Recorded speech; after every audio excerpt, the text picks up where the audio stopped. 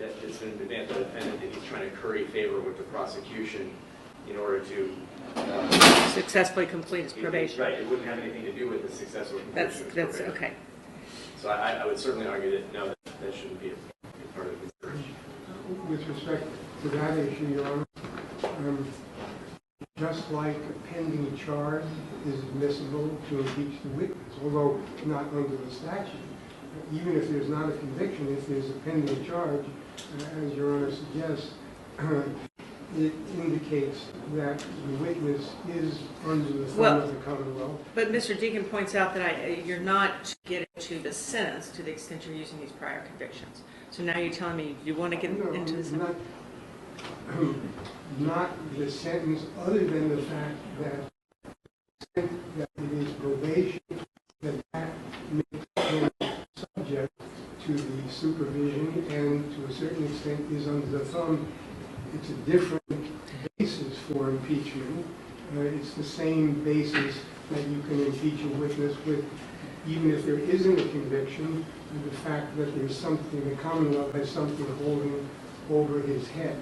And so, to that extent, although convictions or the sentences are not admissible, in this case where there is probation, that's another issue.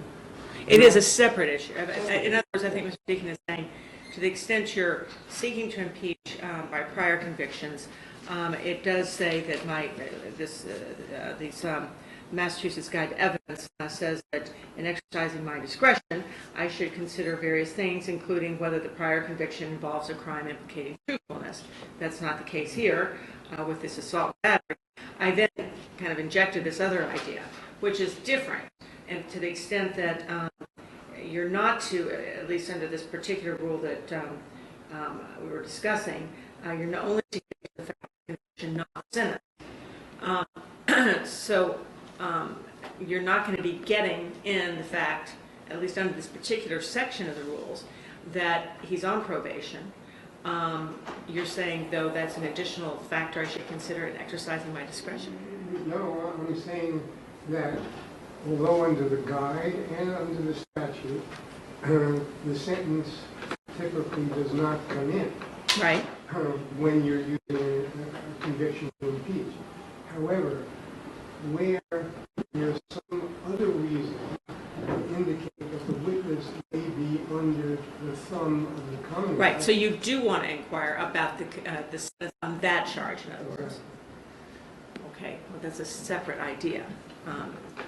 Your Honor, in that case, there's actually potentially an advantage to the Commonwealth if he wants to open that door, because his witness intimidation sentence, the two cases, the 2016 Quincy witness intimidation and the 2014 assault and battery, are connected to the same overall factual circumstances. They're separate offenses, but they're connected to the same dispute. And he was sentenced to 14 days committed for witness intimidation. I would like to elicit that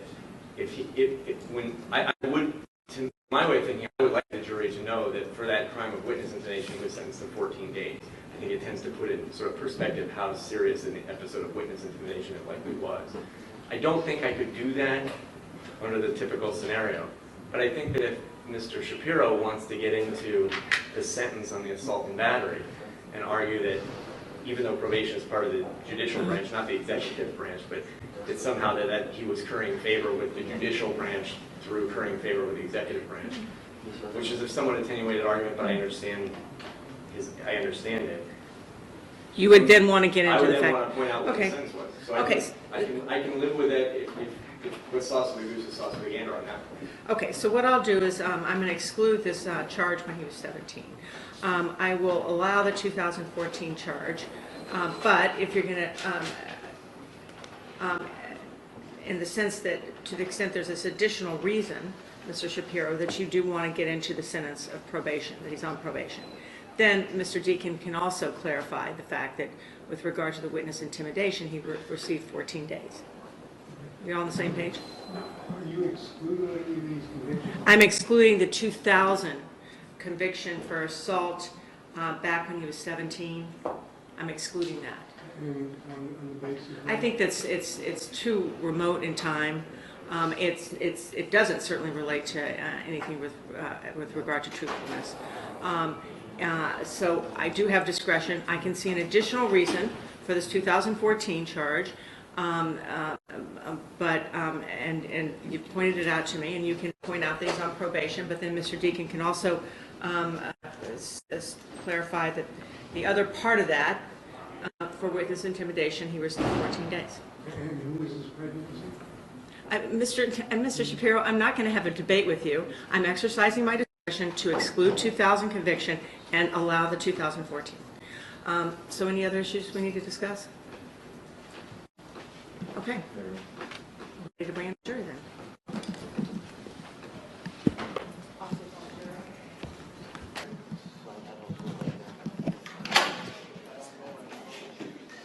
Sorry. The judge needs to be on the bench, okay?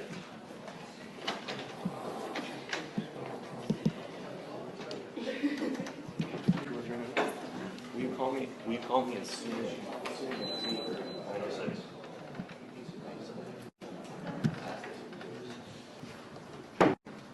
Hear ye, hear ye, hear ye. All persons having anything to do before the Honorable Justice of the Superior Court, now sitting at Boston, within and for the County of Suffolk, draw near, give your attendance, and you shall be heard. God save the Commonwealth of Massachusetts and this Honorable Court. This court is now open. Please be seated. Continuation of the trial of Commonwealth v. Michael McCarthy, 15 all ayes of 15. Good morning, ladies and gentlemen. Sorry for the delay, a few logistical difficulties there. Before we get away, I do want to just again make sure you've followed my instructions, that you haven't talked about this case with anyone, that you have refrained from listening to or reading any news reports about this case, and that you have done no independent investigation, and that nothing else has occurred that it would affect your ability to be fair and impartial.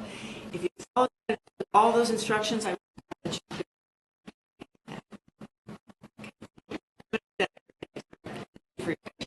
So, Mr. Deacon, are you ready to call the next one?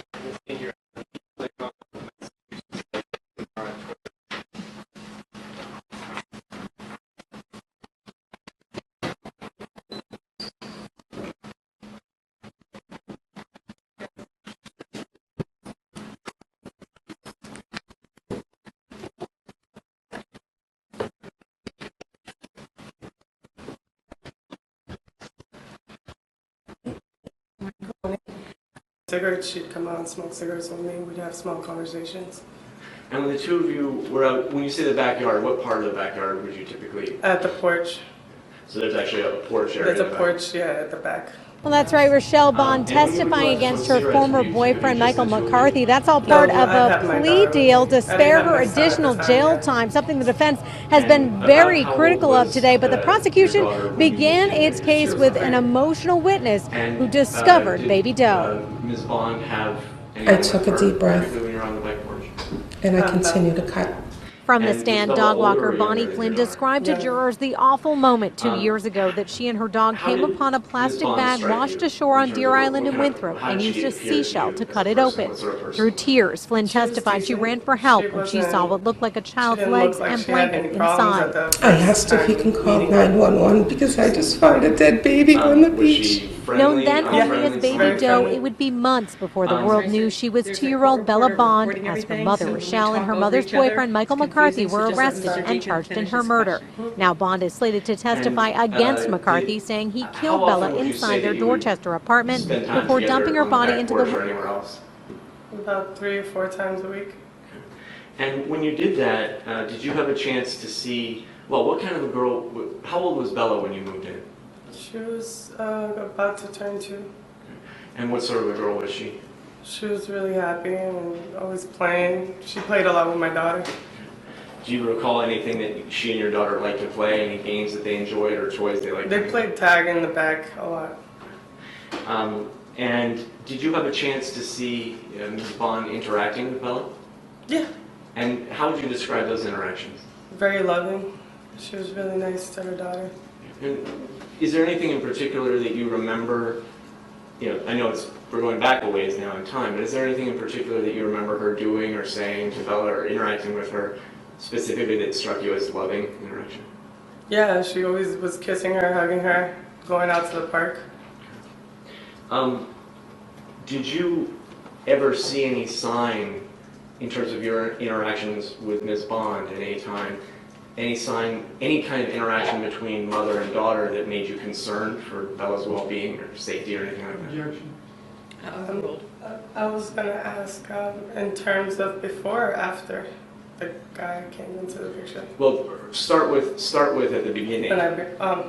What was the question again? I'm sorry. And this question I'm particularly asking you, is there any interactions you saw between, but when you say the guy, who are you referring to, just so that we know who we're talking about? The last person who was... I'm sorry, you're objecting, Mr. Shapiro? I'm objecting, yes. Okay, I think he was just trying to clarify a statement the witness made, so that's overruled. There is no mention of God. She did say after the guy moved in, I thought. I was asking if he was asking before or after the guy had moved in. And I guess what I'm asking you to clarify is, when you say before or after the guy moved in, what guy are you referring to? I don't remember his name, but the guy that was accused of... Okay. Do you see the individual that you're talking about in the courtroom today, the person you're referring to as the guy, do you see him in the courtroom today? Yeah. And if you could point him out and describe an article of the clothing that he's wearing so there'll be a record. With a navy blue tie and a light blue shirt on with a gray... May the record reflect that the witness has identified the defendant, Michael McCarthy? Yes. So yeah, thank you for clarifying that.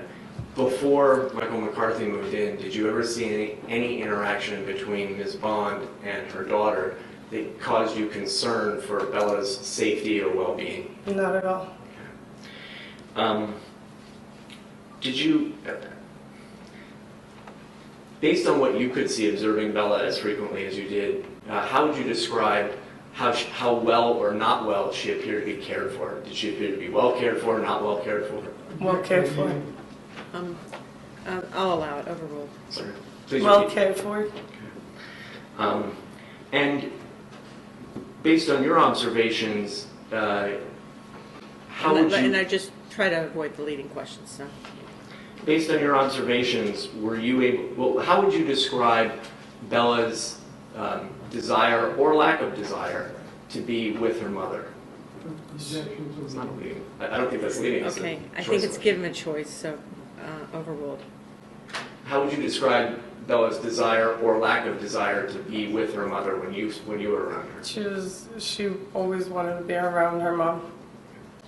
Did you ever have a chance to see Ms. Bond disciplining Bella or hear her disciplining Bella? Not in the beginning, no. Did you get to know Ms. Bond from talking to her? Did you learn about her life? Did she learn about your life? Yes, I did. I found out she had kids previous to Bella and that she had DCF remove them out of her life before Bella was born. Did you discuss with her at all any issues around substance abuse? Yeah, she told me she was getting clean. And when she said getting clean, what did you understand her to mean by that? That she was trying her best not to go back into heroin. Have you had in your own life experience with people who have opioid addiction, heroin addiction? No. Have you been around people in your life who have opioid addiction issues? Well, my stepdaughter's mother does, but I'm not really around her. Okay. And when you first got to know Ms. Bond, when you first moved in, did you see any sign that you could see that she was using heroin at that time? No, not at all. I mean, hold on, I'll sustain that objection because I don't think... Did you see She has any enough sign knowledge. at any point that she appeared to you to be intoxicated or under the influence of any substance? Not at all. Objection. Actually, I'll overrule that. I think that's more general. Sorry, you can answer that question. Not at all. Did that change at any time after you moved in terms of... About a year after. And was there an event in terms of people living there that happened at about the same time that you noticed a change in her? Around the time, I don't remember his name, but around the time he was staying there, she started to be more distant and seem more like she was doing drugs. Let me ask you to go back a bit from there. Were there any other, as far as you know, were there any other men who came to live in Rochelle Vaughn's apartment before the defendant? 2 other previous men lived there, yeah. And how long after you moved in did the first man move in? He moved in about a month after me moving in, and he stayed there about 3 months. And was there any change at all in your observation of Ms. Bond for the roughly 3-month period that this first person was living with her? No, not at all. Did you know that man's name? No. What did he look like? He was a white male, bald, light eyes. Did you get to know him at all? No. After he moved out, you said there was a man who came to live with her? Yeah, he was another bald, white male. He had brown eyes. How much time passed between when the first man moved out and when the second man moved in? About the same amount, 3 months. And when the second man moved in, did you notice any change in Ms. Bond's appearance when you would interact with her? No, not at all. Did you ever see Ms. Bond out of the apartment with Bella? Other than, I know that there were times when the two of you had your daughters play together. Other than those times, did you ever see her out and about with Bella? Yeah. And where would you see them out and about? They should be pushing her in a carriage, either heading to the store or a park. And how do you know she was heading to the store? Because I usually walk by her while she's leaving, and she'd tell me, oh, I'm going to go to the store, or she was either going to the park. And I gather then you knew she was going to the park because she said so? Mm-hmm. I'm sorry, you need to answer. Yes, yes. Okay. Did you and your daughters ever go together to the park? No.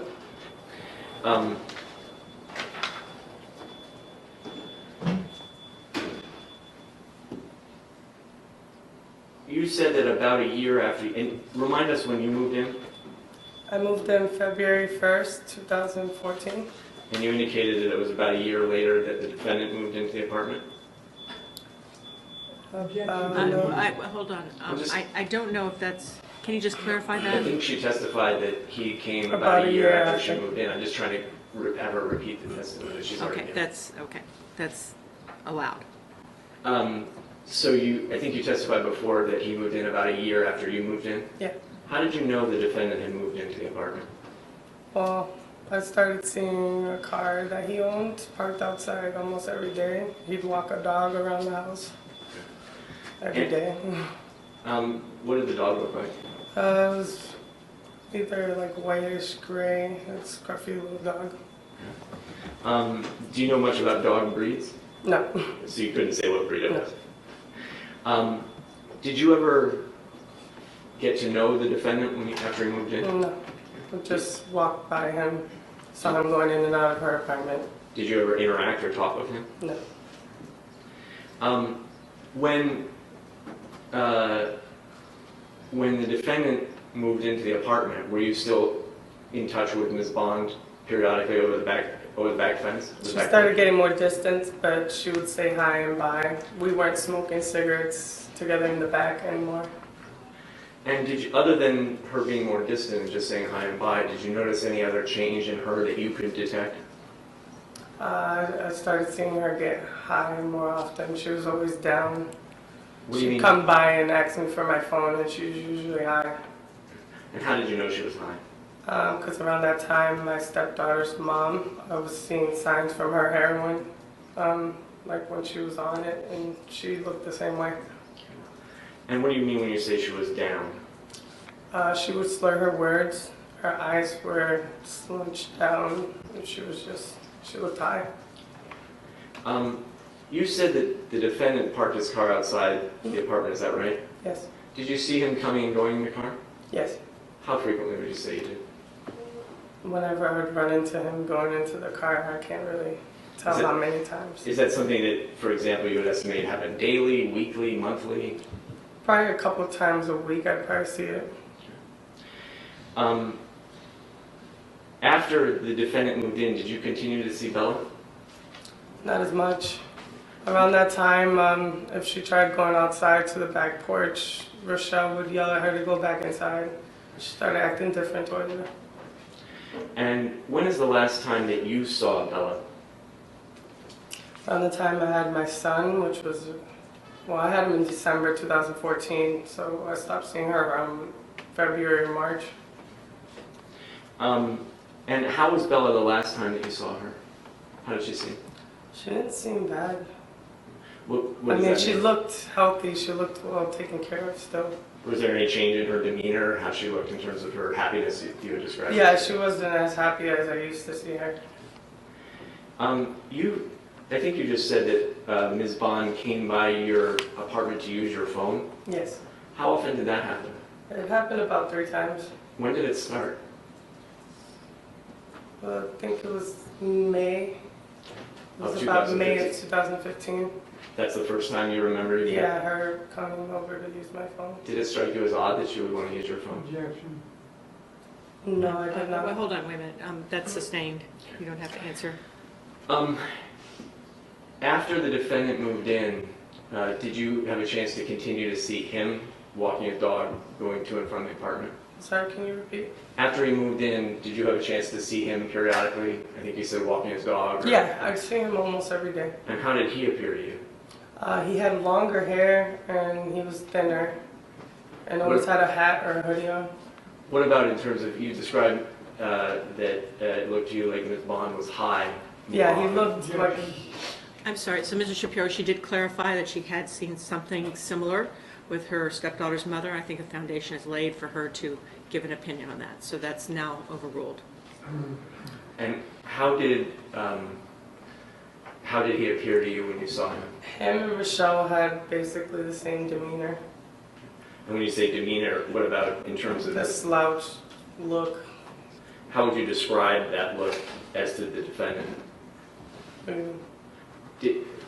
In terms of his state of sobriety or intoxication, how did he appear to you? Objection. Overruled. I You can- want to I can rephrase You can it? answer. Yes, you can answer, yeah. You can rephrase it though. I'm sorry. Did he seem sober to you when you saw him, when you had seen him? Objection. Sometimes he did Overruled. seem sober and sometimes he'd appear high to me. And you said that after the defendant moved in, Ms. Bond's demeanor toward you changed? Yeah. How? There was less talking, it was more high by, and she was rushing in and out of her doorway. Was there a time when you saw something with respect to Bella's belongings that concerned you? Yeah. Mr. Shapiro, you want to, it's leading? Okay. I think we're just trying to move it on to a different subject, so that's overruled. Was there a time when you saw something about Bella's belongings that concerned you? Yeah, I saw Rochelle throwing out her toys and clothes in a garbage can in the back, and I asked her why she was throwing it out. She said she had gotten her new things. She said she had bought her new things. Yeah. But around that time, I was already not seeing Bella. At around the time you didn't, after you stopped seeing Bella, did you become aware of the news coverage of the Baby Doe story? I was aware of the baby doe, yes. Did you see the announcements surrounding Baby Doe? Yes.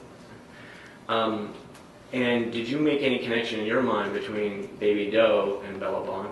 The picture to me didn't look anything like her.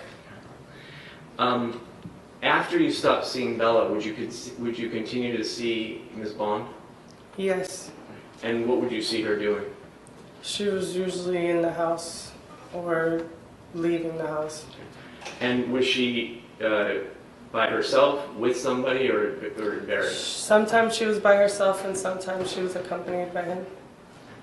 And when you saw the two of them together, what was their demeanor like? Just very to themselves. And Do you recall a day in September of 2015 when police came to the door of your apartment building? Yes, I did. And how did you know the police were there? One of the detectives said his name through the door and asked if he could speak to me. And did you speak to him? Yes, I opened my door and did. Just before the police got there, had you heard anything from the apartment next door, Ms. Bond's apartment? Yeah, I heard water from a flushing toilet on the other side of Rochelle's apartment right before I heard them knocking. Did you hear any other water sounds other than the toilet? No. And did you speak to the police? Yes, I did. And did they ask you questions about Ms. Bond and Mr. McCarthy? Yes. And did you talk to them about many of the same issues that you discussed here in your testimony today? Not all. Hold on, wait a minute. That's sustained.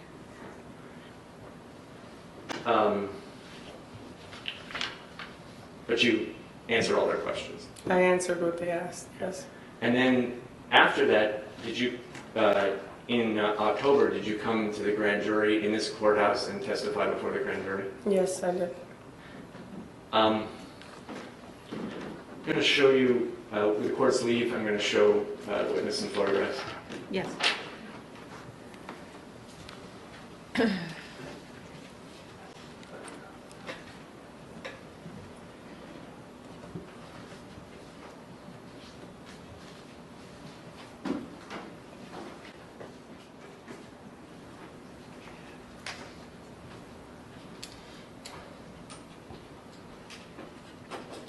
Ms. Torres, the photograph should be coming up on your screen.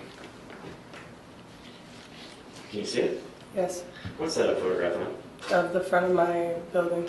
And is that a fair and accurate depiction of how your building appeared? I'm not talking about the blooming of the plants, but structurally, Yeah. how your apartment appeared in 2015?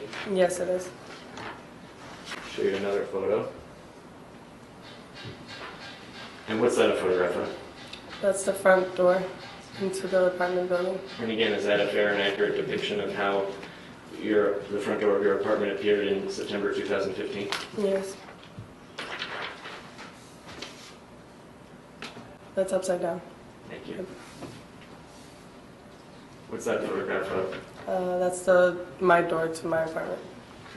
And there's what appears to be a hallway between the front door and your front door. Is that in fact a hallway? Yes. Is that a fair and accurate depiction of how the hallway between the front door of 115 Maxwell Street and your apartment door appeared in 2015? Yes, it is.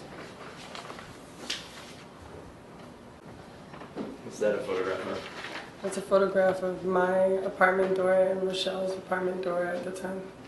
And there's a number 1 next to the door on the right and a number 2 next to the door on the left. Are those the actual apartment numbers? Yes. So I think you testified that you lived in apartment 1, is that correct? Yes. And Ms. Bond lived in apartment 2. Yes. And is that a fair and accurate depiction of how that sort of hallway staircase appeared in September 2015? Yes, it is. Ask that these exhibits be introduced in evidence, Your Honor. Any objection? No objection. Okay, those are admitted. 14, 15.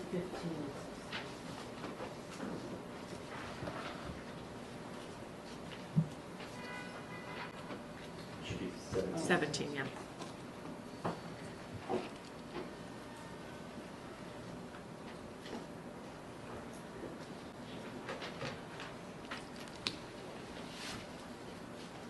If I may briefly publish these to the jury, Your Honor. Yes.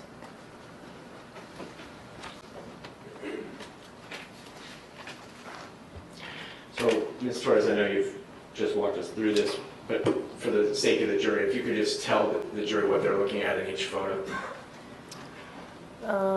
That's the front of my building, 115 Maxwell.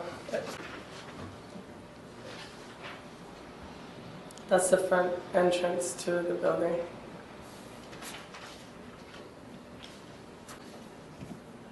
That's a picture of my door on the right, And is this taken, what's the vantage point that this is taken from? right outside of the entrance. The front door? Yeah.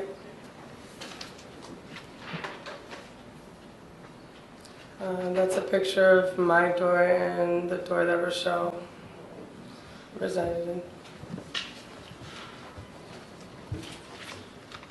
I'm now going to show you what's been previously marked Exhibit 4.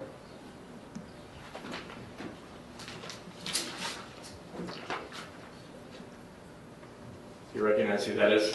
Yeah, Who's that? it's Bella.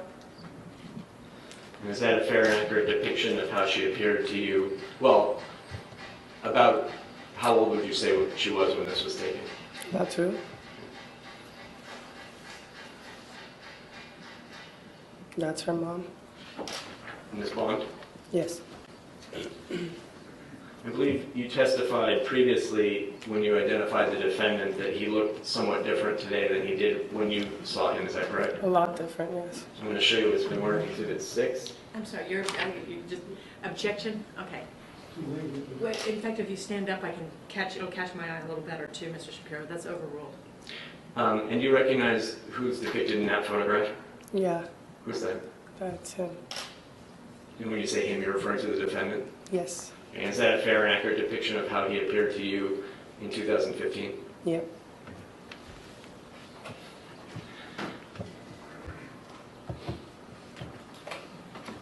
And I'm going to show you a diagram and ask you, by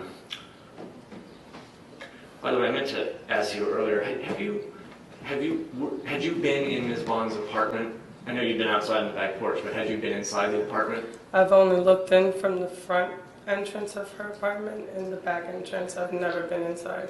And when you looked in from either entrance, say, before the defendant moved in, were you able to see what the housekeeping looked like? Oh yeah, I would just go into the door area, but I wouldn't walk in. Everything seemed clean and decent inside. Do you ever see any sign of, before the defendant moved in, of filth or excessive clutter or anything that looked out of place to you? Objection to meeting. As sustained as deleted.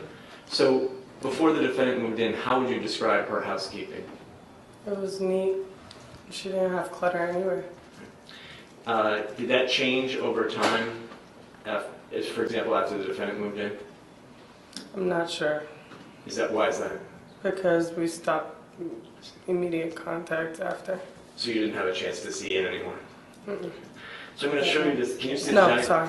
I'm sorry. So yes, you have to say yes or Yeah, no. I'm sorry. And also just slow down a little bit, not only so the court reporter can record it, but also so the defense attorney can have a chance to I object. apologize. Can you see the diagram that's on the screen in front of you? Yes. And do you recognize what that's a schematic diagram of the layout of? Of Rochelle's apartment.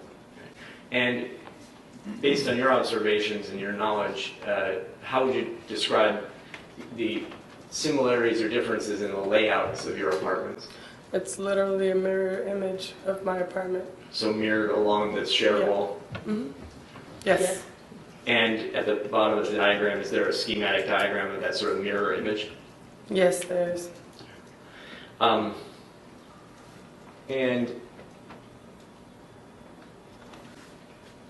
does that diagram appear to you to fairly and accurately reflect the layout of Ms. Bond's apartment? Yes.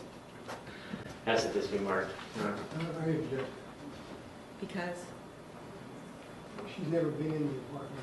Well, she just answered that it fairly and accurately I have represents- looked in the apartment. I I'm can not Okay, hold on. talking to you. all the way. Oh, wait a minute, hold on. This is a conversation with the Sorry. lawyer. So she did answer the question correctly, fairly and accurately, that based on what she could see looking in, and the fact that it was a mirror image, so I'm going to allow it. No, I say there's no foundation because she's never been in the apartment. Okay, that's, it's overruled.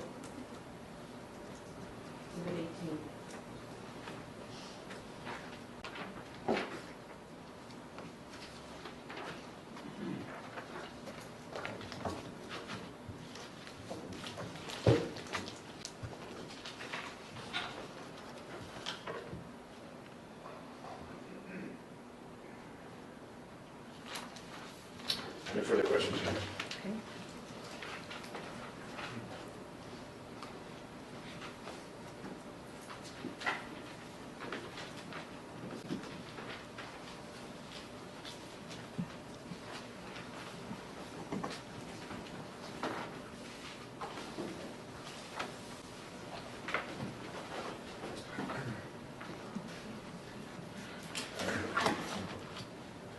Good morning, Ms. Torres. Good morning.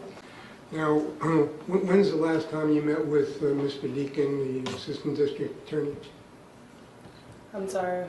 When is the last time you met with Mr. Deacon, the Assistant District Attorney? About a month ago. Okay. And where did you meet with him? I don't remember. I was escorted by detectives into the building. I don't recall what building it was. You were escorted by whom? Detective. Like he had to pick me up, so he brought me to the place, but I don't recall where it was. You don't remember whether it was in Boston? Yeah, it was around Haymarket. Okay. And how long did you meet with him? About an hour. Okay. Go over all your testimony? Yes.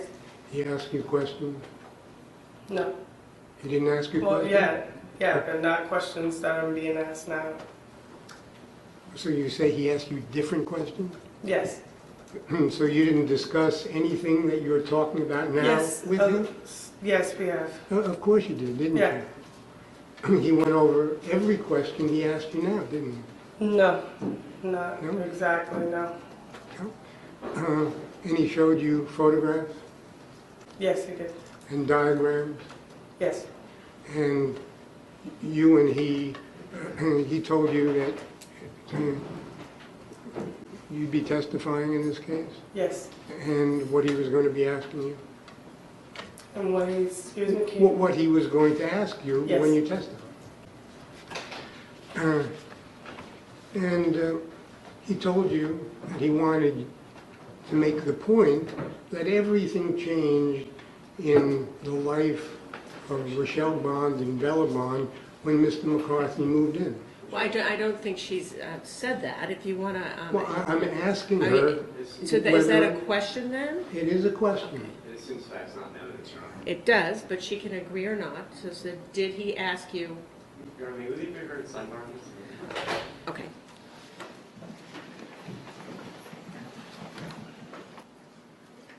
Now, Ms. Torres, you testified, did you not, that when Mr. McCarthy, that's his name, do you know that now? Mr. McCarthy? Yeah, do you, Okay. do you know who I'm referring to? Yes, the man right there sitting. Okay. Is it your testimony that a lot of things changed after he moved in?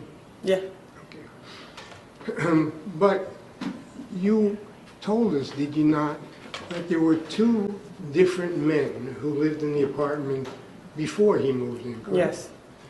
And tell me when you moved in. February 1st, 2014. And when you moved in, was Rochelle Bond and Bella Bond already living there? Yes, they were. And who was she living with besides Bella when you moved in? Just Bella. At some point, did another man move in? Yeah, about a month after me moving in. Okay. Now, things didn't go well with that man, did they? She stopped dating him, I guess. He left. Well, didn't she tell you that she thought that that man was abusing Bella? Not the first one. You're incorrect. Excuse me? You're incorrect. It's not the first guy. So you're It's the saying... second guy that she claimed did something.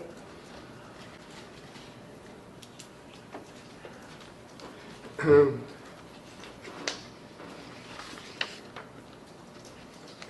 Can I approach the witness, Your Honor?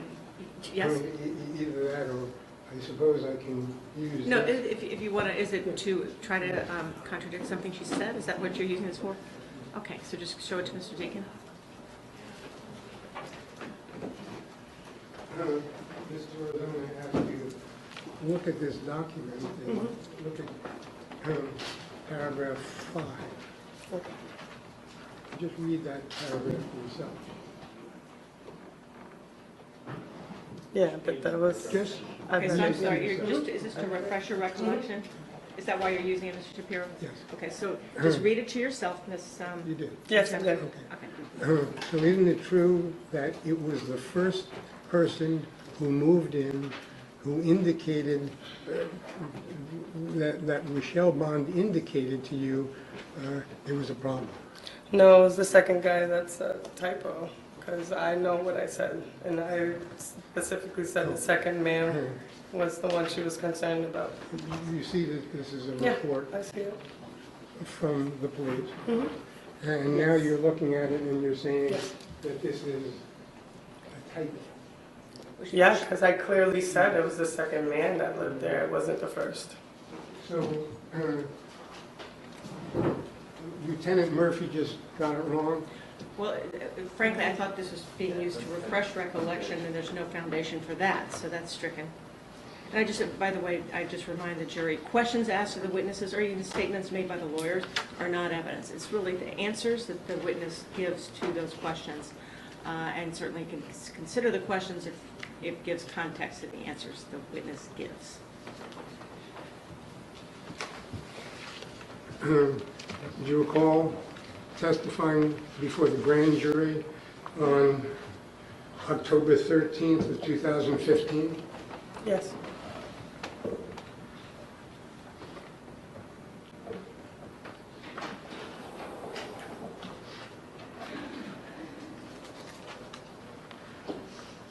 Do you remember testifying about the first guy, about the guy that was there when you first moved in? Not really. Okay. Well, let me ask you this. On page 8, line 11, you recall being asked, you said that she would talk about her life. What kinds of things would she talk about? Question. Remember that question? And you answered, she would tell me about the guy that when I first moved in, how he was teaching her daughter how to pee. Mm-hmm. Okay, so when you first move in, you said that there was a guy there. You twisted the words though, because when I first moved in, she had 2 people that within that 6-month period. So it is kind of when I first moved in. She told me about him. She had no problems with the first one, so I didn't really know about him. But she told me about the second guy that lived there. You see this? Mm-hmm. You recall this is your testimony? She would tell me. And you say she would tell me about the guy that when I first moved in, Mm-hmm. how he was teaching her daughter how to pee. Mm-hmm. I remember. So that wasn't a typo, was it? But I'm not saying. Was that a typo that you just read? I want to, yes, if the witness wants to finish that answer, you're not saying what? No, that's fine. I mean, he's just trying to like twist it, but yeah, okay, that's fine. But yeah, one of the first guys that moved in. You didn't say one of the first guys. did you? Okay. You said the first guy. Okay, the first guy then. Yeah. And Ms. Bond was concerned about that, wasn't she? Yeah.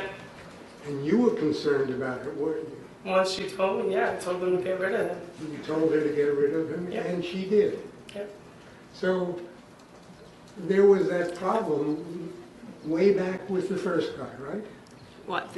No drug issue, but yeah, somebody that was doing something in front of her daughter that she didn't like, that was the issue. And he was literally gone after 2 days of that. In fact, isn't it true that you testified before the grand jury that when Rochelle Bond moved in, there was a drug problem? No, she had told me about her drug problem previous to moving in, Right. and she was getting off. So she did have a previous problem, but she wasn't on the drugs during that time. She had told you that back when her first 2 children were taken away from her by the state, that she was heavy on drugs. Yes. Okay. But you also testified before the grand jury, did you not, that when you first moved into Maxwell Street, you had a sense that Rochelle Bond was on and off drugs. Yeah, she appeared to be a previous addict. Well, That was basically my determination on her. Like, she looked like she was an addict. She did. And she admitted to me she was getting off.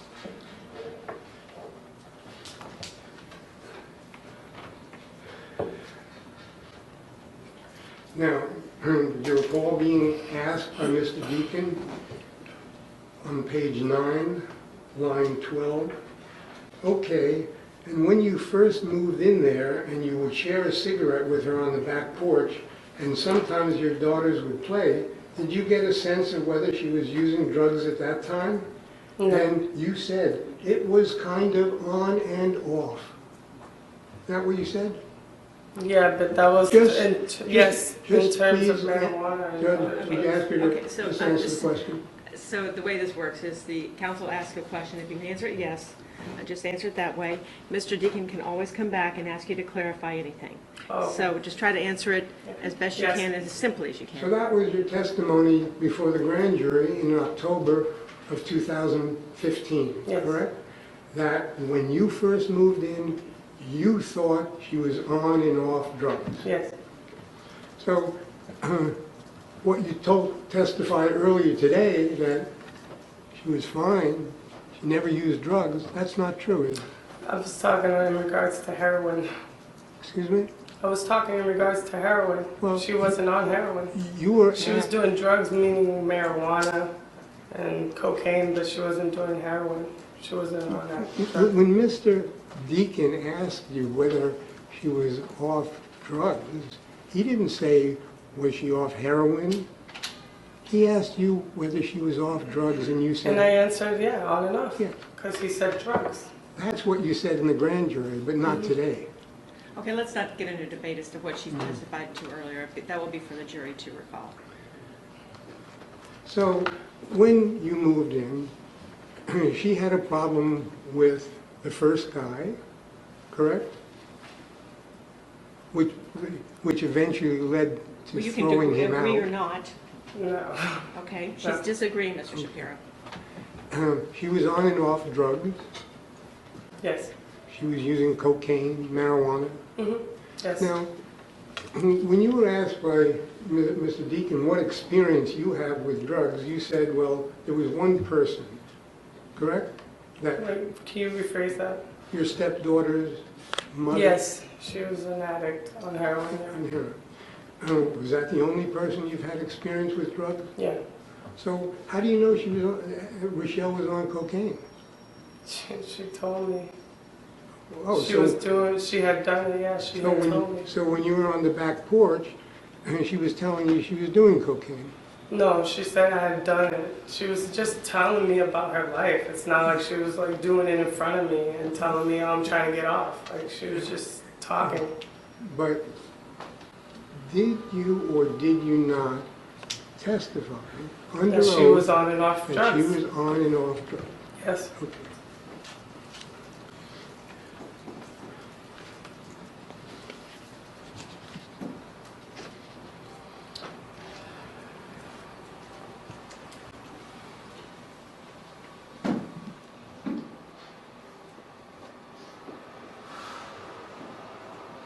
Now, when is it that you say you last saw Bella? March and April. Of March what and year? April. Of what year? 2015. Okay. When Mr. Deacon asked you that a few minutes ago, do you recall saying February or March? No, I said, what? Well, yeah, it was around that time, March. So that was the last time you saw Bella? Yeah, because I had just given birth to my son. I wasn't really going out. Okay. Never saw her again after that? No. And when do you recall that Mr. McCarthy moved in? Right around the time I was pregnant with my son, probably in 2014, like the end of the year, towards that time, I noticed him coming more around and staying in her apartment. So that's the best of your recollection, that Mr. McCarthy moved in sometime in late 2014? Yes. And you know that because you were I was pregnant at the time? Yeah. And you know he didn't move in after you gave birth. Is that right? No. You sure about that? Yeah, I'm sure. I mean, he was there before I gave birth to my son, and he was still there. I don't remember saying I don't remember when that he wasn't there when I gave birth. I don't recall saying that. Okay. Well, I'm just asking you whether you're sure as to when. I'm sure. I It's think before I she's- gave birth. Yes, so Mr. Shapiro, she's answered this question. We need to move on.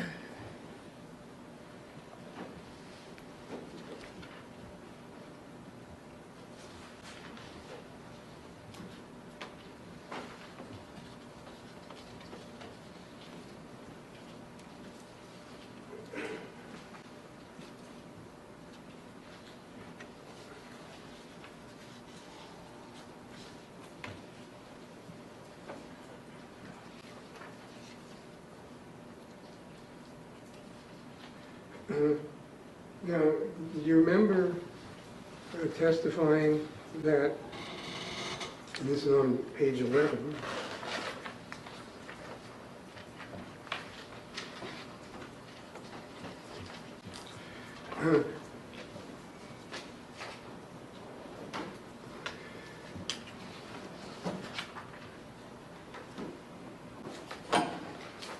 and this is line 3, you were asked, Is this before the grand jury again, Mr. Shapiro? Yeah. page 11, line 3. You were asked, before the individual pictured in Exhibit 1, and just for the record, that's Mr. McCarthy, before the individual pictured in Exhibit 1 moved in with them this year, was there a time that you noticed or that it appeared to you that Miss Bond was using drugs? And you answered yes. Remember that? Mm-hmm. Yes. Okay, so before Mr. McCarthy moved in, you testified under oath that Miss Bond was using drugs, correct? Wait, can you repeat everything again? Because it didn't sound like... Well, is the part of what you testified to is the question, Mr. Shapiro, whether Rochelle was using drugs before Mr. McCarthy moved in? Is that the question for the witness? No, he's saying on the third line. I think, hold on. This is a question to Mr. Shapiro. So I thought that was the gist, without getting into what she testified to, Mr. Shapiro, is that the question you're trying to ask her? Maybe not. Go ahead. Ask your own question. No, so I can read it. I'm going to just ask you to read this question and this answer. Oh, yeah. I did answer that, but that was... No. Hold on. All right, Mr. Shapiro, if you're using this to impeach her, why don't you just read the question aloud and ask her if you read it correctly? Before the individual pictured in Exhibit 1, for the record, Mr. McCarthy, moved in, before Mr. McCarthy moved in with them this year, was there a time that you noticed or that it appeared to you that Miss Bond was using drugs? Yeah, I did say that. And what did you say? I said yes. Okay. So before Mr. McCarthy moved in, it appeared to you that Rochelle Bond was using drugs. Yeah. So her drug use didn't start when Mr. McCarthy moved in, did it? But they're not determining what drug. Just They answer said the yes to question. drugs. Miss, on the basis of your observations, Miss Bond's drug use did not begin after Mr. McCarthy moved in, did it? They weren't smoking marijuana together, though. I'm so Would you- sorry. This is kind of like... Would you please I'm answer? just overwhelmed with this because he's trying to say that she was doing heroin before. She wasn't doing heroin. She was doing marijuana. I answered yes to drugs because that's a total of drugs. It can be anything. But It's not in regards to what she was using, what she got with him. You weren't asked when you I wasn't testified. asked, is she doing heroin before? Judge, can I ask you to instruct the witness to answer the questions and not volunteer? I think she's trying to answer the question. I think she's making it clear that when she referred to drugs, she was referring to drugs in a broader sense than just heroin. So when Mr. Deacon asked you whether it appeared to you that she was on drugs, and you said yes, you were referring to marijuana and cocaine, Yes. but not heroin. Yeah. The question wasn't clarified. But in any case, her drug use with respect to at least cocaine and marijuana had continued for some time. Yeah, she was on and off of that, yes.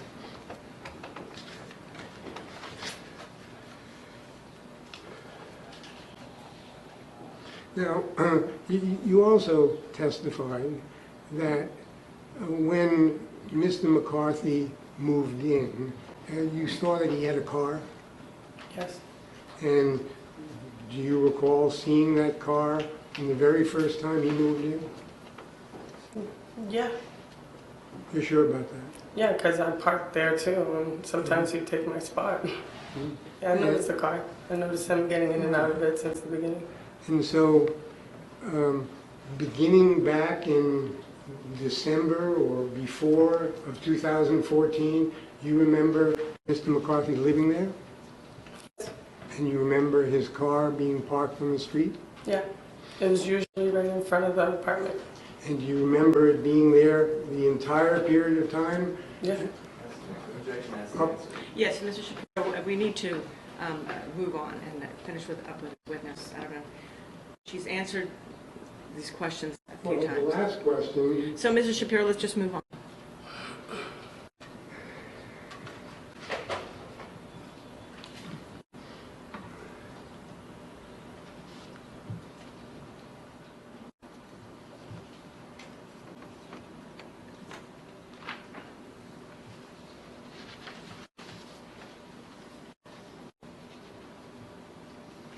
now, it's true that there were, Ms. Bond used to argue a lot with boyfriends who lived there before Mr. McCarthy moved in.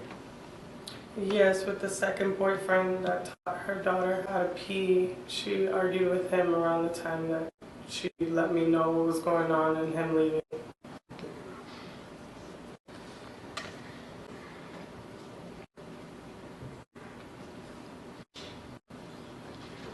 But it's true, is it not, that you never heard arguments between Mr. McCarthy and Ms. Bond after Mr. McCarthy moved in, did you? Can you repeat yourself? I said, it's true, is it not, that you never heard any arguments between Ms. Bond and Mr. McCarthy after he moved in? No, really.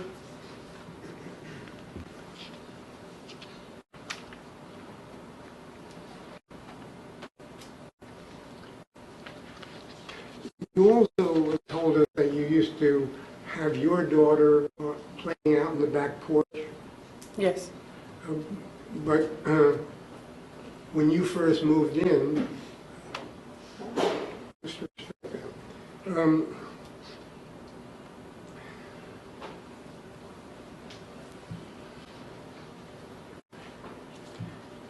now, you also said that because your apartment was right next to Ms. Bond's apartment, you would hear things through the wall.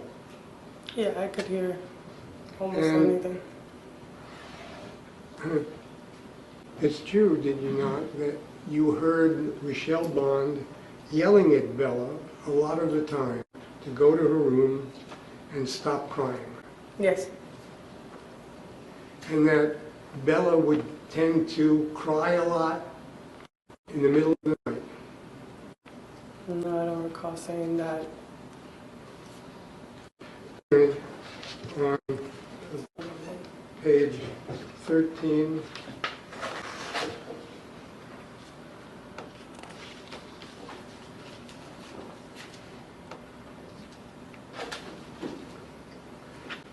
and 14, beginning on line 19 on page 13.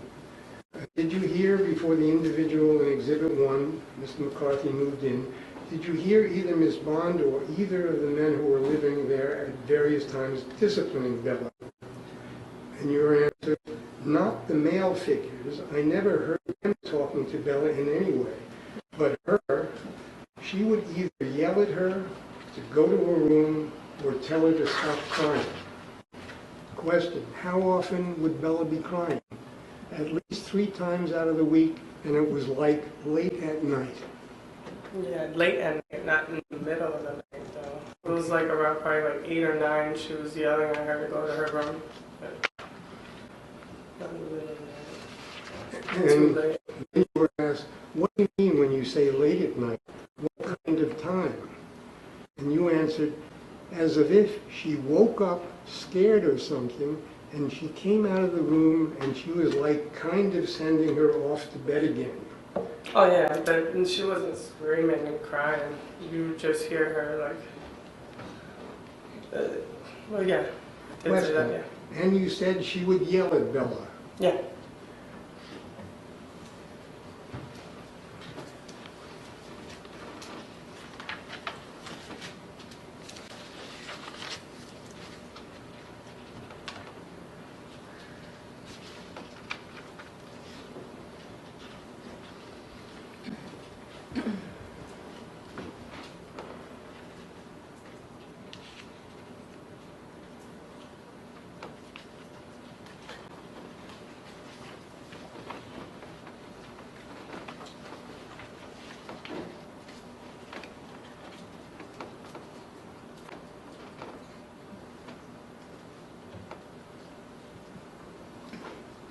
Now, after you say you stopped seeing Bella, did you see Ms. Bond and Mr. McCarthy again? Yeah. Did you see them together, or did you see them apart, or did you see them both together and apart? Both together and apart. Did Miss Bond still leave the apartment? Yes. Did she leave alone? Yes. Was she gone for long periods of time? Sometimes. Did she go to the store? Yes. Did she, do you know anywhere else that she would go? No, we hardly spoke. Did she ever talk to you about going to meet her drug counselor? No. Did you ever see Miss Bond and Mr. McCarthy going out together? Yes. How did they treat each other? How did they treat each other? How did they what? How did they treat each other when you saw them? They were just walking past me. They weren't treating each other anyway. They were just walking. Usually we'd cross paths when I'm going in and out of my house. And Did you hear how they referred to each other? No.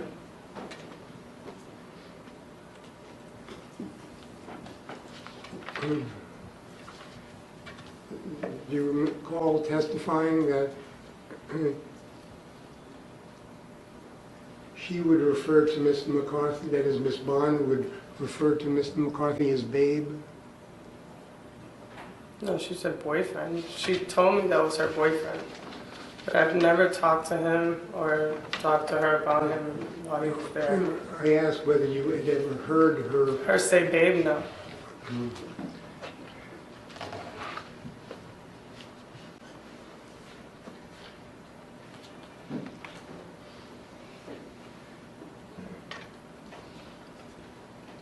Do you recall testifying on line 6 of page 24?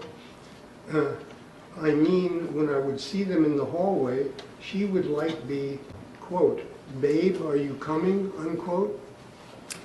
Yeah. Yeah, she probably did say babe, but Well, I the last time I remember talking to her about him, she was always saying that's her boyfriend, but yeah, I recall that. okay, but she wasn't talking to you at this time. No, she was like talking to him and I was just in the middle of their conversation. So they appeared to care for each other. Yes. Did you ever see any time after the time that Bella, you no longer saw Bella, that she appeared in any way to be frightened of Mr. McCarthy? No. They were fine together still. I really only assumed that DCF took custody of her daughter, and that's why she was so fine. She didn't seem like something crazy happened. Okay. So why is it that you thought that DCF had taken custody of Bella? Because of her previous drug use and her kids being taken away. Okay, so when you didn't see Bella, that was what you assumed? Yeah. That DCF had taken her? Mm-hmm. And for that reason, you weren't concerned? No, and she hardly spoke to me, so I couldn't go and figure it out.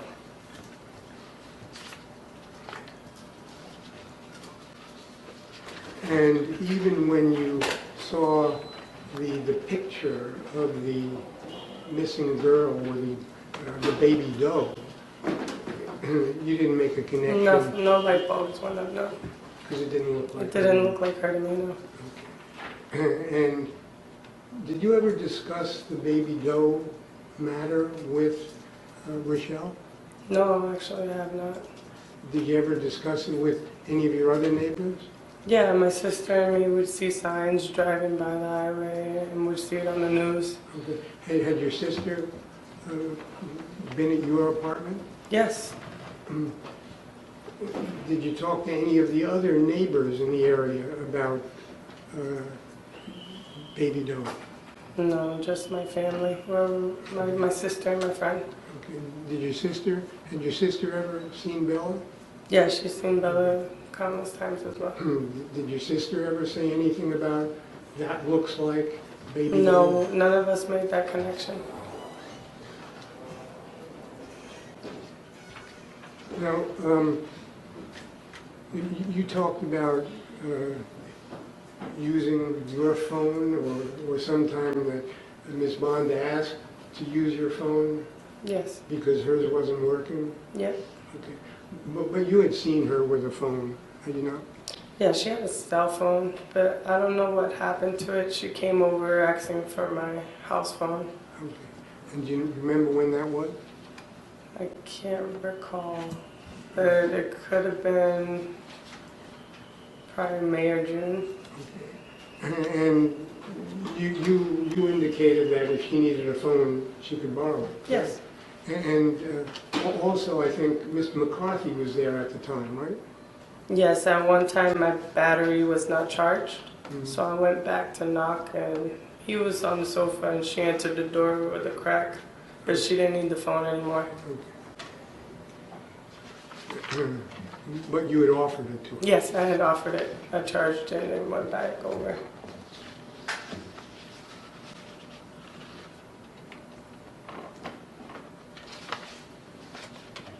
Now,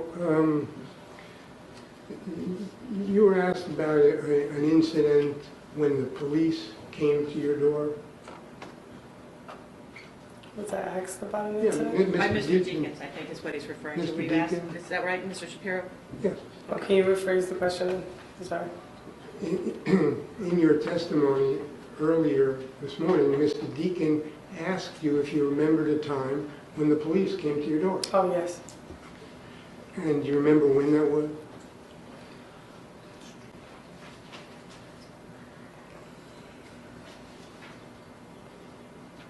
I don't know. I can't recall when they came over. I know it was probably August or September. It was around that time. I just can't recall the same exact day. But before they came, or let's say when they came, they asked you questions, you talked to them? Yes. But earlier that morning, were you aware that there was somebody in Rochelle Bond's apartment? Yes. Do you know who it was? No, I don't know who's in the apartment. Okay. But you heard the shower? The toilet flush. Did you hear the shower too? I'm not sure. I know I heard water. I just put it together with a toilet because that's the way it sounds in my house. It made a lot of noise and then the recollection of the water. That's basically what I was hearing. Did you ever see anybody? Did you ever see anybody go in or come out of that apartment? No, I just only heard someone in her bathroom, but I didn't go out to see or anything. It wasn't. Okay, so after you heard whatever you heard in her bathroom. Yes. You didn't see anybody leave the front of the house? No. Um, I literally got a knock from the detectives like probably 20 minutes after. Okay. And at some point, did the police come and conduct a search of that apartment? Rochelle's apartment, yes. And when was that? That was the same day they came and started asking me. Okay, so they came back later and Yes, searched the they were apartment? looking at.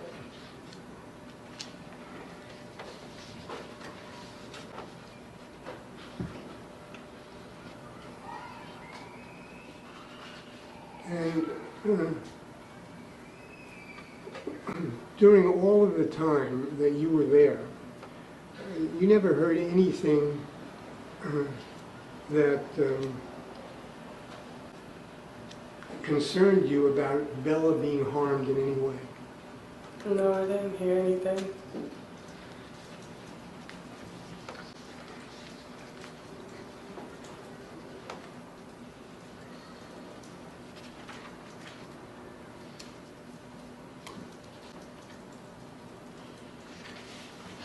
Just one minute.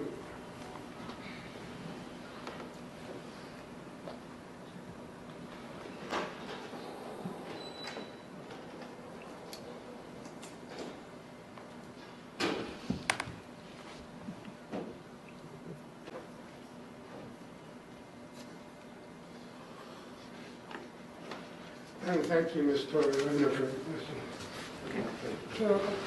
Hold on just a minute, there's going to be a few questions for Mr. Deacon.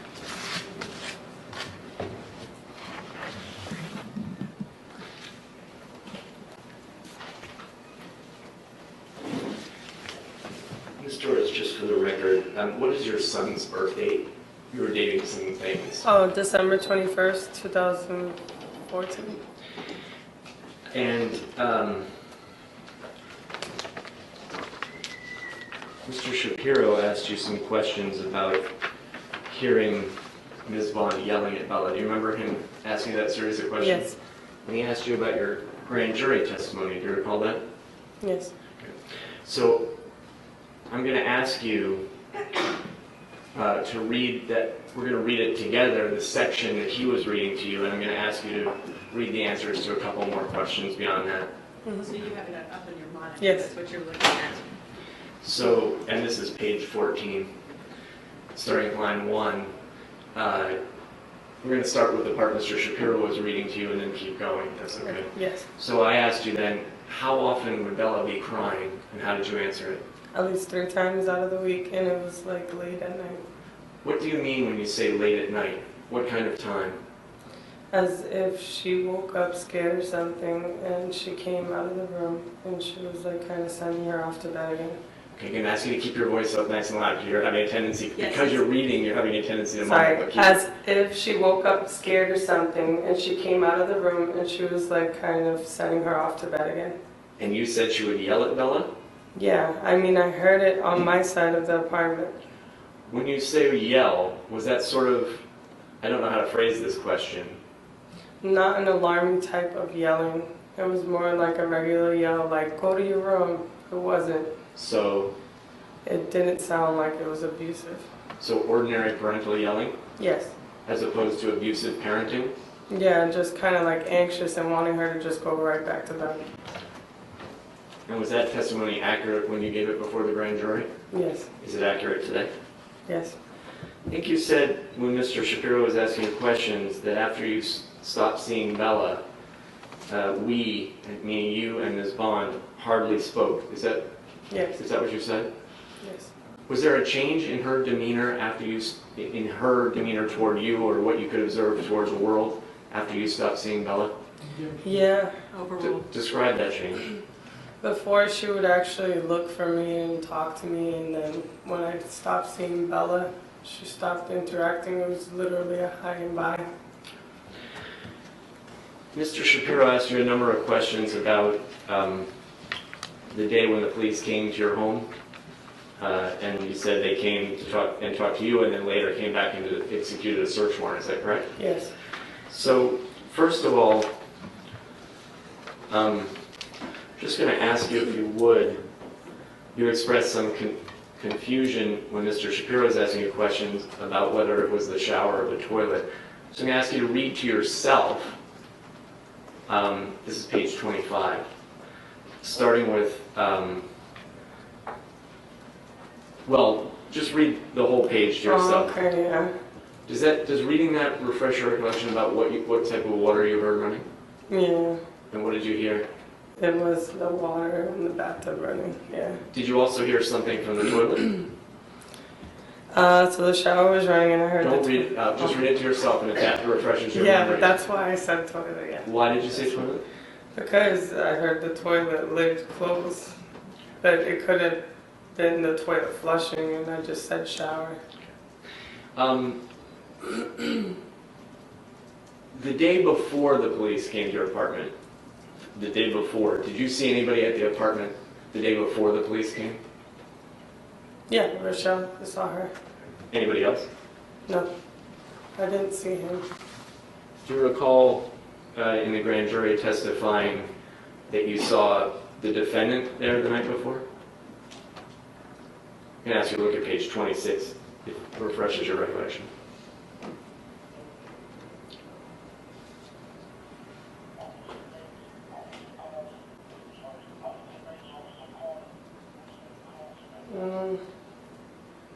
Oh yeah.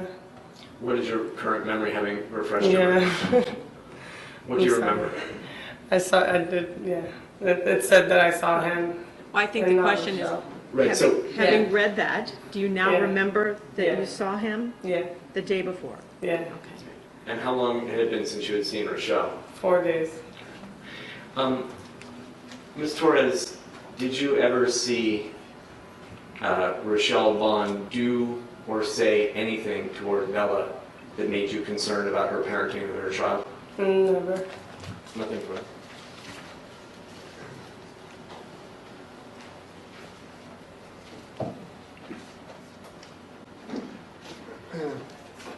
And Ms. Torres, you indicated that when you stopped seeing Bella, Ms. Vaughn's demeanor toward you changed. Yes. Did you think that it might be because she didn't want to talk about Bella? I'm not sure. Did you think that she might have been embarrassed that Bella, that she didn't want the subject of Bella to come up? Can you rephrase that question? Yeah, I'm asking you, if the change in her demeanor, do you think that might have been because Rochelle didn't want the subject of Bella to come up? Maybe. She might have been afraid if you would ask her about it? She didn't seem afraid of anything. She was saying hi with a regular face, but she wasn't having full-blown conversations with me anymore. No further questions, thank you. Nothing else? Thank you, ma'am. You can step down, you are excused. Should I call you? I think, go ahead, we started a little late, so we'll go a little bit past the 11 o'clock break. People of the Commonwealth of Massachusetts call Michael Sprinsky. Thank you.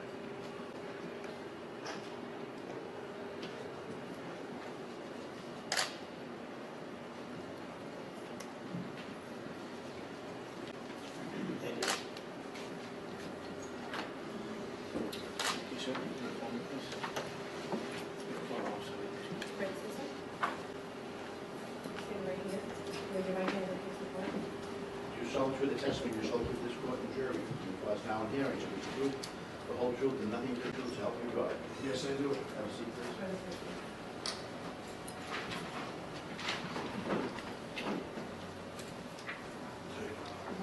Good morning.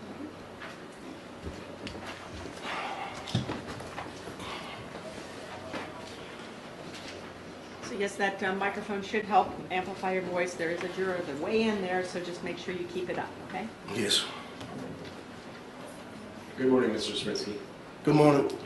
I'm going to ask you if you would please, Mr. Sprinsky, to introduce yourself to the jurors and spell your first and last, well actually spell your last name for the court report.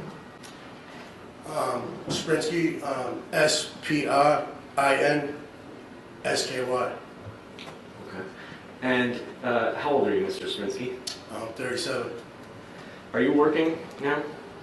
Not at the moment. I just got laid off my job about a week and a half ago. Where'd you get laid off from? I work for Greater Boston Management. Doing what kind of work? Before you were laid off, what kind of work were you doing? Maintenance, landscaping, and just maintaining properties in Boston. Where were you born, Mr. Sprinsky? In Boston. And what was your date of birth?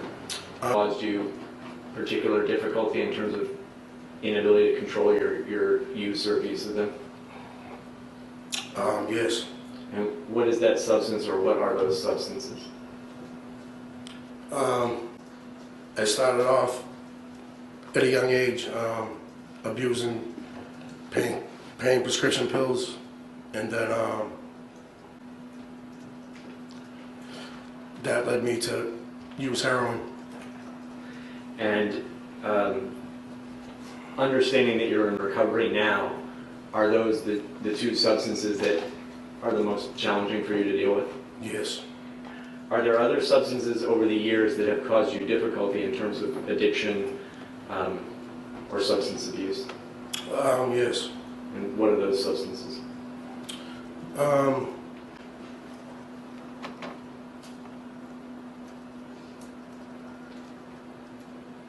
I had a problem with also taking like other prescription pills like Klonopins and stuff like that.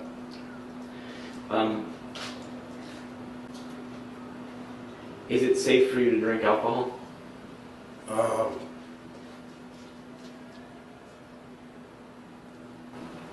I'd say no. Is that a substance that's also caused you difficulty over the course of your life? It hasn't caused me major problems, but heroin being a main factor is. Are there periods in your life when you've drunk heavily? Yes. And are there periods in your life where heavy drinking has contributed to make it difficult for you to remain sober, clean and sober? Oh, yes, definitely. Mr. Sprinsky, you have a criminal history, do you not? Yes, I do.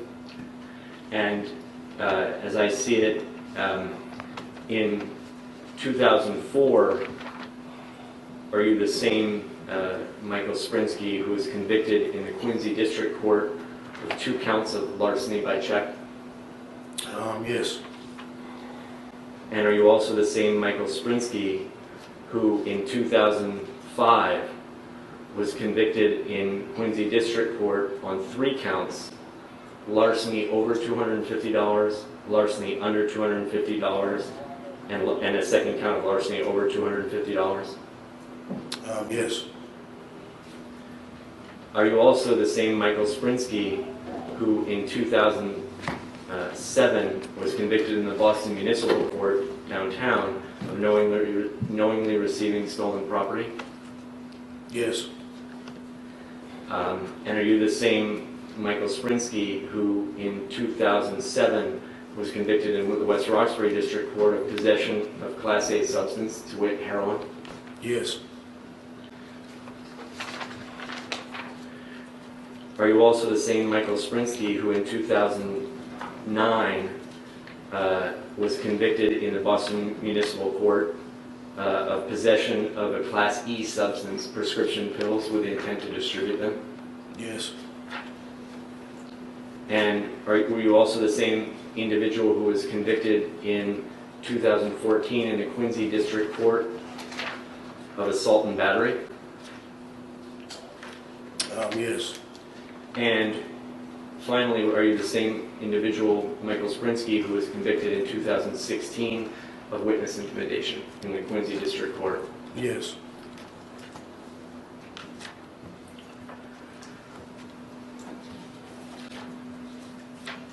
Mr. Sprinsky, over the years, well, let me ask you first, because I think I didn't do this before. I asked you if you knew Michael McCarthy, but I think I neglected to ask you if you see him in the courtroom today.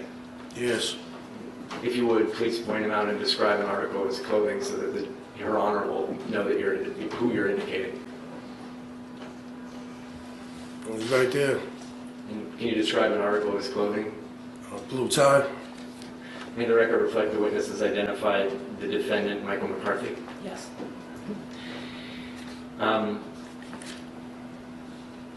Have you known, over the years, do you know whether Mr. McCarthy has struggled with addiction issues? Objection. Overruled. You may answer. Yes. And have you over the years, used substances with Mr. McCarthy? Yes. And which substances have you used with Mr. McCarthy?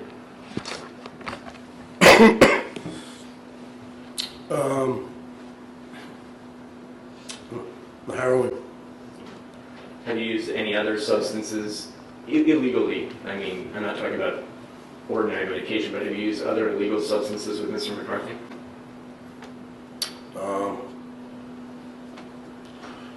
Objection. Overruled. Is that our Klonopins? Anything else?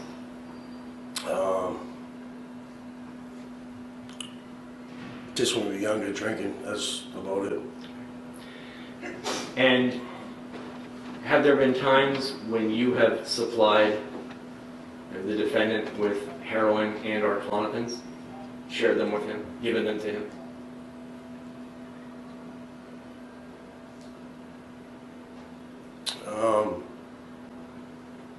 I'm sure at times. And have there been times when he has shared heroin or Klonopin with you? Yes.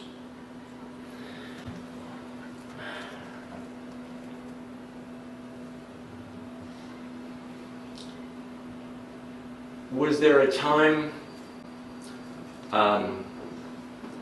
when Mr. McCarthy, when the defendant was younger, that you knew him to be interested in? As to leading, I would sustain that. Do you know whether Mr. McCarthy has ever been involved in physical fitness activities? Objection to leading. Overruled.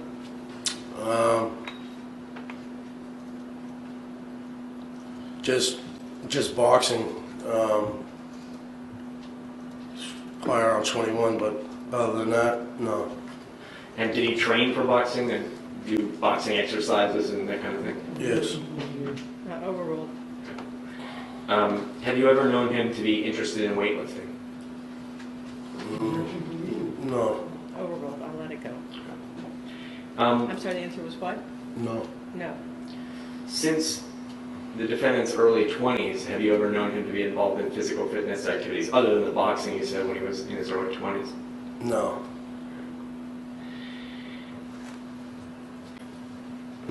Over the course of your friendship with the defendant, have you ever known him to express? Objection to leading.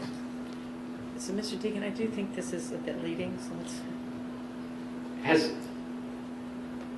Do you know whether Mr. McCarthy is interested in the occult? Objection to leading. Okay, why don't we take the morning break at this point? There are a couple other things we can discuss as well. I'll have the jury come back in about 20 minutes, again with my instruction not to talk with each other about the case.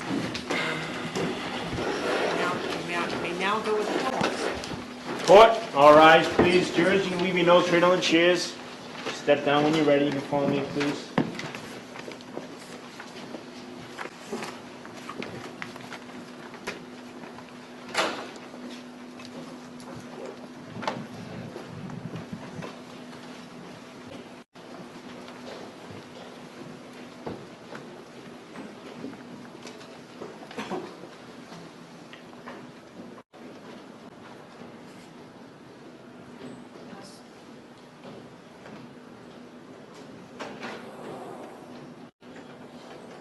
Mr. Sprinsky, you can step down and step out of the courtroom.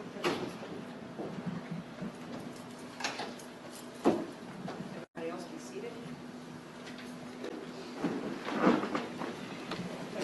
So, first of all, there was something, you raised at sidebar, something that needed to be redacted. It's an issue of redaction, Your Honor. I expect to introduce through Mr. Sprinsky text messages between him and the defendant on September 16th, 2015. It's the exchange of emails leading up to Mr. Sprinsky confronting the defendant, the accusation that he had developed and the defendant's response to that. I have prepared a redacted version that basically just deleted all the irrelevant entries, the entries that weren't between the two of them. It didn't seem to me in any way. They could be distracting to the jury. They're not terribly prejudicial, but it's just confusing is what's going on. I sent that to defense counsel and asked them if they had any other proposed reactive actions. And what defense counsel proposed is that the defendant and Mr. Sprinsky, and occasionally Ms. Bond in other contexts, but that's not before the court right now, refer to each other familiarly, in a friendly way, it sounds like, by the term nigga. Not nigger, nigga, which is a street appellation that apparently people of all races employ. It was well, I'll obviously allow defense counsel to speak for himself, but as I understand it, he thinks that's more prejudicial than probative, and therefore wants those references redacted. My feeling is that it's relevant to show the level of familiarity and closeness, that they trust each other enough to use a term that they probably wouldn't use more widely, and it shows the very tight bond between the two of them. Moreover, there doesn't appear to be a racial issue in the case, so it's not as if it addresses any particular issue in the case. But that's my argument for... Okay, so that's one disagreement. You would like that to stay in, and yes. Mr. Shapiro wants it out. I think that may be the only disagreement. Okay. Okay, so Mr. Shapiro, has Mr. Deacon articulated the dispute between you accurately? I take it you're referring to the text message exchange relating to the spider bite? I think he's referring generally to this use of this slang term, that he says you want redacted and he wants in. Yeah, well, I just want to make sure. I mean, there are a lot of emails between the two. Mattered. I didn't know that was specific to one email. I think it was just generally. He said September 16th, 2015, I think, to be exact. Right, it's the email exchange that goes back and forth between the two of them from 7:24 until about 1:13 in the afternoon. Okay. I sent it to defense counsel with the redactions, so they didn't know what I was exactly what I was talking about. Okay, and the only area of disagreement you understand is this one term. Right. So is Mr. Shapiro, is that right?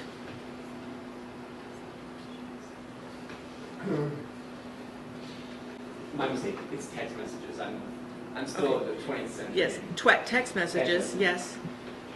Is Mr. Shapiro, I think the question is that the only area of disagreement? Yes or no? Do you need to kind of... I'm just looking at... What, do you need to consult with co-counsel to determine whether this is... Okay, I'll assume it's the only area of disagreement, and Mr. Deacon has articulated that you think it's prejudicial. I will come back shortly before the jury, and if something additional that you want me to redact, or something beyond just it being prejudicial, as Mr. Deacon has articulated, then you can also tell me. Otherwise, I'll make a ruling right before the jury comes back. So, Mr. Deacon, I do think Mr. Shapiro has a... Mr. Sprinsky, you can step down and step out of the courtroom. Everybody else be seated. So, first of all, there was something, you raised at sidebar, something that needed to be redacted. It's an issue of redaction, Your Honor. I expect to introduce through Mr. Sprinsky text messages between him and the defendant on September 16th, 2015. It's the exchange of emails leading up to Mr. Sprinsky confronting the defendant, the accusation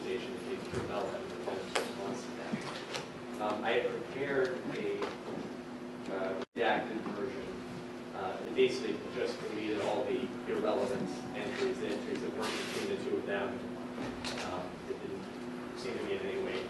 They could be distracting to the jury. They're not terribly prejudicial, but it's just confusing as what's going on. I sent that to defense counsel and asked them if they had any other proposed reactive actions. And what defense counsel proposed is that the defendant and Mr. Sprinsky, and occasionally Ms. Bond in other contexts, but that's not before the court right now, refer to each other familiarly, in a friendly way, it sounds like, by the term nigga. Not nigger, nigga, which is a street appellation that apparently people of all races employ. It was well, I'll obviously allow the defense counsel to speak for himself, but as I understand it, he thinks that's more prejudicial than probative, and therefore wants those references redacted. My feeling is that it's relevant to show the level of familiarity and closeness, that they trust each other enough to use a term that they probably wouldn't use more widely, and it shows the very tight bond between the two of them. Moreover, there doesn't appear to be a racial issue in the case, so it's not as if it addresses any particular issue in the case.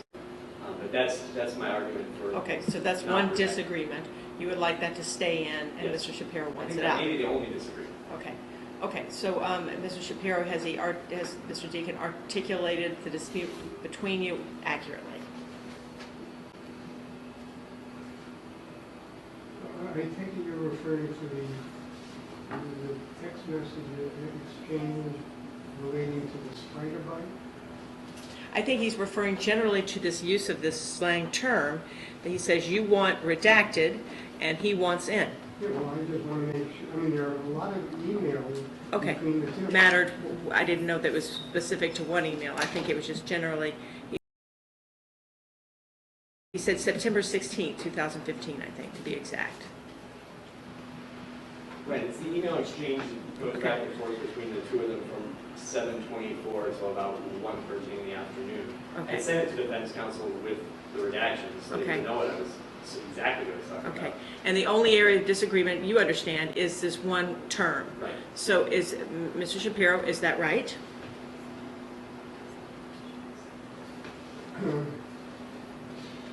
My mistake. It's text messages. I'm still at the 20th century. Yes, text messages, yes. Is Mr. Shapiro, I think the question is that the only area of disagreement? Yes or no? Do you need to kind of... I'm just looking at... What, do you need to consult with co-counsel to determine whether this is... Okay, I'll assume it's the only area of disagreement, and Mr. Deacon has articulated that you think it's prejudicial. I will come back shortly before the jury, and if something additional that you want me to redact, or something beyond just it being prejudicial, as Mr. Deacon has articulated, then you can also tell me. Otherwise, I'll make a ruling right before the jury comes back. So, Mr. Deacon, I do think Mr. Shapiro has a point with regard to leading the witness. Your Honor, my take is that I'm directing him. I'm not saying leading, in my view, would be Mr. McCarthy's interest in the occult isn't he, which obviously isn't permissible. I'm just trying to direct his attention to an area and say, do you know whether he's interested in the occult? The answer could be yes, I know. No, I don't. And then you could explore it depending on the answer. Correct. So your view is that you're leading him to a particular subject matter. Subject, but not an answer. Okay. Okay. Well, I'll take that into account. We will take a 20-minute break or come back here about 11:30 or so. And again, shortly before the jury, Mr. Shapiro, I'm just assuming this word is the only issue, and you'll let me know if differently once we come back. Okay? Court, all rise, please. Court's in a brief recess. You may be seated.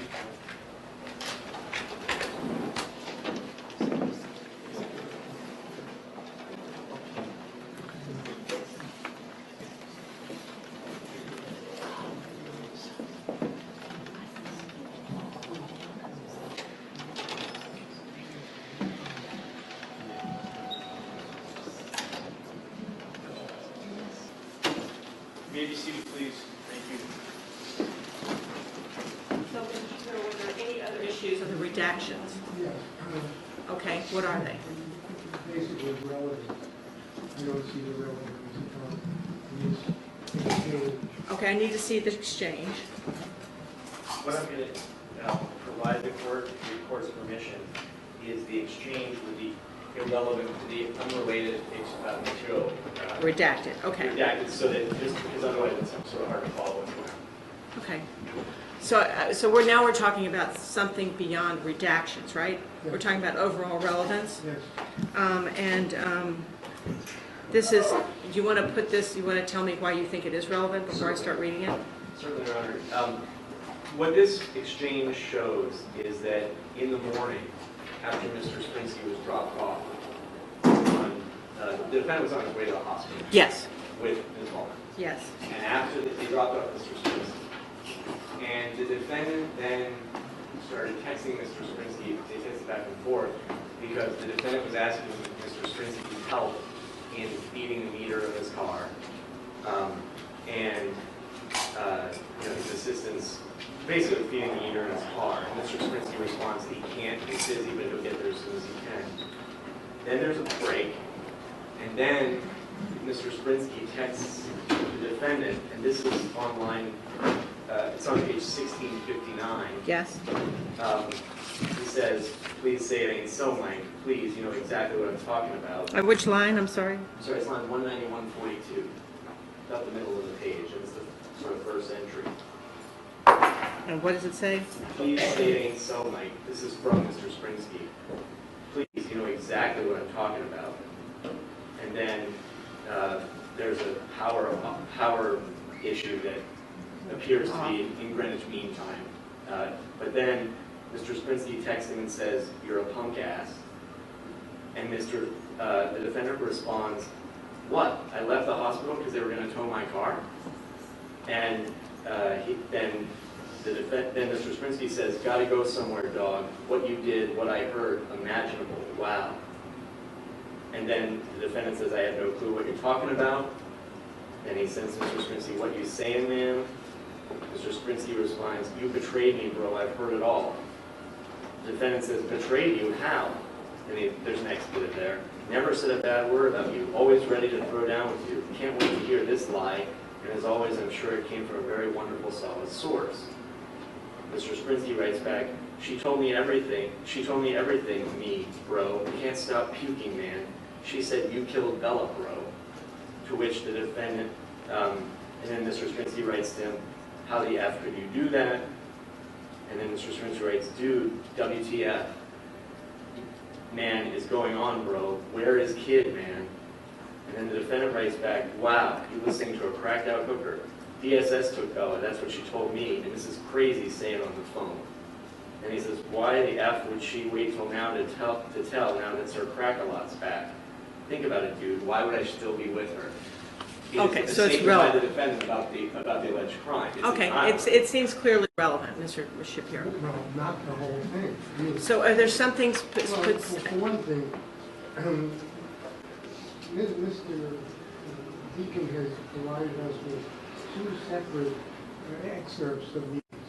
The first one, which I thought you were talking about, has to do with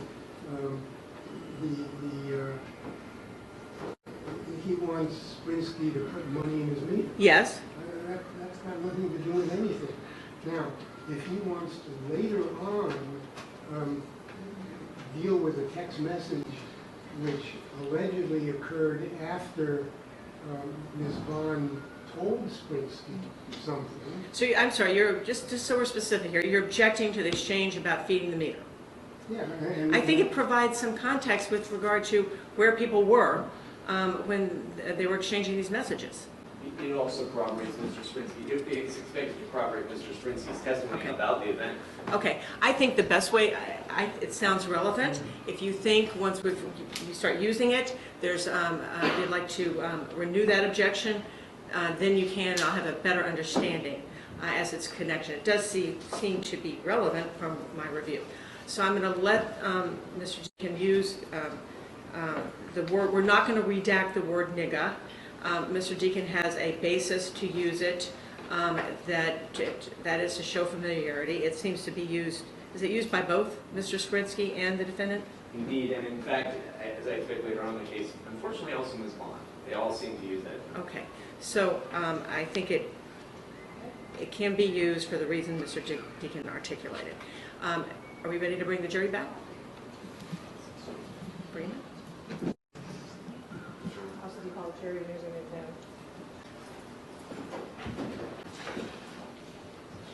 examine? Mr. Deacon, I'm happy to tell the jury how they may use these prior convictions. That is for the limited purpose of assessing the witness's credibility. Or I can be silent.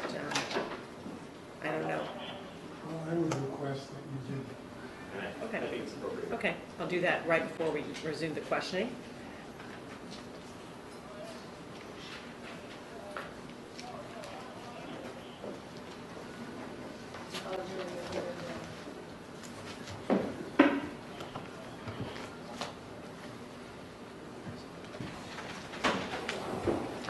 This honorable court's back in session. Please be seated. So we'll bring Mr. Sprinsky back on.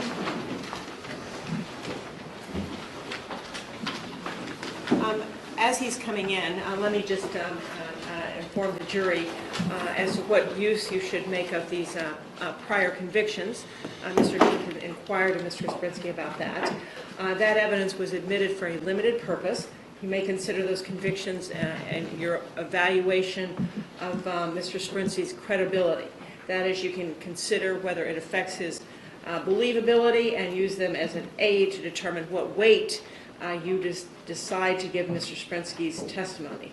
The prior convictions themselves, the particular charges, for example, have no relevance to the facts of the present case and are not to be considered on any issue other than the one I just outlined. That is, to help you assess his credibility. Okay, we'll bring him back in. Hope he's coming.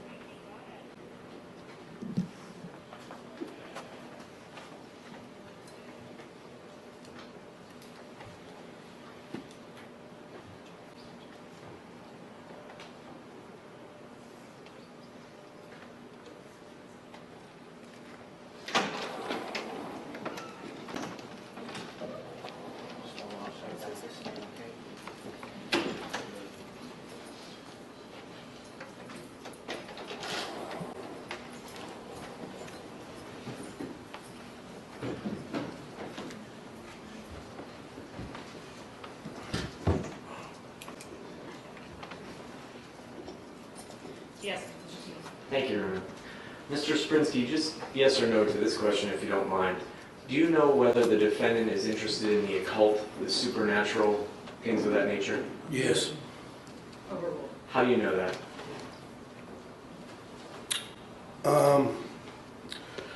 I know that through like computer searches and stuff that I've seen him research online, books. Have you discussed these issues with him?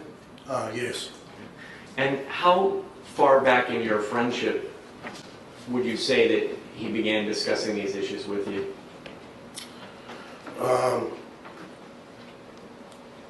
I'd say anywhere between 8 and 10 years. So before that time, before the 8 or, going back before that, he didn't discuss any interests like that with you? No. And can you just describe for the jury some of the things you remember him discussing with you about the supernatural or the occult, specific things that he's talked with you about? I remember one specific thing, only because he talked about it so much. It's even hard to speak about. Objection. Or just say what it is that you recall him talking about. It's called Gamache Demons. Do you know how to spell that? I don't know if you know how to spell that or not. It's like, I think it's GMOSH. And what did he say to you about Gamache demons?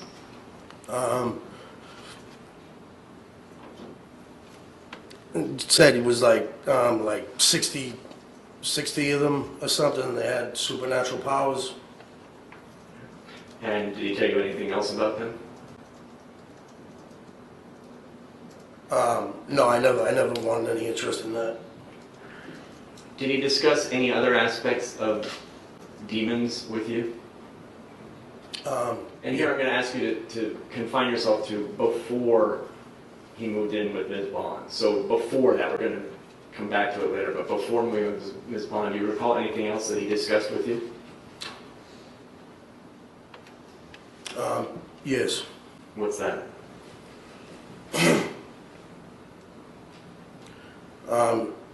He thought that he could remove demons from people's houses.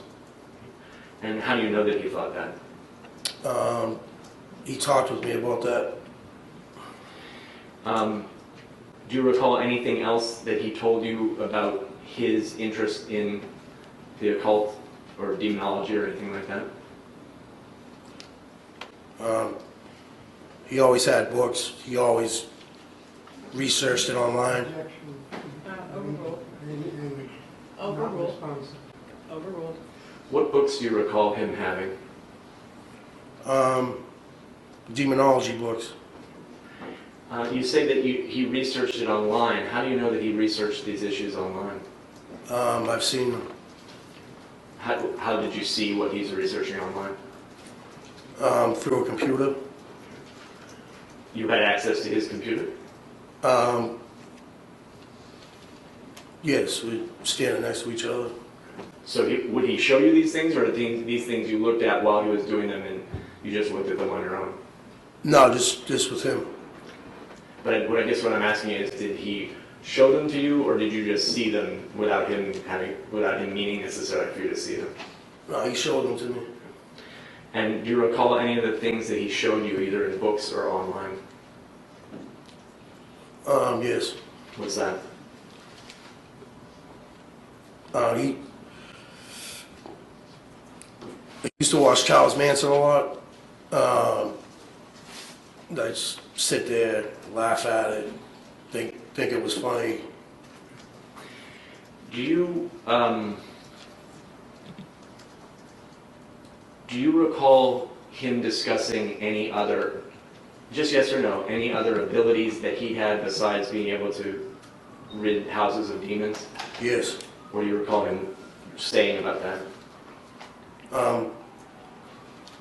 One night I was with him and another woman, and they were at a beach in Quincy, and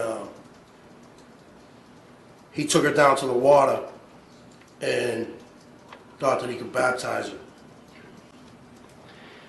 Yeah, just yes or no, did he ever discuss exorcisms with you? Yes. And what did he discuss with you about exorcisms?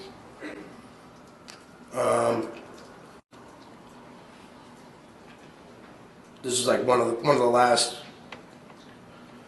parts of me and him speaking with each other. He was speaking a lot about that. What did he say?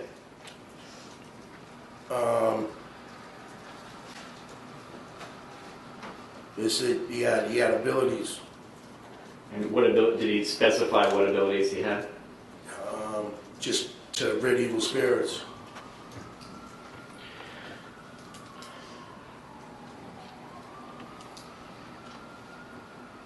Before the early part of 2015, did you know Rochelle Bond? For that, no, I didn't. Had you ever met her before, to your knowledge? No. And how is it that did you come to know her? Yes, I did. How is it that you came to know her? I came to know her through Mike, and I had stayed at the apartment for a while. And when you say you came to know her through Mike, as far as, based on what you could tell, how is it that Mike knew her? What was their connection? That was his girlfriend. And you said that you stayed with them? Yes, I did. Where was that? Maxwell Street, Mattapan. Do you remember the number, street number? It's okay if you don't, but if you do. No, I always get confused about it. I don't. And whose apartment was it, as far as you understood? Rochelle's. Did you know, just yes or no, did you know how long she had been there before you started staying there? No, I didn't. And do you remember when it was that you first started staying there? Either the end of January, February 2015. And based on what you could see, was the defendant already living there when you, I'll withdraw that question and ask it. Where was the defendant living, if you know, when you moved into Ms. Bond's, when you stayed with at Ms. Bond's apartment? He was already staying there. And do you know how long he had been staying there when you started staying there? Not long. How long did you stay there initially? When you first stayed there, how long did you stay? I first stayed there for a couple weeks, and then periodically I would stay there. Who else was living there besides Ms. Bond, and you said the defendant was living there too when you started staying there? Who else was living there? The child, And did you get to know the child's name? Bella. How old was Bella, if you know, when you started staying there?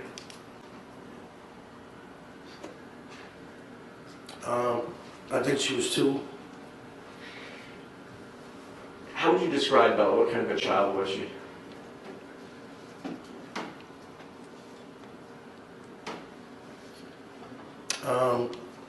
She was a good kid. What do you mean when you say she was a good kid? Smiling, laughing, playing with toys. Did you ever interact with her yourself? Yes, I did. How did you interact with her? I sat down with her, watched movies, and, just spoke to her like a human being would to a child. It's loving. Did you ever play with her? This with toys and show games and stuff like that. How did she respond when you would either sit and watch movies with her or play with toys with her? Well, And did you have a chance to see Ms. Bond's interactions with her daughter? yes, I did. And when you first started staying for that 2-week period, how would you describe Ms. Bond's interactions with her daughter? When I first started staying there, Yes. everything seemed pretty good, and What did you see when the two of them interacted? How would they interact when you first started staying there, Ms. Bond and Bella? like any regular mother would to a child, it's loving. I'm sorry, say the last word. Like any mother would to a child, that's loving. It appeared to you to be a loving relationship? Yeah, it appeared to be. And was that both ways, meaning Ms. Bond toward Bella and Bella toward Ms. Bond? Yes. Did you have a sense when you first started staying there of how much or little Bella wanted to be with her mother? No. When you first moved in there, can you describe, well, first of all, describe the apartment as it appeared to you. The apartment, you walk in the door, and there's a bedroom off to the left, and then you walk up and there's a living room, like the TV would be, and then the kitchen, and then there's a back room off to the left. And where's the bathroom in relationship to the kitchen and the back bedroom? It's in the middle. And when you stayed there for that 2-week period or so, where did you stay? Where did you sleep? I stayed in the back room. The back bedroom? Yes. So the one farthest away from the front door? Yes. And is there a back door sort of near that bedroom that you can go out the apartment through the back door? Yes. Do you recall whether the back door worked when you were staying there? I remember something was wrong with it, that it wouldn't open. I don't know why. And so you would stay in the back bedroom. Where did Ms. Bond sleep when you first started staying there? With Mike, Where would the two of them sleep? in the bedroom. Is that the other bedroom, the one, the front of the apartment? Yes, the first bedroom. And where did Bella sleep? With them. In that same bedroom? Yes.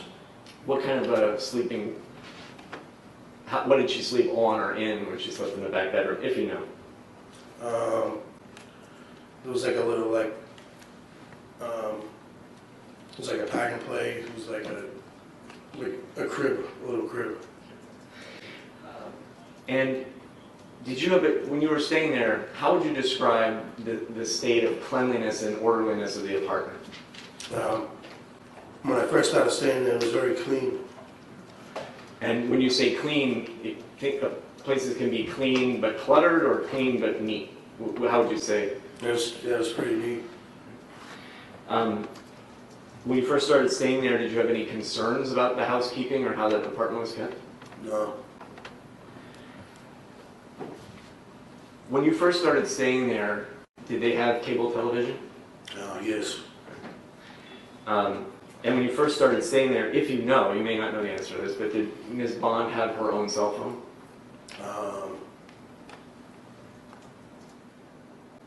I'm pretty sure she did. Over the course of the 2-week period that you stayed there initially, did you see anything in Ms. Bond's interactions with her daughter, this is that first period, with her daughter that concerned you? No. In that first 2-week period, did you see anything, well, let me ask you this, during those 2 weeks, did you see the defendant interacting with Bella? Yes. And what did you see him doing?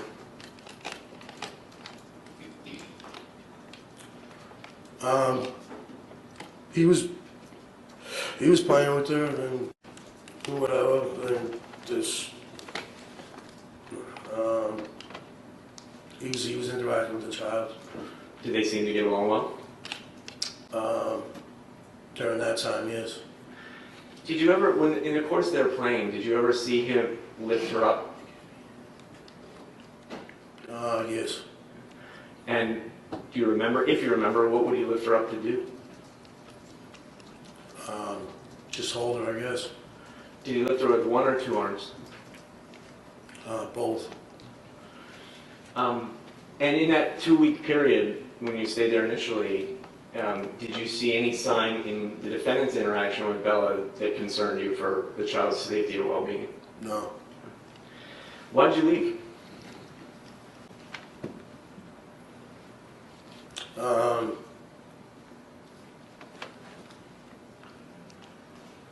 Well, I've known Mike for a long time.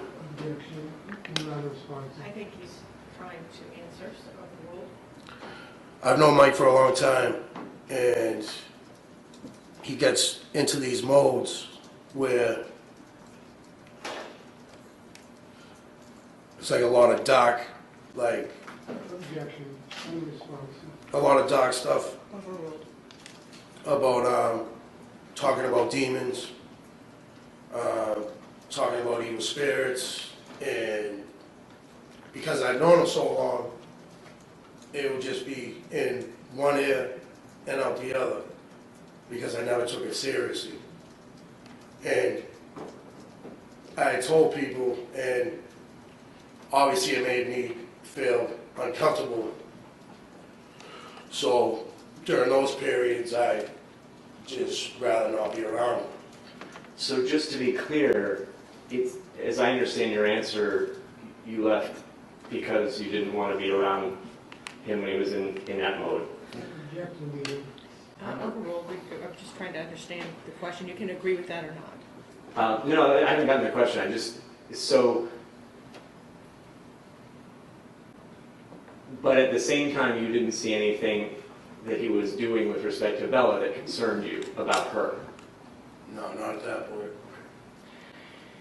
At that time, when you left after staying for about 2 weeks, did you have a cell phone of your own?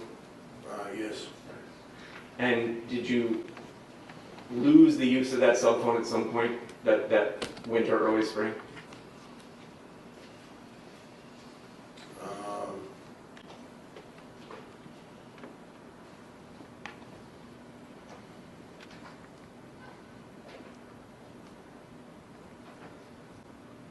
I don't think so. Okay. When you left, where did you go to live?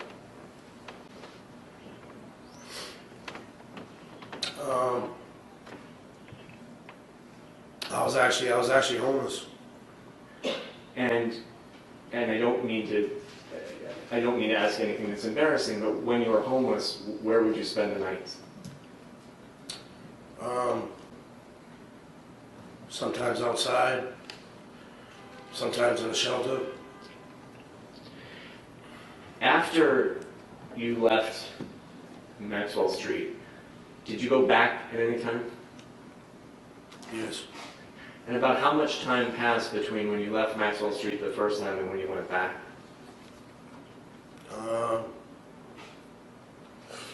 Say about another month. And when you went back after a month, did you notice anything different about the apartment or the people in it? Yes. Starting with the apartment, what difference did you note? There was a lot of dishes, just everything was messy, thrown around, and just everything was just cluttered. Did that happen just in that 1 month, or are you describing a process that happened over a longer period of time? Objection. Why don't you restate that I'll question? restate it. Did all that happen, what you just described, did that all happen between when you left the first time and when you came back a month later? Sure it did.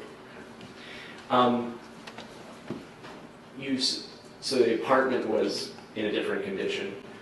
Did you notice any change in the people in the apartment? I had a change of behavior. And who had a change of behavior? Mike and Rochelle. Starting with Rochelle, what change did you notice in her behavior? So when I first met her, she seemed clean and sober, and then they started using together. How did you know they started using together? I seen them getting drunk together. And where was that? At the apartment. Did you see who supplied them with drugs? Yeah, I did. And do you know that individual's name or part of that individual's name? No, I don't. What did he look like? Or was it a man or a woman? No, it was a man. And what did he look like? I know he drove a white truck. He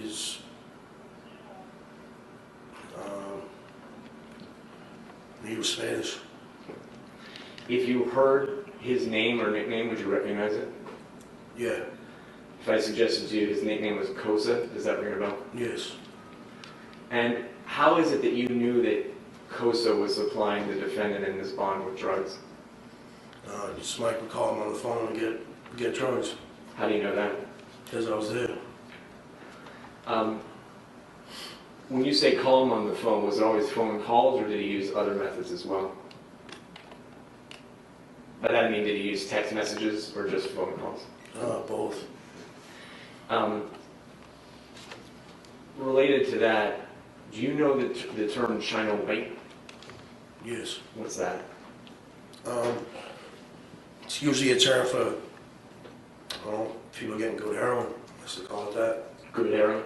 I guess. And do you know the term pins? Yeah. What does that mean? Klonopins. And it's a sort of street name or a street nickname for Klonopins? Yes. Do you know the term floats? Yes. What does that mean?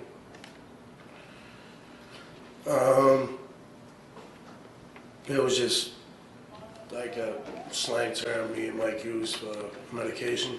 What type of medication? Lyrica. And what do you know what drug family Lyrica is in?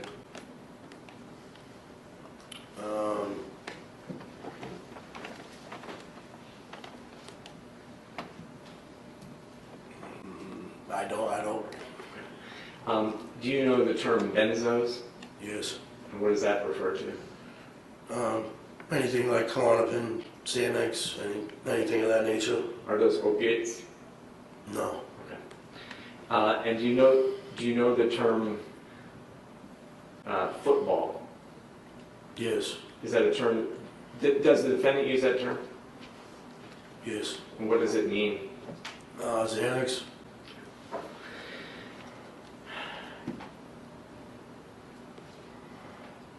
How often, after you came back a month later, after you'd left, you'd spent 2 weeks, left for a month and came back, how many nights typically would you stay when you came back?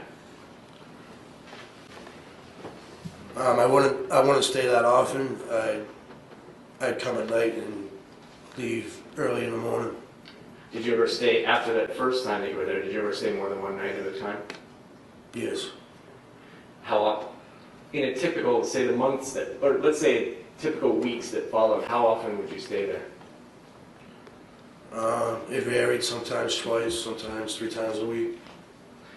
And while you were staying there, did you see any change in either the defendant or Ms. Bond's interactions with Bella? Yes. What changes did you see in Ms. Bond's interaction with Bella?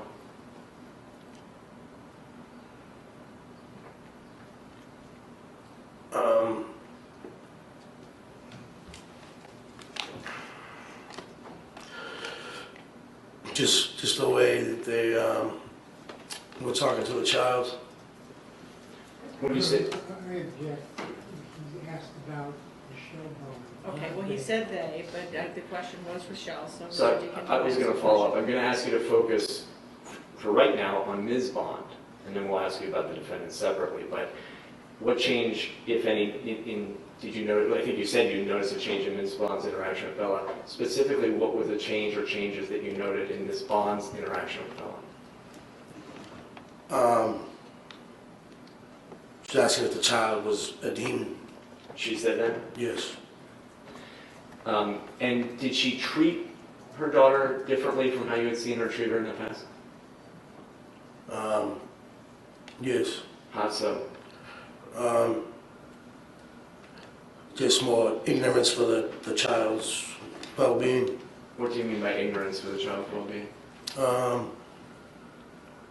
Not making sure probably she was fed. I cooked a couple of times for her. Before that, who used to cook for Bella? Michelle. And do you know, well, previously did Ms. Bond talk to you about cooking for Bella?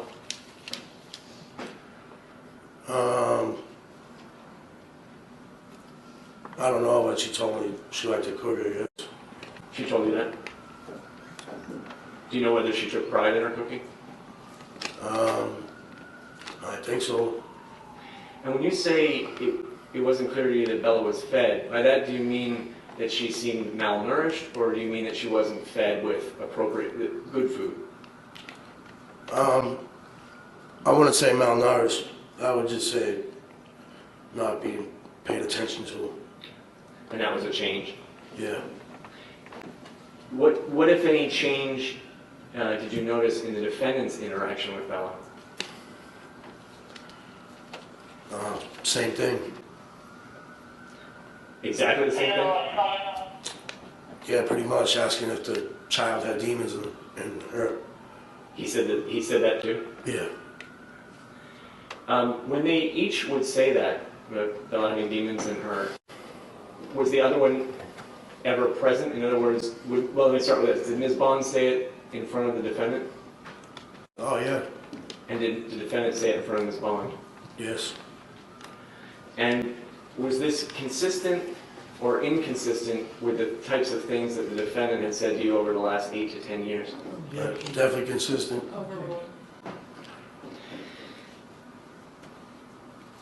Did you ever see Ms. Bond or the defendant discipline Bella?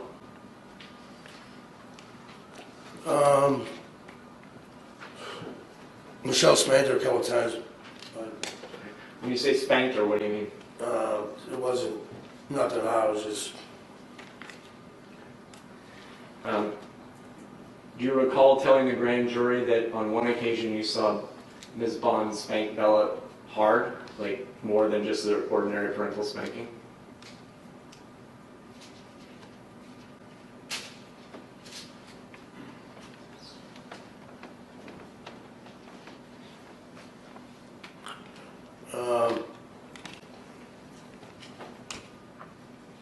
Not that I can recall, but she did spank her. So your memory as of today is what, as far as the spankings? How would you describe the two spankings, or the spankings that you saw, based on your best memory today? Based on my best memory today, it was, I'd say, nothing to alarm me.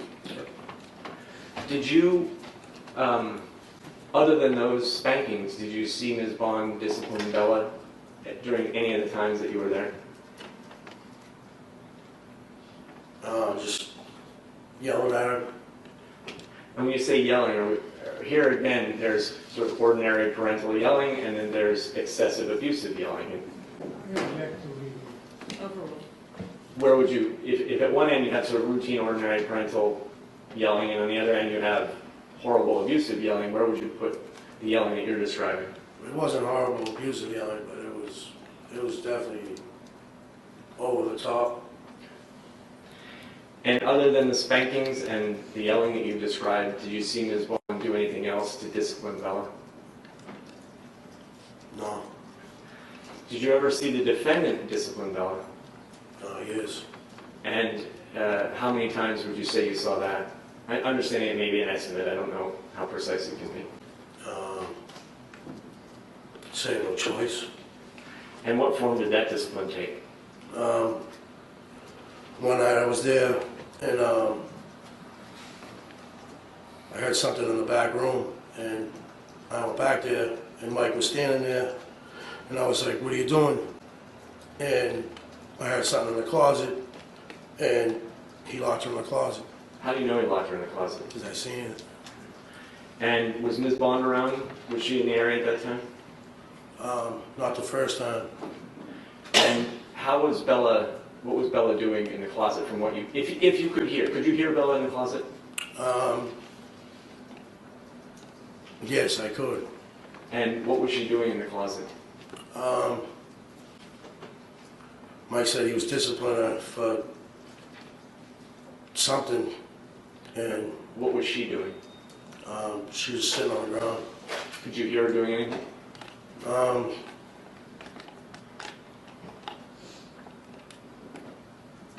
She was crying a little bit. How long did did the defendant keep her in the closet? As soon as I went back there, took her out. Did you say anything to him about it when you came and saw what had happened? Did you say anything to him about it? Yeah. What did you say? So what are you doing? It's a kid. I think you said that you saw him disciplining her twice. When was the second time? It was a week later, same thing. Was Ms. Bond home at that time? Yes. And describe what happened. Same thing, she didn't do anything. How did you know she was in the closet? Because I went back there again. But what brought you back there? What alerted you that there was something to go back to? I heard something. What did you hear? A little cry. Was it a one-time cry out or continuous cry? It wasn't continuous. And what did you see or do when you got back there? This is in the back bedroom? Yes. What did you see or do? Same thing. And what happened when you said something to the defendant this time? Same thing, just asked him, like, it's a kid.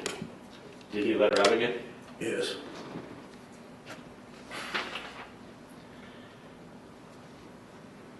Over the course of the spring of 2015, how many nights a week, or if it's easier to say it by month, whichever makes sense to you, how many nights would you say that you spent at Ms. Bond's apartment at 115 Niceville Street? During the spring? Yes.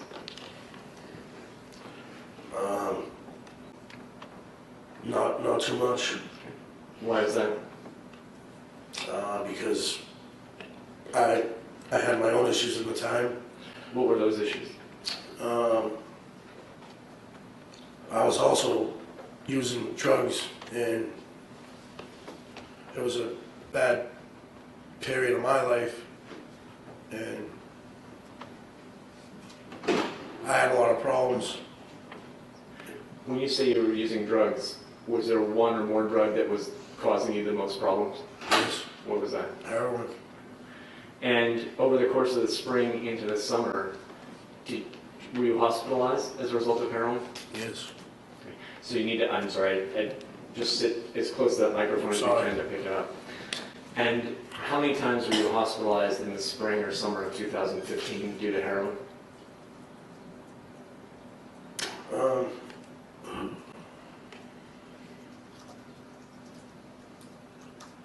Would have been anywhere between three to 5 times. And for how long were each of those times? At least a week or two. Were those times, as to the 3 or 5 times, were those times that you went to the hospital on your own, or times when you were forced to go to the hospital? One time I was forced. And who, if you know, who initiated the legal proceedings to force you to go to the hospital? My sister, Older or younger? older, What's her name? Laura. So she went to court to have you committed to a facility? Yes. So the other times, which would be somewhere between 2 and 4 times, those are times when you went to the hospital of your own volition? Yes. And what sort of treatment were you receiving?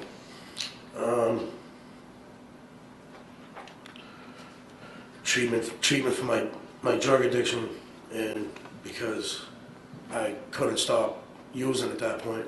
Was this essentially detox? Yes.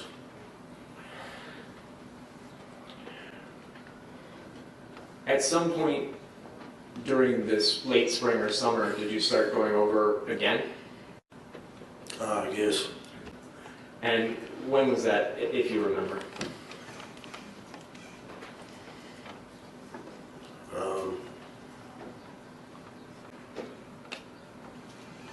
I think it could have been the end of April. And when you weren't hospitalized, how often would you go to spend time at Ms. Bond's apartment?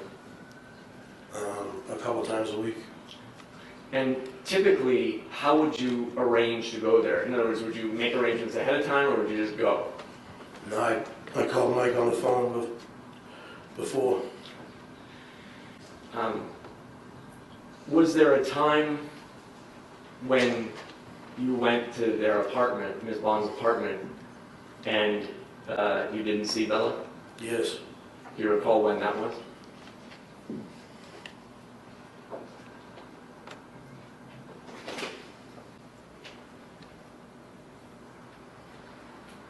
I think it was sometime in June. And I should have asked you this, but before that, before you went over there and didn't see Bella, was there a time, well, let me ask you this.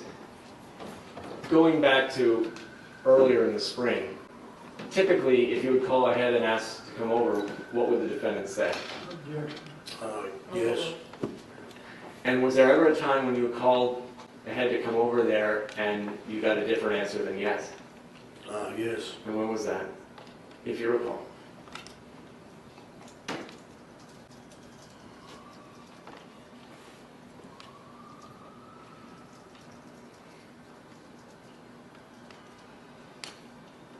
I think it was the end of April, maybe the early May. And when you asked to go over there, and who did you talk to, the defendant? Yes. What did he say about why you couldn't go over? He said that they had a lot of problems going on, and that it wasn't a good time to come over. Did he say anything else? Did he say what the problems, the stuff that was going on was?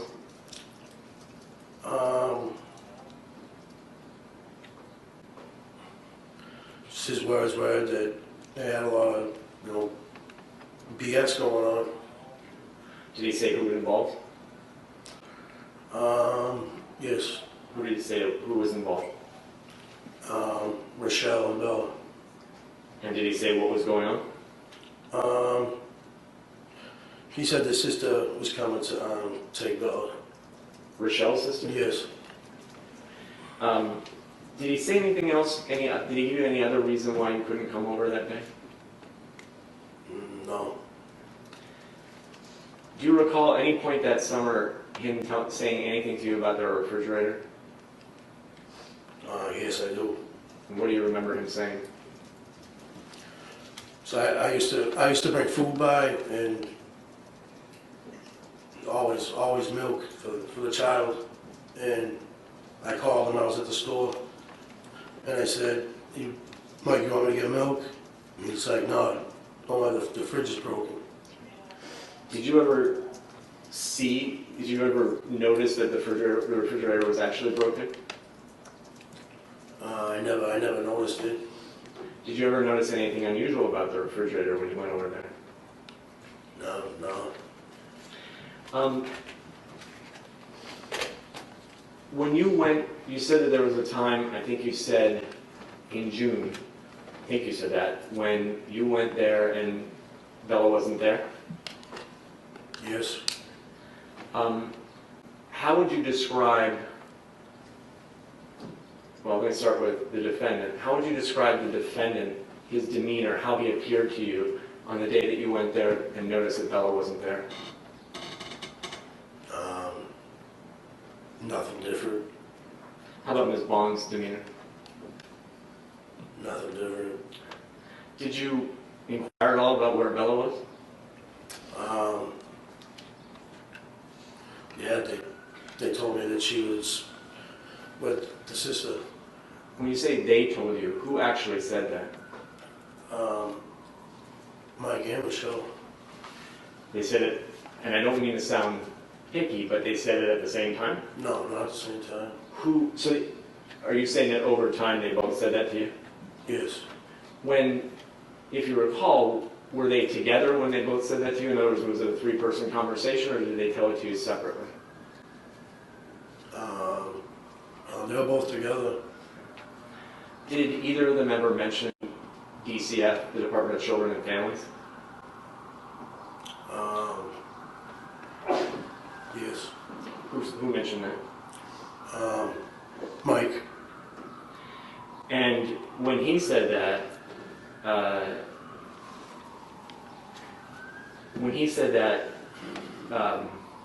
was Ms. Bond present? No, he didn't tell me that until later on. Oh, I see. So I'm asking you at the time when you first noticed she was gone? No. Okay. Thank you for clarifying that. That's actually quite helpful. So at the time, did either of them mention DCF? No, not at all. Okay. Aside from telling you that Bella had gone to live with Ms. Bond's sister, did the defendant say anything to you about Bella when you noticed that she wasn't there and ostensibly gone to her sister? No.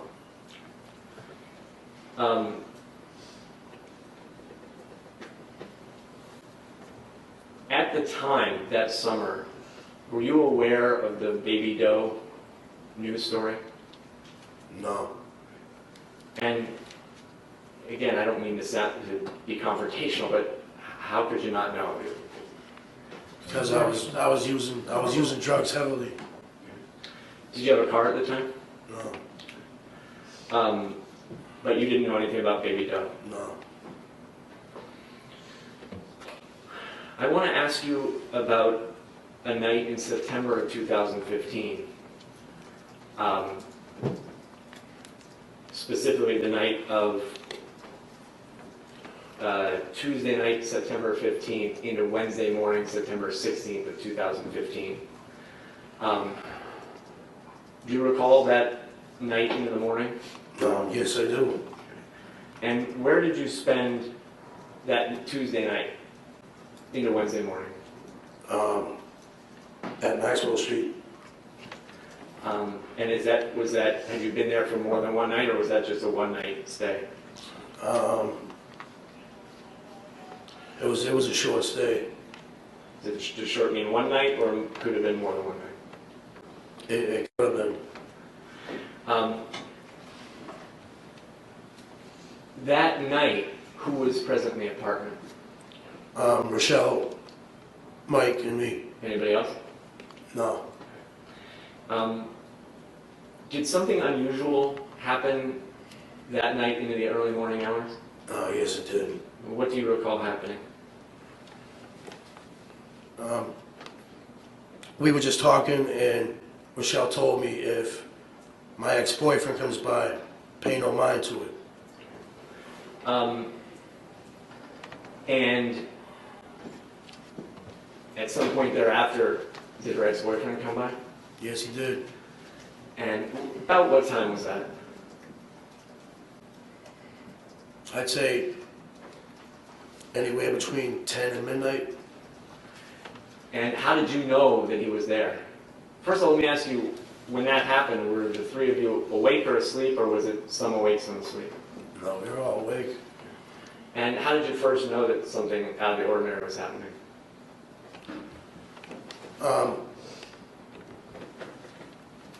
When Rochelle and her ex-boyfriend were talking on the porch, I see Mike go to the window. Let me stop you there. You just talked about people being on the porch. How did Ms. Bond get from in the apartment with you out onto the porch? What led up to that? I heard some knocking outside. Where was the knocking coming from, if you could tell? The front door. Of the apartment or the apartment building? The apartment building. And did it, as far as you could tell, did anybody answer, did any of the three of you answer the knocking? No. How long did it go on?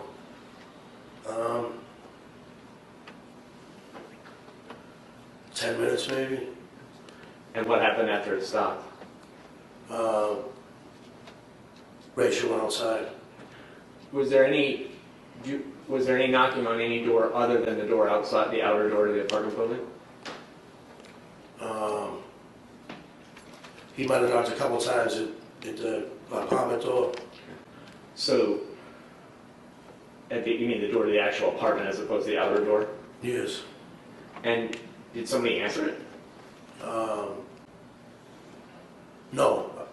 When she was as he was leaving, and she went outside to talk to him.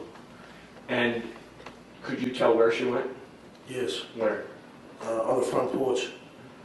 And you said that, because we're picking up your testimony where you had kind of gone ahead to this point, when she went out to the front porch, what, if anything, did the defendant do?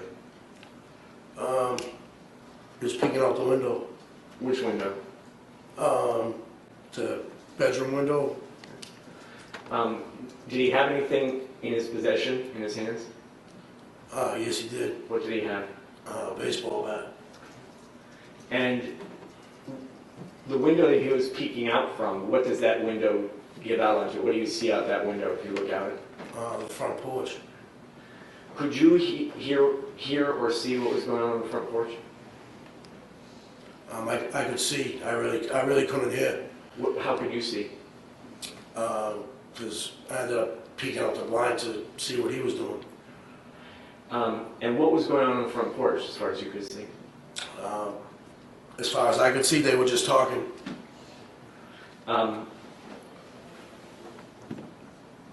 Was there, when you say talking, were their voices raised enough for you to hear or no? Yes. And what did you hear?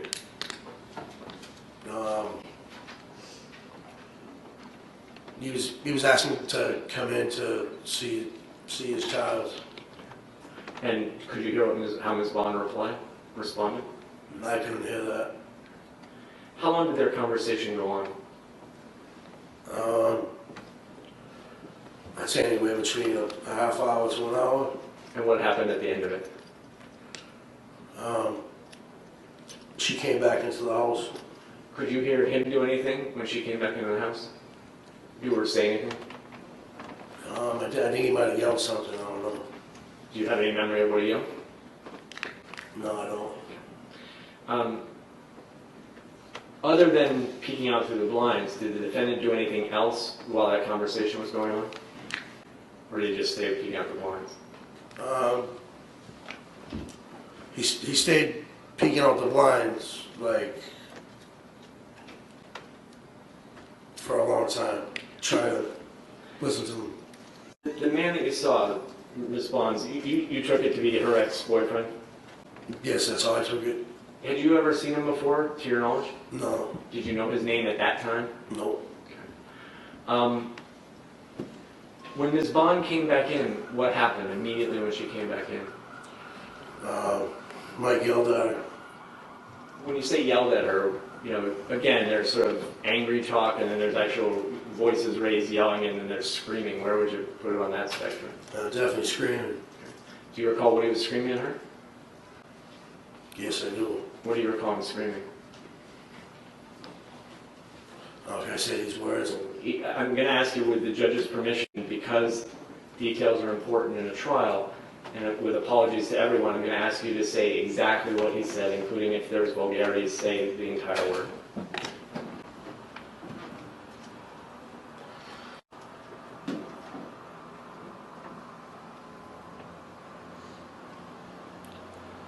He said, "You dirty cunt, drips blood, you stupid fucking cunt." And is that all he said, or did he say similar things beyond that? Similar things in that nature of obscenities. And how long did that go on? Say about 5-10 minutes. What was Ms. Bond doing when he was screaming at her like that?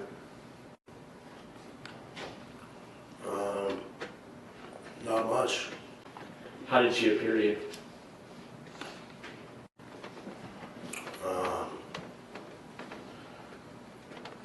It appeared to me that she wasn't listening to him. And what made you think that? Because if someone was yelling at me like that, I wouldn't stand for it. What was she doing? What was she actually doing, or not doing, if she wasn't doing anything at all?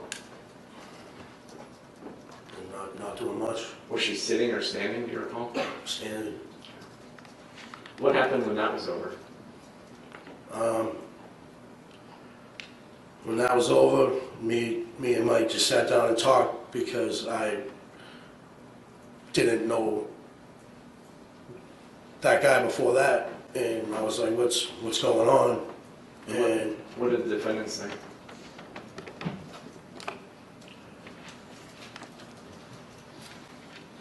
Actually, I did hear Joe say something when he was out front. Okay. And now you've referred to him as Joe. Have you come to learn his name through the process of Yeah, this? just through that. I had no idea it was guy is. And what are you indicating that when I asked you earlier if you heard something he said, you're actually remembering that you heard something he said? Yeah. What is it that you remember him saying? He said,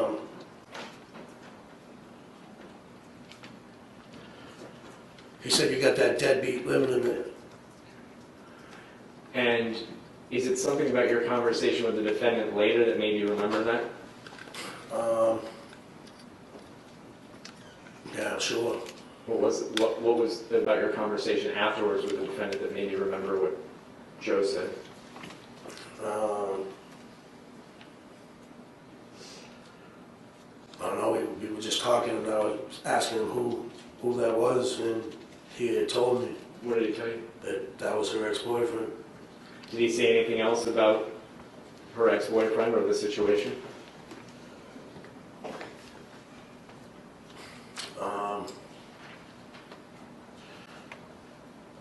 Not really, but Did you go to sleep that night? no, I didn't. Why not?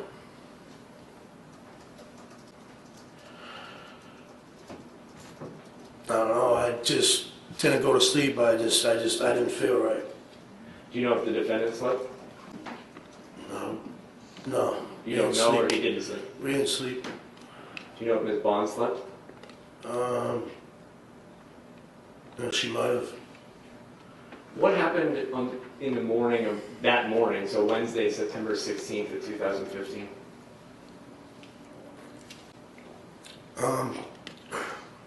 That morning, Yes. he had an abscess on his arm. Who did? Mike. Is that something you knew before that morning, or did you just learn it that morning? I knew he had it that night. And what happened about the abscess the next morning? He said he wanted to go to the hospital to get it treated. Is that something that you knew when you came the night before, Tuesday night? Did you know there were plans to go to the hospital the next morning? No, I didn't. When did you first learn of the plan to go to the hospital? He talked to Rochelle about it When? that night. So the Tuesday night and the Wednesday morning? Yes. And did he go to the hospital? Yes. How did he get there? We left early in the morning, around maybe 6 a.m. And he stopped at his father's plumbing shop before that. Is it with you or before? All three of us. How did he get first to his father's plumbing shop and then to the hospital? His car. What kind of car did he have? It's small Chevy. And had he had that, well, going back to the time when you first started staying at Miss Bond's house, that 2-week period, had he had the car all that time? No. When did he get it? He just recently got it back. Had you known him to have that car off and on before? He had it for a while, and then something happened to it, and then he got it back. So he drove? Yes. Had you been to his father's plumbing shop before? Yes. For what?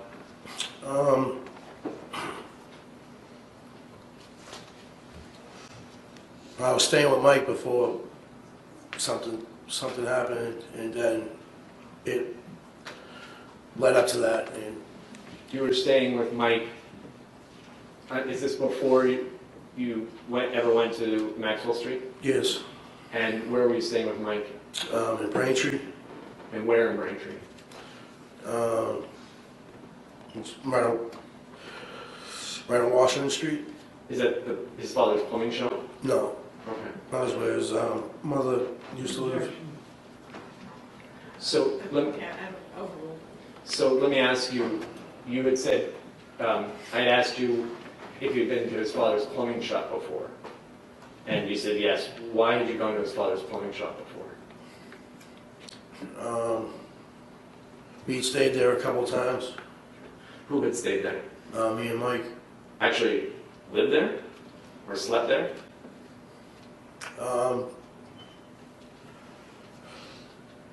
I'd say so, yeah, we definitely slept there. How was it that you were able to sleep at his father's plumbing shop? Obviously, nothing's really good conditions when you're ruining your life, so you settle for less. But as far as you know, is that something his father allowed you to do? Yes. Do you know if the defendant had a key to his father's plumbing shop? At one point. So going back to Wednesday, September 16th, that morning when you were headed to the hospital, the three of you went to the plumbing shop, and then did you go with them to the hospital? I didn't go with them to the hospital. They dropped me off Where did they drop you off? on Albany Street. Is that near the hospital? Yes, it is. And the hospital they were going to is which hospital? Boston Medical Center. After they dropped you off, did you have further contact with Mr. McCarthy, the defendant? After, yes. And how long after he dropped you off did you have contact with him? I think it might have been 2 hours. Who reached out to whom?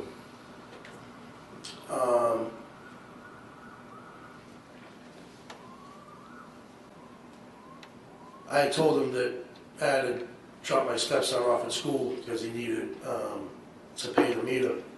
Who needed to pay the meter? Mike, What meter are you talking about? For what? where he parks at the hospital. And is this something that he told you? Through text. Okay, so he texted you? Yes. And did you have a text exchange with him about feeding the meter at the hospital? Yes. Were you able to feed the meter right away? No. Why not? Because I was dropping my stepson off at school. And did you ever wind up feeding the meter that morning? No, I didn't.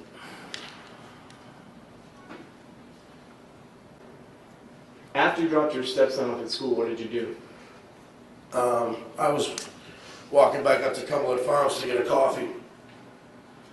And I'm sorry to ask this, but were you getting only coffee or something else as well? Honestly, I might have been getting something else as well. And what would that have been if you were? Probably benzos that I was taking at the time. Did you encounter anybody when you were heading back to Cumberland Farms? Yes, I did. Who? I ran into Rochelle. How far is Cumberland Farms from the Boston Medical Center? It's only a couple feet. And if you know, is that Cumberland Farms, well, let me ask you, is that Cumberland Farms popular with the homeless community that lives in that area? Yes. Were you surprised to run into Rochelle Vaughn at that time? Yeah, yes, it was. Why were you surprised? I don't know, I was... No, let's just keep going. Overruled. Why were you? It has to do with what's coming up next, and I believe I need to be heard. Okay, we're going to be taking a break in about 10 minutes, but if you want to talk to me at sidebar, I'll let you do it for about a minute.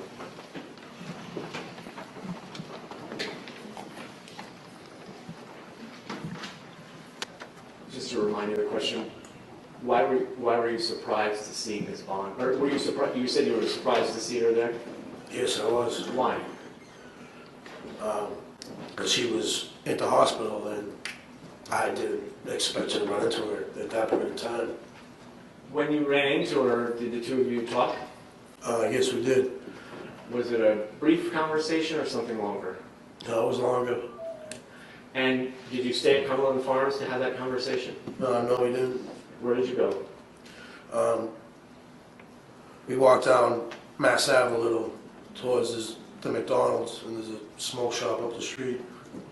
And did you walk to a destination or just walk and talk? Just walking and talking. Describe Ms. Vaughn's demeanor during that conversation.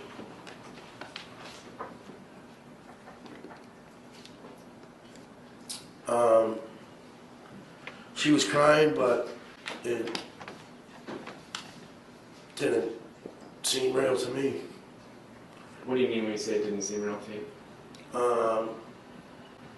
As if that was going on in your life. And do you mean that her tears appeared fake to you?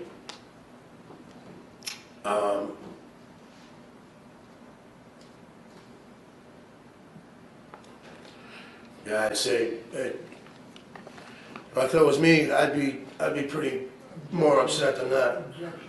So, overruled. We're not going to get into the conversation, but you're saying you thought that she would have been more upset. Yes. And how long a conversation was, or how short or long a conversation was it?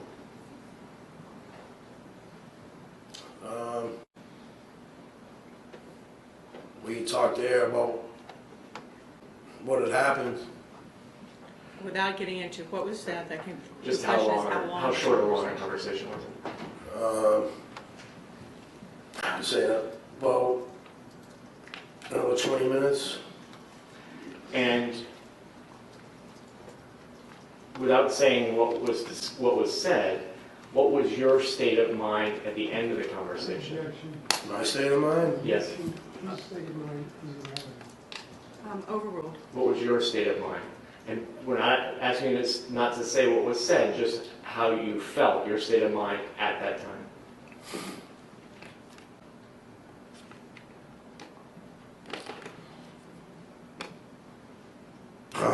Pretty shocked. Did you stay with Ms. Bond after that conversation? Did you go somewhere? Did you stay with her or go somewhere with her? Yeah, because she said she was going to get a phone, so I walked up to Metro PCS. To get a cell phone? Yes, because I still had not known at that time. So with that, I think the question is what you did, and you said you went with her to get a cell phone? Yes. And where is the Metro PCS store? Salt Bay Mall? Did you get a phone? Yes. Did you stay with her the entire time or not? Until she left the store, yeah. And what happened when she left the store? I said, I gotta go. Did you go your separate ways? Yes. And after that, did you contact anyone? Yes, I did. Who did you contact? My sister.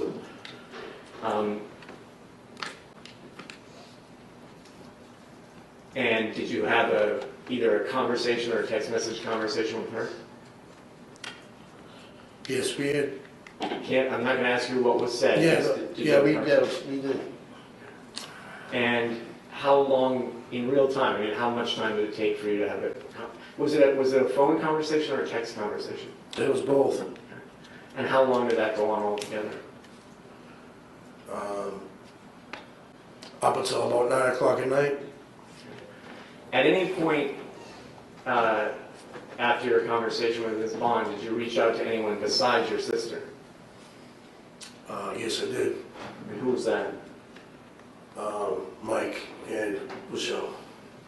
And with specific reference to the defendant, and that's what you mean when you say Mike, right? Yes. Did you call him or text message him?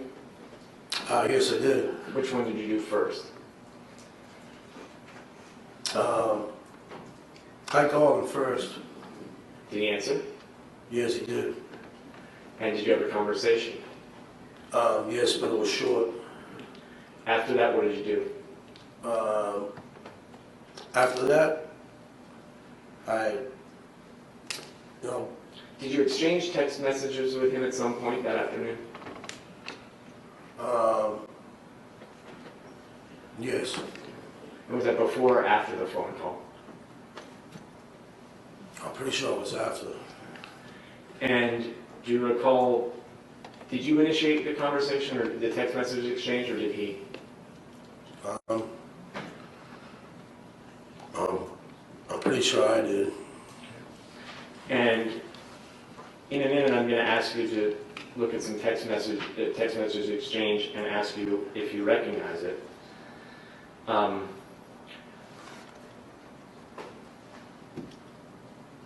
But before I do, as a result of your conversation with your sister that afternoon, did you look at anything on the internet? On the internet? Yes. Yes. And what did you look up? A photo What photo? of the missing child.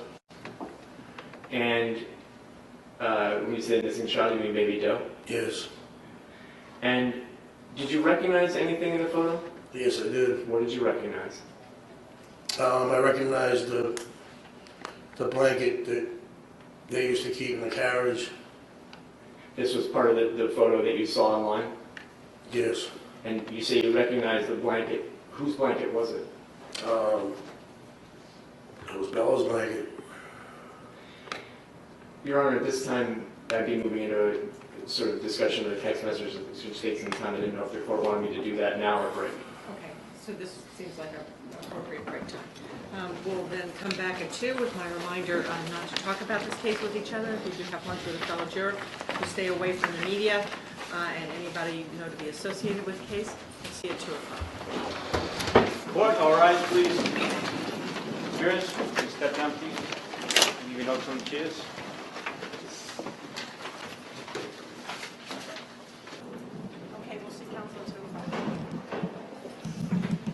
may be seated.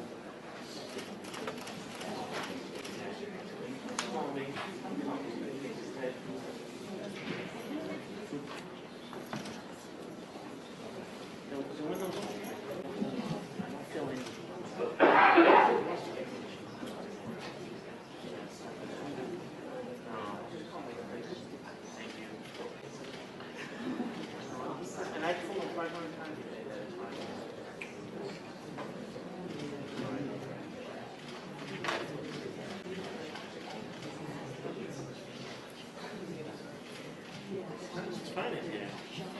Yeah, yeah, no, just with conviction.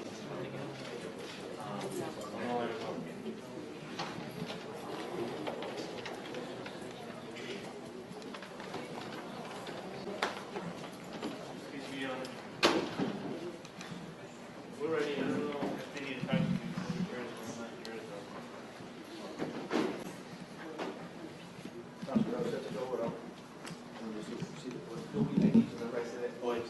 So that you need a shot to do this right now.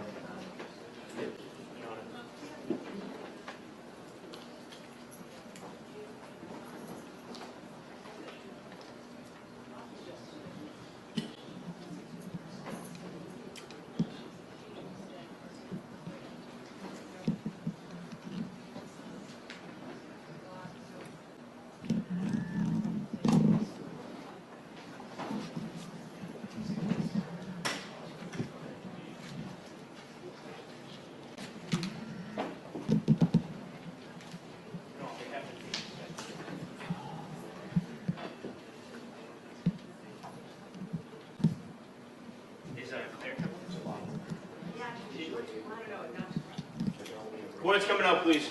All rise. Honorable court's back in session. Please be seated. And I guess there's some issue you wanted to talk about? Thank you, Your Honor. The logistical one. There is, the Commonwealth's next witness would be the defendant's brother, Joseph McCarthy Jr., who was here the other day. He works, he's a plumber, and is working in South Boston, and is aware that he's on notice and will be called. Yesterday he was called, it was sort of a bit of a misunderstanding. He was called in and then not reached. I obviously, we can certainly call him now and tell him to be here. He can be here within an hour, and I think that will work fine. My concern is that we may not get to him again for a second day in a row. He'll be brought in and not reached. I broached this with defense counsel, who wasn't sure how long this process Mr. Sprinsky would take. My sense of how things have gone up to this point is that his cross will take us either through 4 o'clock or pretty close to it. And So you basically want to know if you can just refrain from that's it. calling I didn't want to do that without consulting the court. So, Mr. Shapiro, does it seem about right to say that we'll be spending the afternoon with Mr. Sprinsky? I think that's reasonable. Okay, so we'll do that. And then tomorrow's going to be the view, and we're not going to try to take any testimony tomorrow, is that I it? don't think so, Your Honor. I think the view realistically is going to take between 3 and 4 hours, which will get us back to everything we need. Okay. Are you going to be making some kind of view opening? I don't see a need to. I thought that was, if we're going to do the view before opening, that You'd need to, okay. I think they understand the issues. Okay. I would obviously give them some instructions about what we're going to do before we then go downstairs. But we'll basically convene tomorrow here in the courtroom. I'll give them those brief preliminary instructions, and then we'll go down to catch the bus, and that will be tomorrow. Okay. So we'll plan accordingly. You ready to bring? Yes, Your Honor. Yes.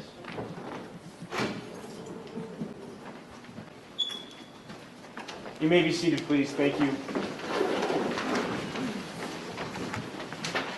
Yes, Mr. Beasley. Thank you, Your Honor.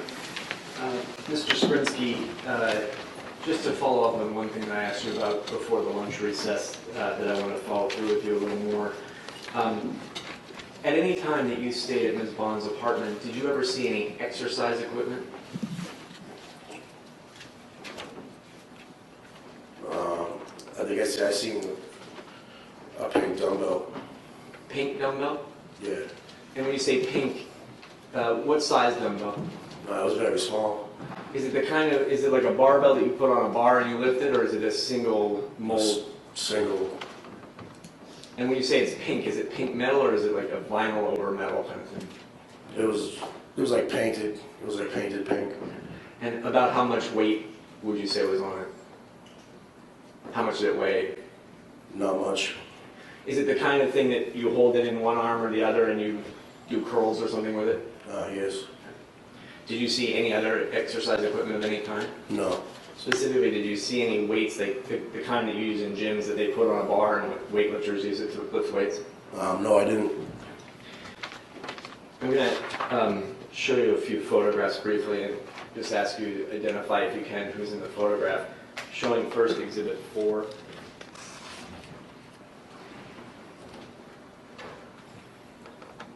Do you recognize the person in that photograph? Yes, I do. Who's that? Bella. I'm showing Exhibit 5. Who's the person in that photograph? Michelle. Now, I think you had, when we left off, you said that after your conversation with Rochelle Bond, you initiated a text message exchange with the defendant. Is that right? Yes. But you had also said that earlier in the day, you and he had exchanged text messages about his car. Is that correct? Yes, we did. So I'm going to, may I approach the witness room? Yes.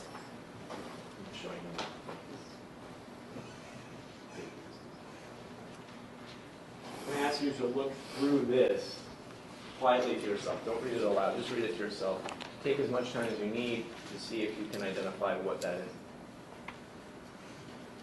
Look at each page.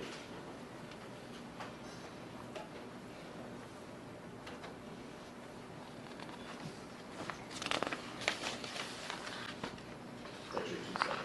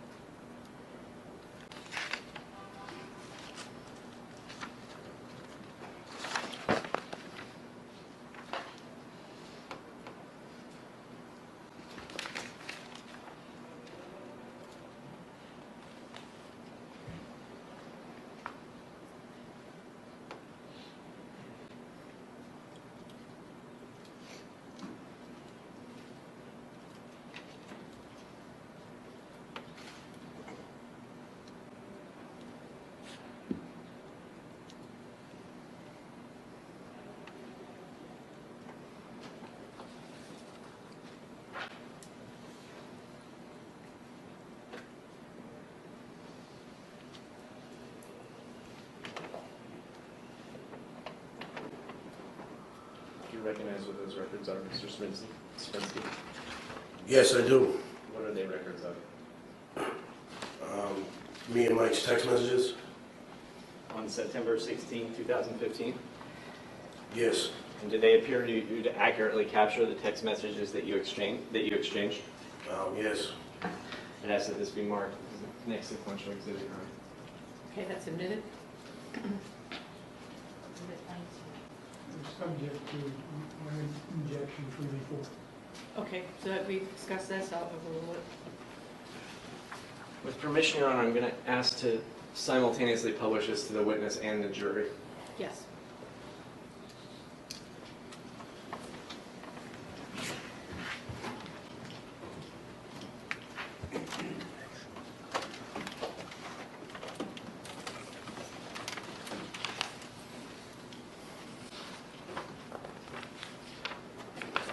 Mr. Sprinsky, do you have that in front of you?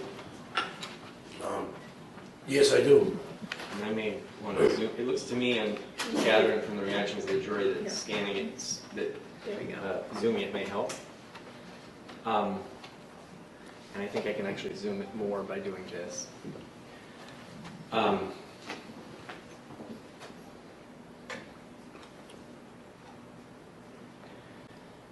So the number there in the third line down that is 857-492-6847, whose cell phone number was that in 2015?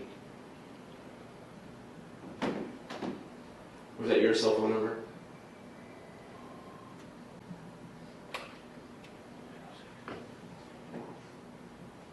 Yes.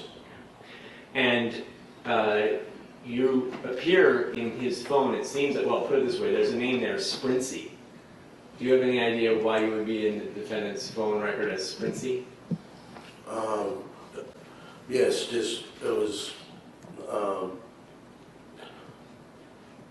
it's like slang, a nickname from a long time ago. Is that something he called you? Yes. And there's a call for record of a text, to you at 7:15:22 a.m. Can you read what that one says?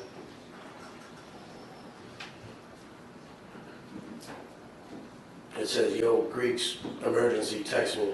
Did you understand, you receive that text, I assume? Yes. And who did you understand him to be referring to when he said Greeks?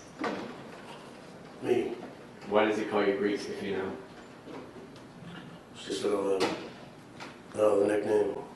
And then the next line down is a call about 3.5 minutes later at 7:19:01. Please read that.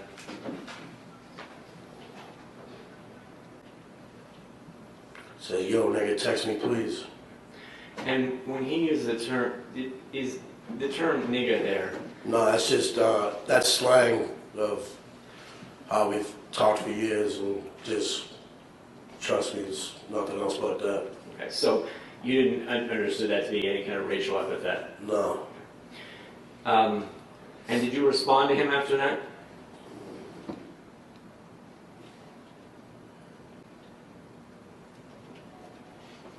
After that text? Yes. Did you respond to him about at 7:19:55? Yes. And what did you write?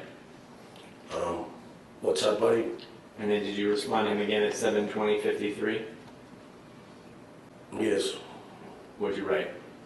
What's up? And then he responded to you a few seconds later? Dude, I may need you to do something with the car. That cunt left. Who did you understand him to be referring to when he used that term? Miss Bond? And now, continuing with the text message, sorry, I hope I'm not making anybody seasick. And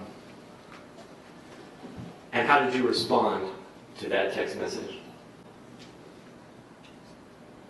Same thing as slang. I said, what? Are you serious? She left you at the hospital like that? And how did he respond at 7:23:55? Says, left me here butt naked. And how did you respond? that's dead wrong. First in your condition, then an extra fuck you knowing about your dog and car. Didn't surprise me though after that portrait last night. Wow. What did you mean, what were you referring to when you talked about that portrait last night? Just of her ex-boyfriend coming by and them arguing. And did he respond to you at 7:28:13?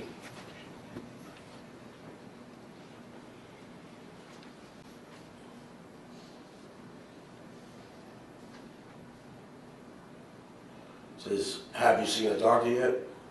And that's you asking him that question? Yes. And how did he respond?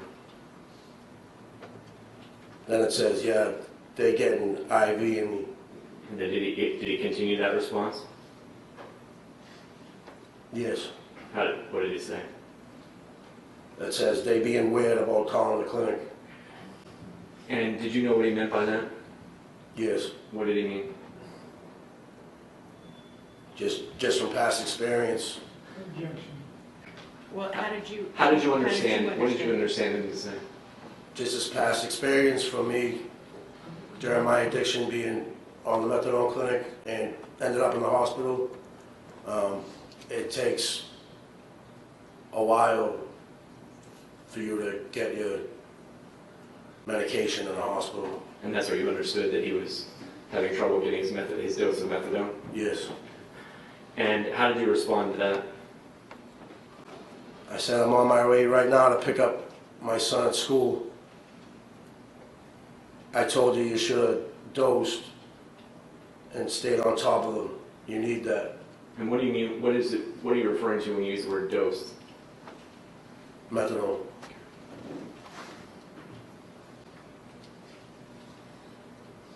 And how did he respond to that at 7:32:17? It says, yeah, I am, but my car will get towed. And how did you respond?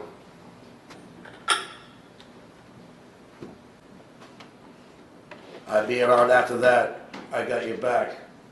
How much time do you got in me to? I'll be back about 9. And how did he respond?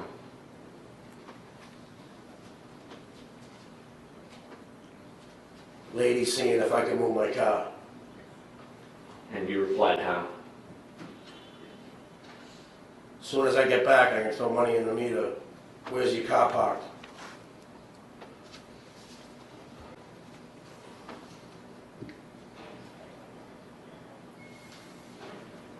And then, did you get a text from him at 10:02:02?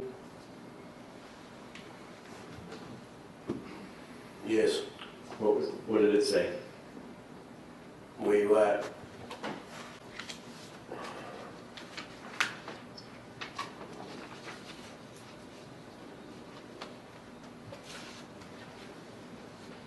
And looking down the page, next page of records, did you respond directly to him when he said, "Where are you at, man?" at about 10? Can you repeat that one more time, please? Sure. From the time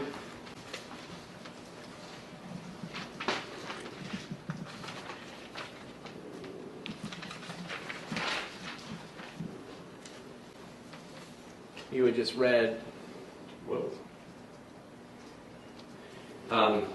you had just read about a text that he sent you at 10:02 a.m. where he said, "Where are you at, man?" I'm going to actually approach. Yes. And from that point at 10:02 a.m., when he texted you, "Where are you at, man?" can you look and see what the next text from you was?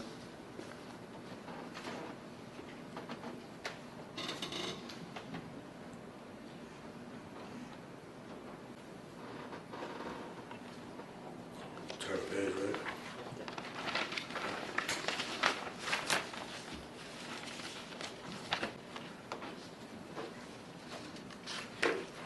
My next text from him was at about, to him, was at about 1 o'clock. So you didn't respond to his text directly at 10 a.m.? No.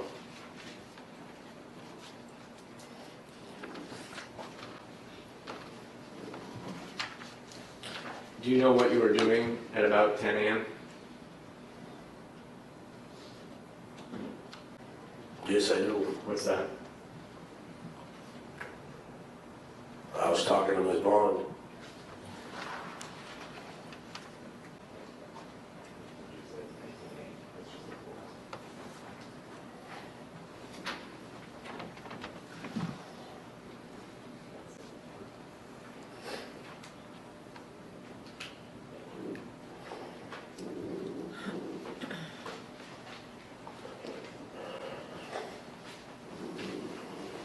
Sprinsky, I'm going to show you an excerpt and ask you if that's an excerpt of the text messages toward the end of Exhibit 19.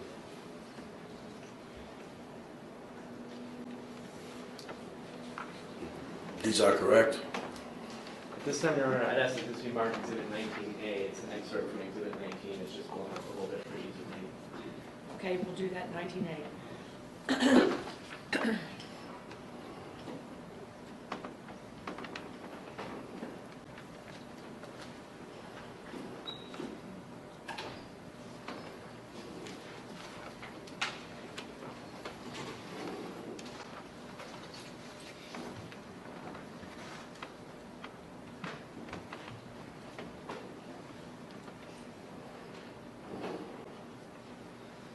Now, I'm showing you Exhibit 19A. It appears that text messages from you appear in yellow and to you appear in blue, or others, anything but from you appears in blue. And at 1 o'clock and 28 seconds, did you send him a text message? Yes. What did it say? It says, please say it ain't so, Mike. Please, you know exactly what I'm talking about. Was there a response before your next text? Not that I can see. And then, how did you send another text approximately 22 minutes later? Yes, I did. What did it say? I called him a punk. Did you actually call him a punk ass? Yeah. How did he respond? He said, what? I left the hospital because they were going to tow my car. And how did you respond to that text? I said, I got to go somewhere. What you did, what I heard, it's imaginable. Wow. And did he respond? He said, I have no clue what you're talking about. And then did he follow that up with another text? What you saying, man? And then did you respond? Yes, I did. What did you say? I said, you betrayed me, bro. I've heard it all. And how did he respond? Says, betrayed you? How? Bullshit. Never said a bad word about you. Always ready to throw down with you. Can't wait to hear this lie. And always, I'm sure it came from a very wonderful, solid source. And how did you respond? I said, she told me everything. Can't stop puking. She says you killed Bella. It says she said you killed Bella, bro. Yes. And then did you follow up with another text? Yes, I did. And that was roughly almost 4 minutes after the text before it? Yes. And what did you follow up with? She told me everything. Bro, can't stop puking. Is that a separate text or a stutter of the first text? That's a separate one. And then how did you respond after that? How the fuck could you do that? Did he respond to that? No, I didn't. Did you follow up with another one? I said, dude, what the fuck? Where is the kid? And how did he respond to that? He said, wow, you listen to a cracked out hooker? DSS took Bella. That's what she told me, and this is crazy saying on the phone. Why the fuck would she wait till now to tell that Sir Crack-A-Lot's back. Think about it, dude. Why would I still be with her? And for the sake of clarity, were these text messages the first time that you had said to him that someone had accused him of killing Bella? Yes or no? Yes. And that was his first response to you while you listening to a cracked out hooker? Yes. Did you attempt to call the defendant after that? Yes, I did. Did you reach it?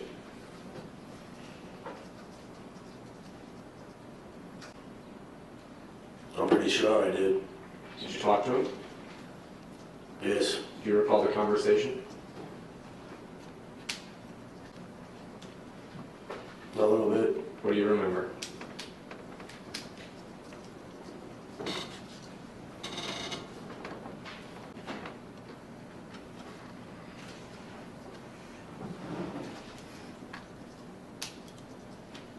And I said, wow, how long have we been friends? How could you do that to a child? And how did he respond? Basically the same thing. Why are you even talking about this on the phone? Did you try to call him after that? Yes. And was his phone on after that? No. Have you talked to him since? No. No further questions.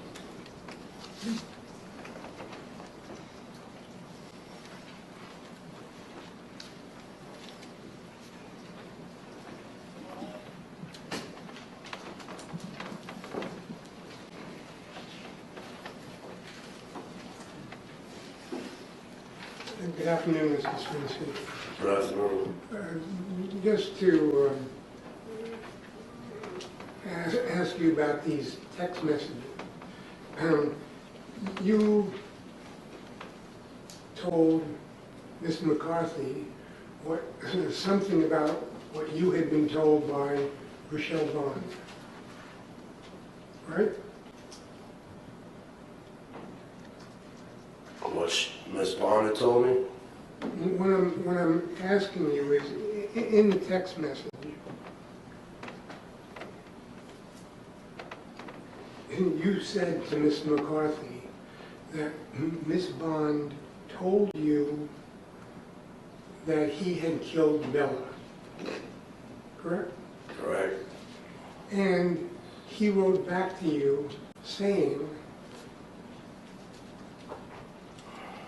are you going to believe what she told you? Right? Right. And he told you that DSS had taken Bella. Yeah, but he also told me something else. No, I'm just asking you whether he told you that DSS had taken Bella. That's what he told me. And he told you that that's what Rochelle had told him.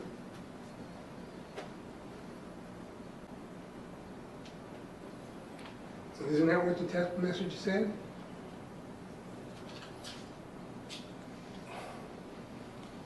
And DS took Bella, that's what she told me? That's what the text message said. Yeah. And that's what he texted to you. Is that right? Yeah, that's what he texted. That was his first reaction to what you had said. Yeah, in a text message. Yeah. And you hadn't talked to him before the text message, had you?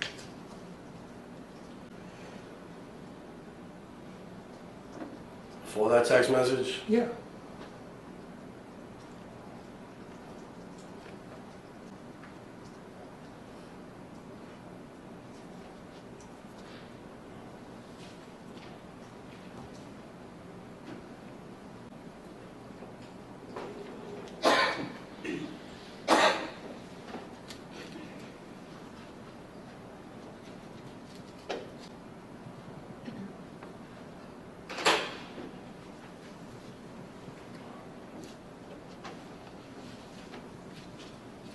were you thinking, or do you can have the question?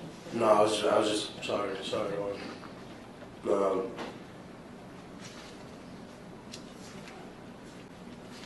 yeah, I guess you could say that. Well, it's not me saying it, Mrs. Sprinsky. I'm asking you, is that true? That before the text message is that you just testified about, you hadn't talked to Miss McCarthy about Bella that morning, that day? Maybe that day. Okay, so these text messages, the text message you sent to him about saying that Rochelle Bond told you that he had killed Bella, your response was to say to him, "You betrayed me," correct? Correct. And he said, "What are you talking about?" Right? Right. Because he didn't know what you were talking about, did Well, he? that objection sustained. I don't think he can comment on what Mr. McCarthy knew or didn't know. In any case, then you had the text exchange, and then you said something about Bella having been killed, correct? Correct. And his reaction to that was, she's not dead, she's in DCF or DSS, and that's what Rochelle Bond had told him, right? Right.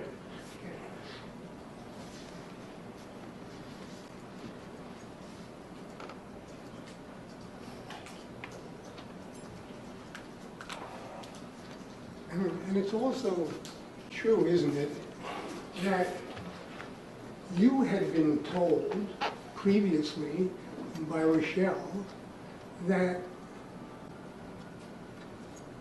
Bella had been taken away from her because of her drug use. Yes, by the sister. You knew that she had been taken away out of the home, correct? Correct. Correct. That it wasn't her choice to give up Bella, was it? As to what they were saying, Didn't you say to Rochelle, now you can get Bella back? When you were having the no, conversation. I didn't say that.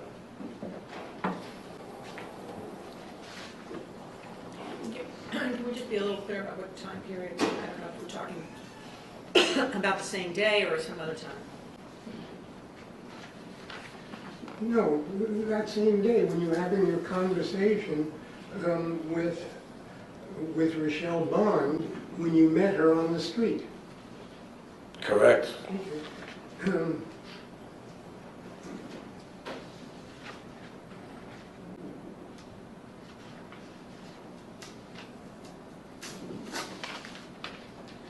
Do you recall saying to her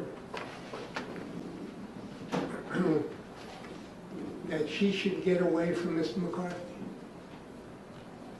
What time are you talking about? You went with them to the hospital, but they dropped you off, correct? I didn't go with him to the hospital. I got off before we got to the hospital. Then later that morning, you say that you met Rochelle Bond walking on the street.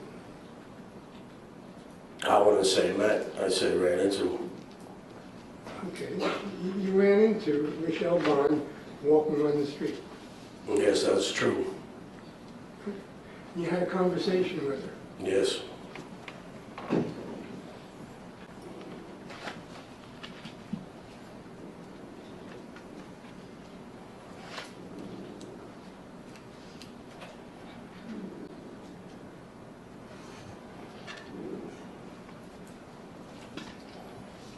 Do you recall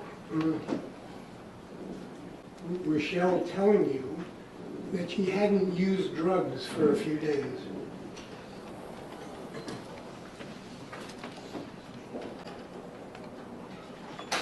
Yeah, I recall that. I asked her about that. Just try to answer the question. Do you recall Rochelle telling you that she hadn't used drugs for a few days? Yes.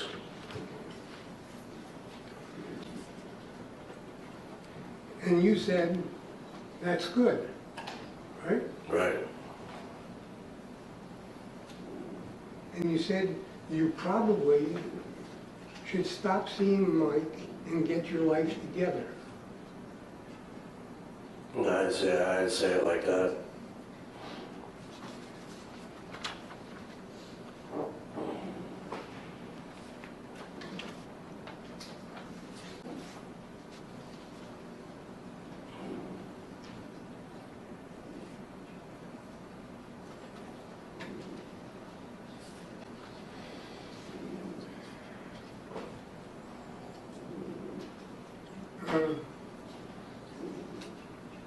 I'm putting something up on the screen in front of you.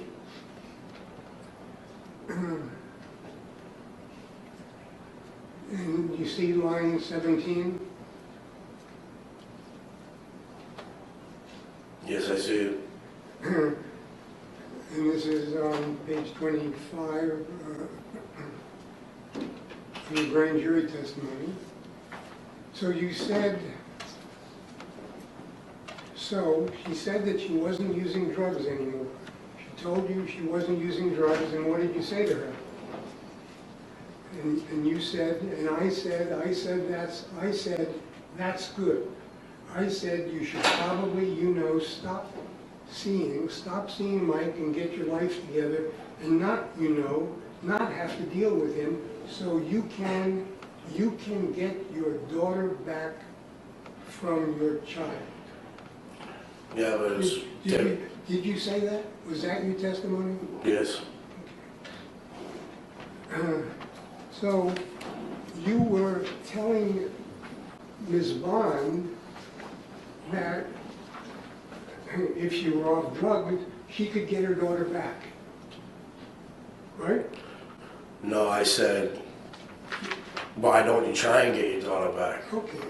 So at that time, you thought that her daughter was somewhere where she couldn't get her daughter back because of her drug use. Yes, obviously. Okay. And she had to do something in order to get her daughter back. Right? Yeah, stay clean. Right. So you were telling her, you'll be able to get your daughter back if you stay clean.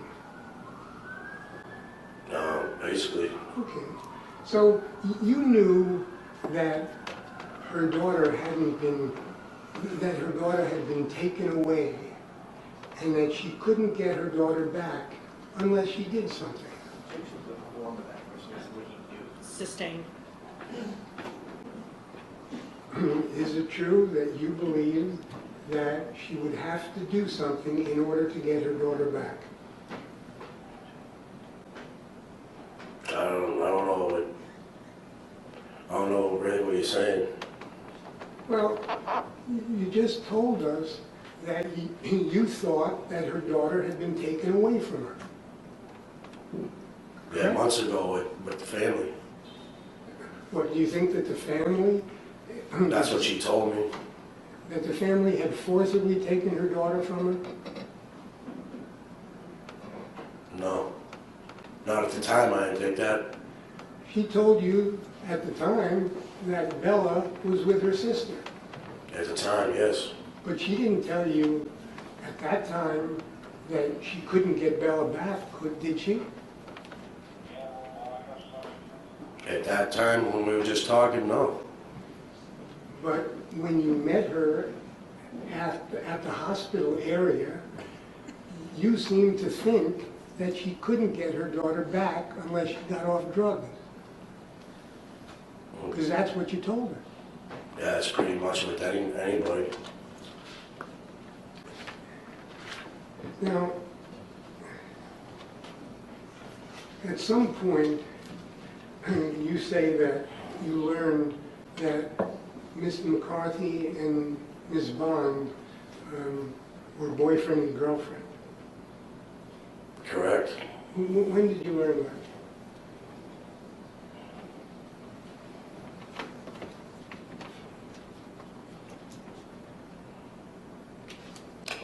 February, the end of January, early February 2015.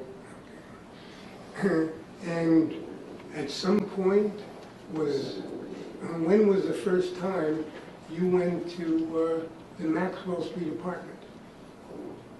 The first time? Yeah.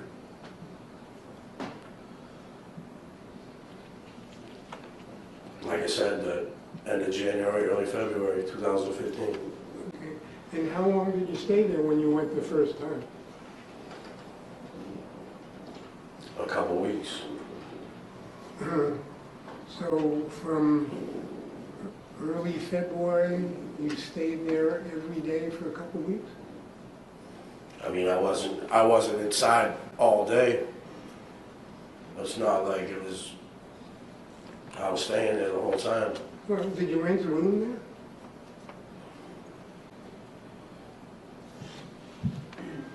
there? I gave them food and money when I could. The question was, did you rent a room there?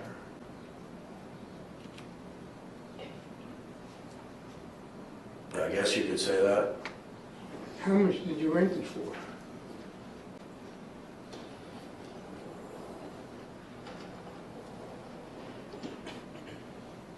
Actually, I wasn't in the best shape to have money at the time, so I did what I could.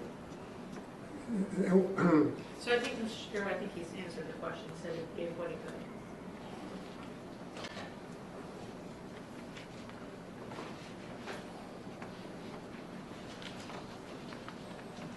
Isn't it true, Mr. Sprinsky, that you told the grand jury that you had rented a room in the apartment for a month? That's true. It's true. So why did you say today that you didn't rent a room there?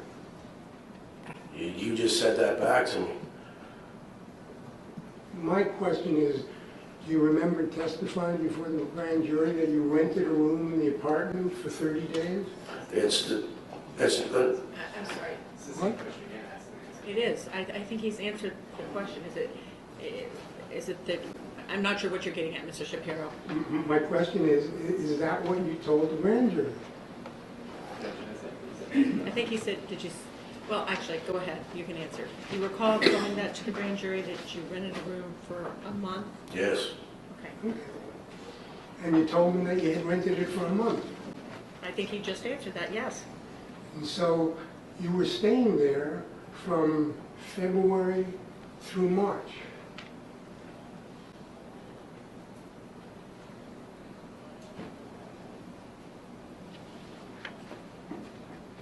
Is that true?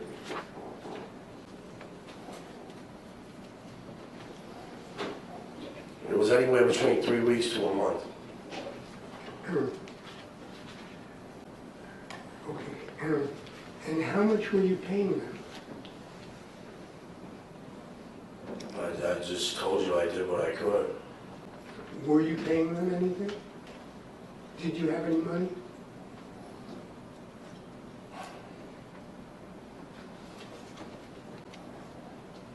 It's not a normal person going down to the realty and asking to rent a room. Do you recall saying to the grand jury that you paid them $50 a week to rent the apartment? Yes. Okay. So is that true? Yes, I gave the money. Did you give them $50 a week for the apartment? Yes, I did what I could. Did you give them $50 So, Mr. Shapiro, a week for the apartment? He's not answering the question. I think, frankly, I think we've covered this. I think I'm entitled to an answer. I think he's answered it. Let's move on. It's fair to say, is it not, Mr. Sprinsky, that at this time of your life, and you were in pretty bad shape because of your drug and alcohol addiction. That's correct. And it's pretty hard for you to remember what happened at any particular time and when it happened, isn't it? No, it's definitely not hard for me to remember that. Remember what? Everything that happened. Okay. You had trouble remembering if you rented a room, didn't you? No, You had trouble remembering how long you stayed there, didn't you? no. You mentioned that in the course of the spring and summer of 2015, you were in and out of the hospital between 3 and 5 times. Correct. And one of those times, you were actually committed by your sister involuntarily to the Bridgewater Treatment Center for Drugs and Alcohol. Yeah, that's correct. When did that happen?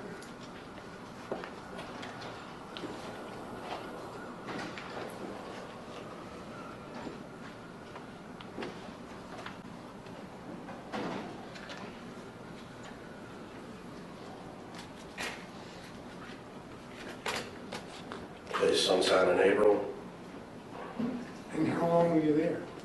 30 days.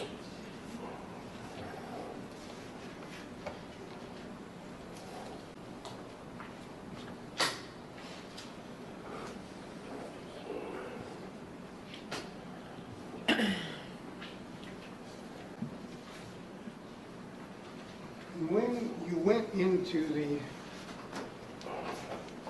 Bridgewater Center, you were using 3 to 4 grams of heroin a day, weren't you? No, I wasn't.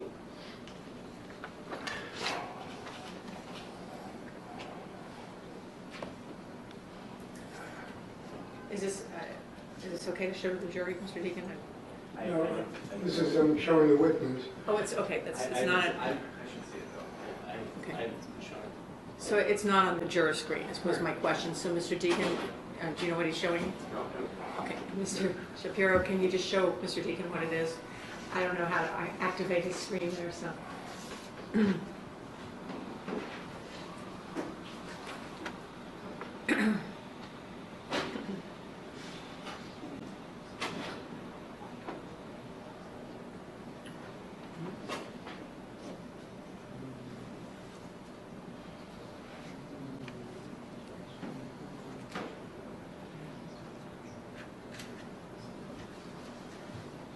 Releasing cyber. Okay.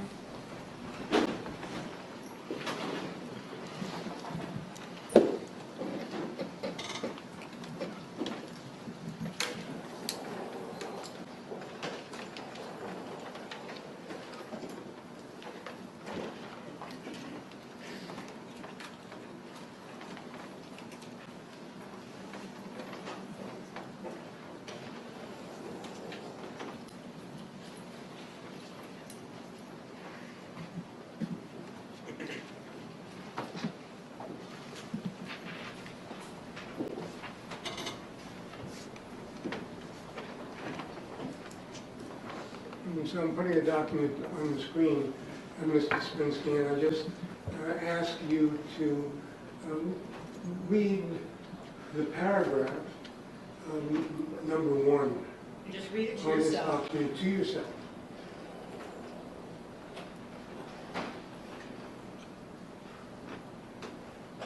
Can you also put it on the lawyer's screen? Mr. Sugar, can you also put it on the lawyer's screen?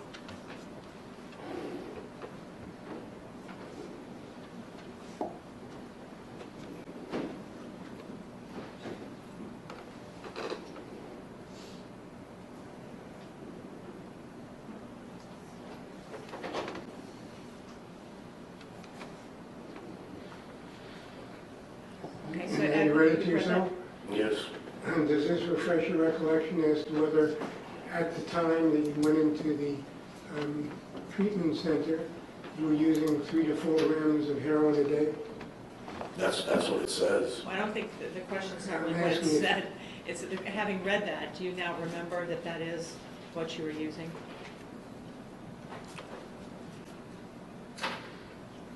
We say that in a way because they don't detox you right. So I have to say I use them once to be detoxed there.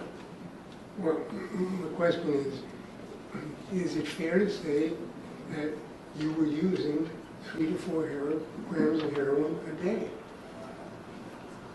No. If that's what you told him. Well, I think the question is, is that what he reports? Did you tell him you were using 3 to 4 grams of heroin a day? Yeah, that's what I told him. Okay. Did you also tell him that you were drinking 3 to 4 pints of vodka a day? Yes. And you told him that the last time you had drunk 3 to 4 pints of vodka was the day before you were admitted? And again, it's not what that document says. That document is not in evidence. It's what, having read it, you remember as to what you said to Bridgewater personnel. I remember. Yeah. So you told him that you had had 3 to 4 pints of vodka the day before? Yes. And that at the heroin you had used was the day before too?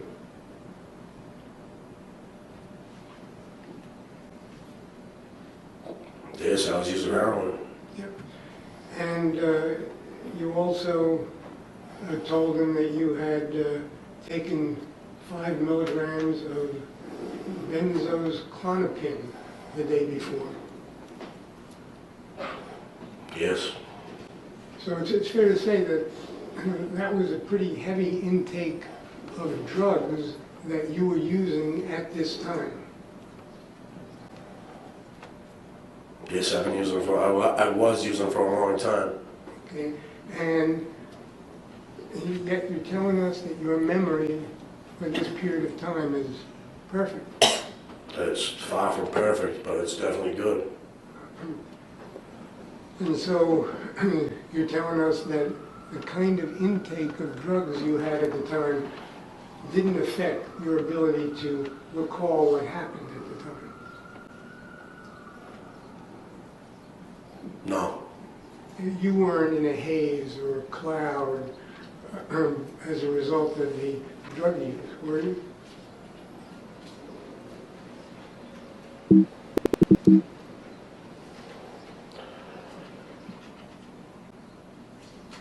No. So during, you went in to the treatment center in April, you were there for 30 days? Yes, I was there for 30 days. And had you been renting the apartment from Well, we've already covered the renting issue. Michelle and before you went into the treatment center? Or was it after you came out? It was before that. So when you got out of the, when were the other hospital admissions during that spring? Well, let me ask you this. Were these hospital admissions for detox?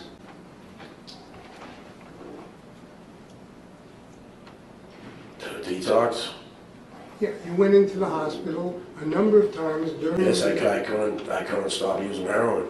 Okay. And you went into detox each time? Yes. And a detox program takes what, about 10 days? It varies. Generally, 10 days? Every person varies. Okay. Do some take 10 days? Some do, yes. Some take 5 days? I guess so. All right. When were your hospital admissions during the spring and summer, other than the Bridgewater Treatment Center admission, which lasted 30 days. When were the other admissions? There's one in September. And what dates of September? Obviously, I don't remember the dates, but I was at the Faulkner Hospital. And that's because you were still on heroin, Klonopin, alcohol. When you're using drugs, you really don't remember dates. Right. My question was, you went into that detox because of heroin, Klonopin, alcohol. What, that one? Yeah. No. What did you go in for?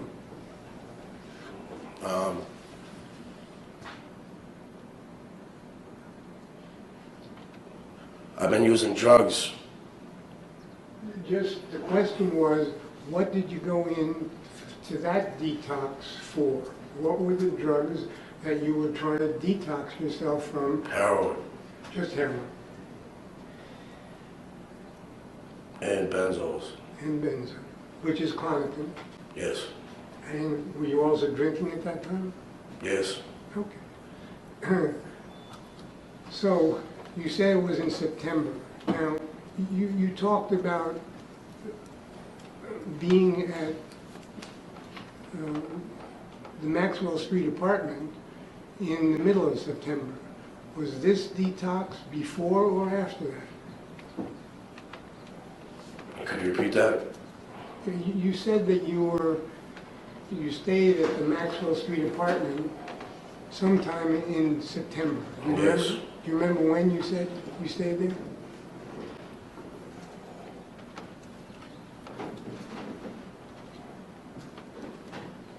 Yes, obviously.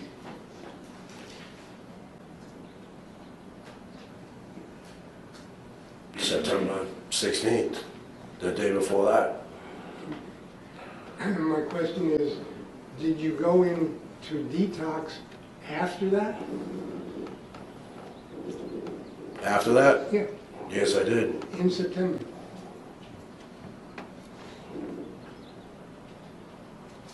Shortly after that, yes, I did.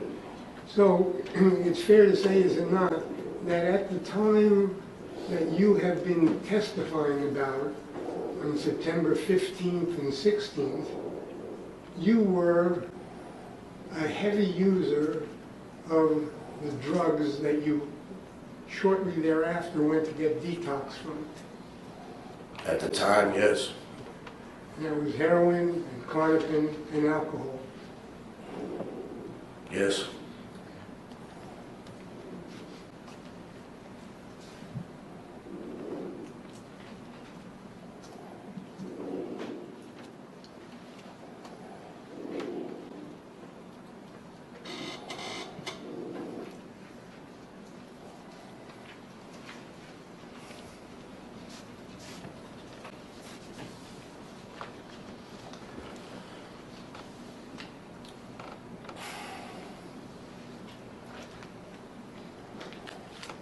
And it's fair to say, is it not, that you had been using these drugs ever since the last time you detoxed?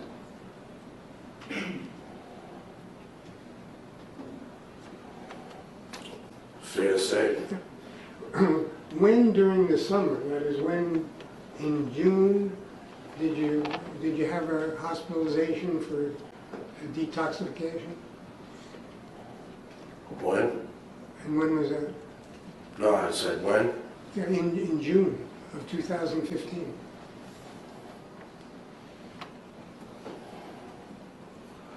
Possibly it was a rough time for me.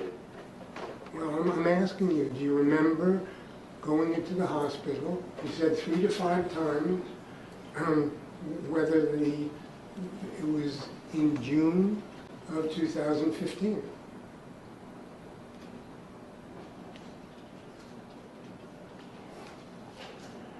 Like I said, it was a rough time for me. You don't remember? Okay. Do you remember whether you went in July?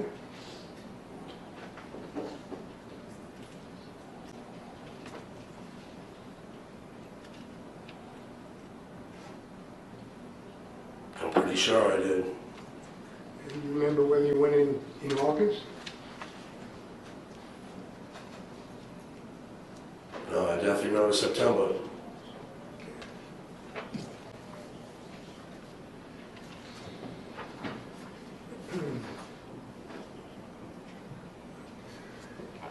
I'm going to put something up on the screen in front of you.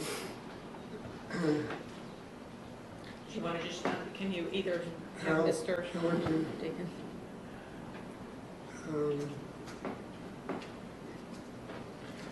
And these are some emails from you. Are they emails or? I mean, Text text messages. messages. You have page number, pencil? 153.99.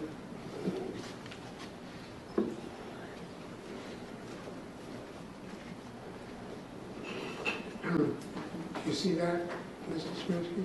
I see it. You see Yes, the since, the let's text just, message? I'm sorry, Mr. Shapiro, let's just let Mr. Deacon catch up as to what the document is. I'm not sure, it's like one. Can somebody show him what you're looking at? I don't know if we can. I think I understand. Yep, I see where, yep, I see, I got it. Okay.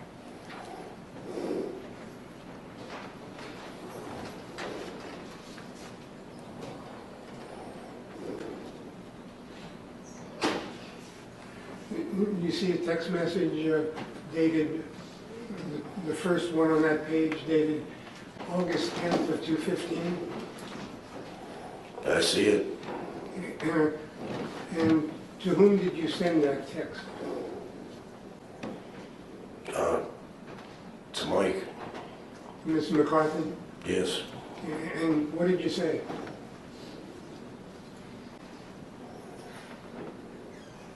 These texts are like, they're ridiculous. They're from like a bad point in my life. You know? I'm asking you what you said.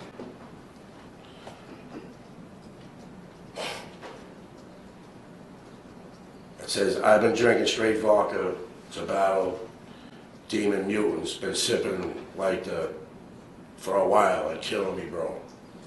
Like that's from an Obama phone. Like I was messed up. Okay, and you were talking about demon mutants. I guess so. And what do you mean at the end where you say way to bow coup? I have no idea. All right, the next message was that same evening on August 10th of 2015. What did you write then? Well, first of all, who did you send it to? To Mike. And what did you say? Basically says I'm going to the hospital. What exactly do you say? It's stupid slang that me and him used, and it's ridiculous to me to look at it now. Well, read it. It says, what up, Z whatever, I'm headed to the hospital, El Dunzo. Is this one of the times that you went in for a detoxification? Can you handle just a line instead of? Excuse me? I think we're at line 154, maybe? I don't. Or it's at the top. Or at least the top. I'm just not seeing the text. I'm not doubting that it is. I just want to be able to look along. Mr. Shapiro, you want to refer to the date and the exact time? Yeah, I did. 8/10/2015 at 5:16:56 p.m. 5:16.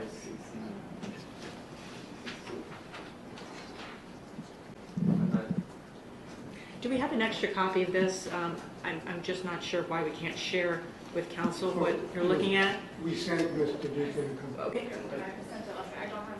Okay. It's not. May I speak with council for a moment? Yes. Let's just make sure we're literally on the same page together.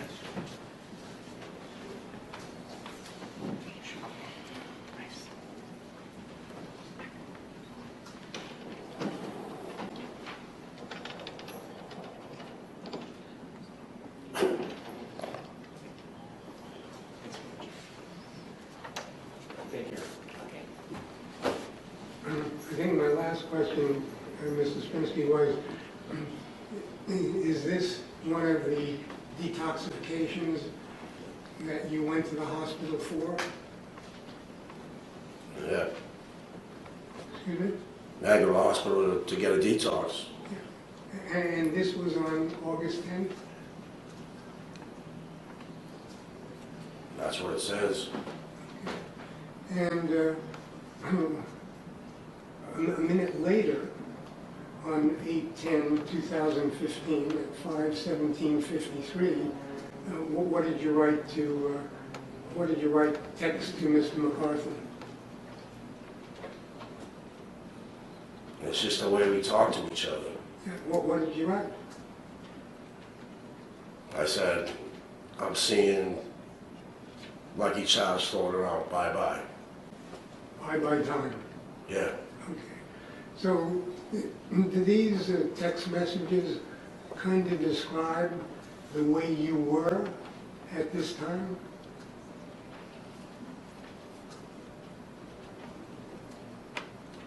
Yeah, I was in pretty rough shape.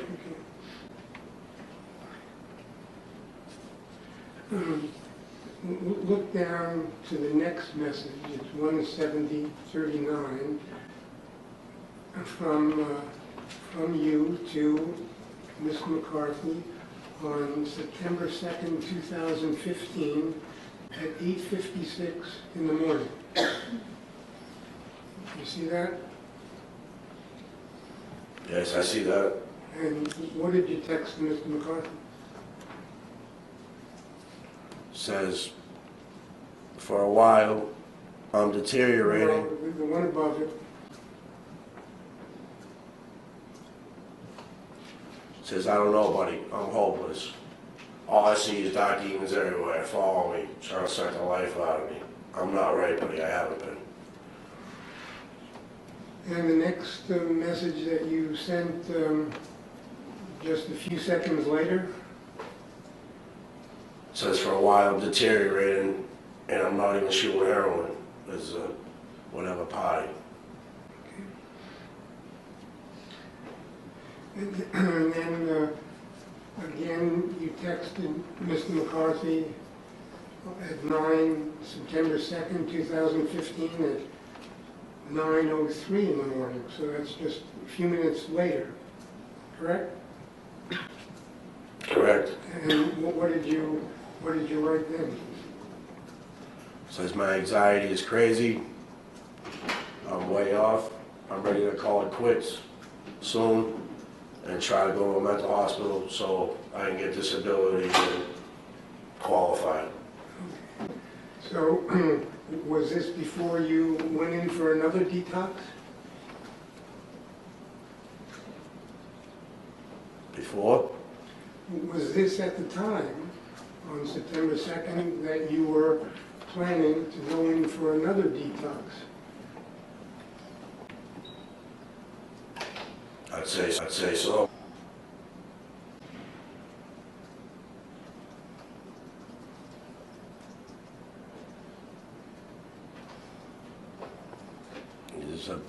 It's a bunch of nonsense. Well, is that because of the mental condition you were in at the time?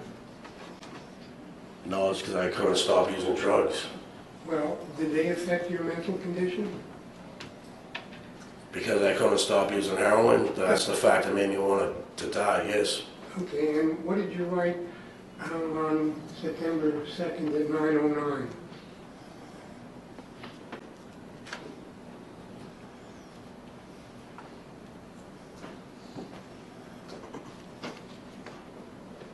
September 2nd at 9:09.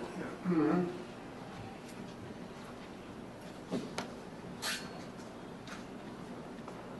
And there's two texts.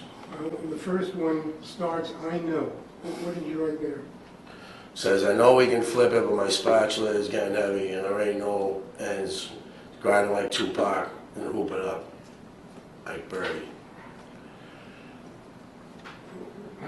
What did you mean by your spatula is getting heavy? Like the weight of the world, because I couldn't stop using. And you say there ain't no ends in me casa grinding like two-pack in hoop? It up the naked birdie? That's what it says. What does that mean? Well, we used to watch that movie a lot. What movie? Above the Rim. And why did you mention it here? I don't know. You sent another text message a couple of seconds later to Mr. McCarthy. What's the next entry? Which one? Can you, there's that looks like a slight repeat of one. Can you refer to a specific one, or maybe even read it, Mr. Shapiro? That does look like a repeat.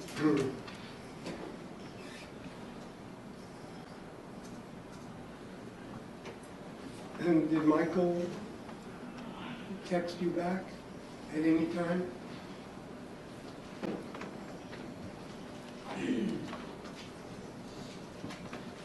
Looks like it. What did he say to you? Objection. As to, Hearsay. You can't put it in statements.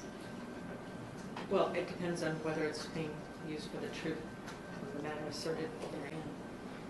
Okay. So- Maybe somewhere. Yes.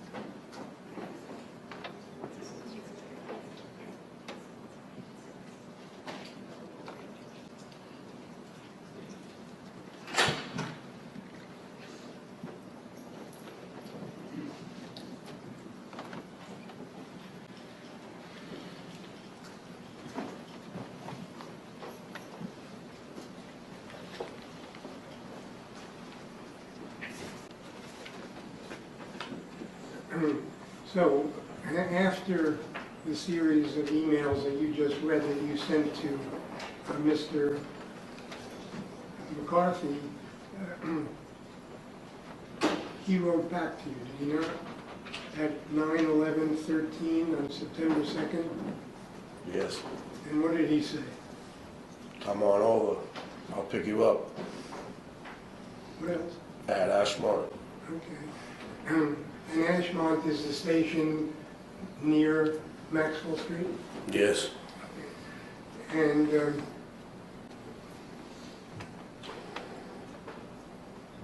you go over?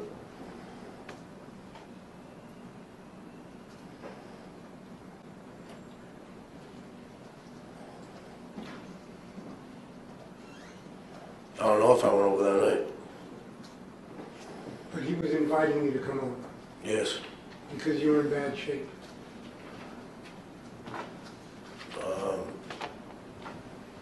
Probably not at that time, because I was in bad shape. Excuse me? Probably not at that time, because I was in bad shape. Well, you were telling him what bad shape you were in, right? Yeah, And he said, come on over yeah, that's what he said. to help you. Yeah, that's what he said.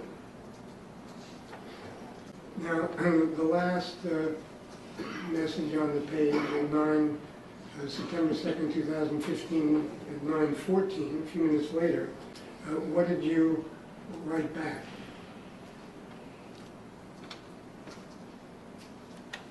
What, the next one? Yeah. I wrote back, I'm playing with little Michael at Park now. I just drank a pint of Ruble, and it's not cool. I said, it's ruining me. And what did you say then? I said, it's ruining me. And what is ruble? It's vodka. So you ended off these text messages by drinking another pint of vodka. Yes. And do you remember what you did after you finished?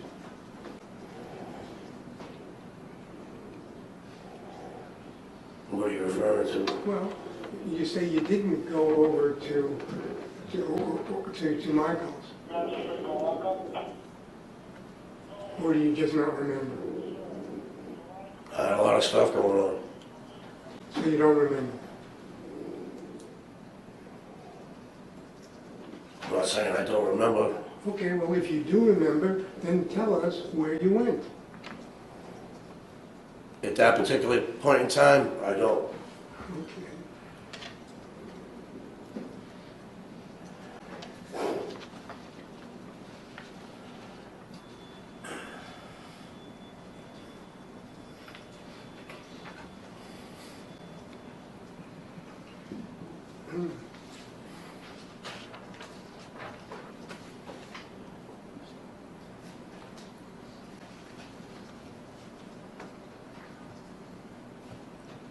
Mr. Deacon, do you know what he's looking at?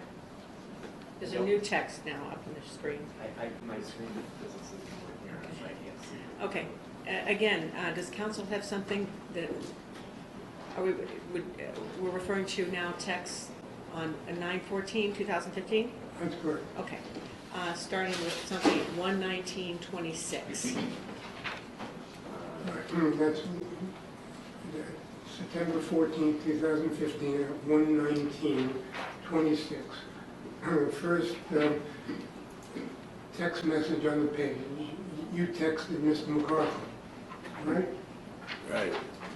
Now this is the day before you testified that you spent the night at their house. The day before? Didn't you say that you spent the night at their house on September 15th?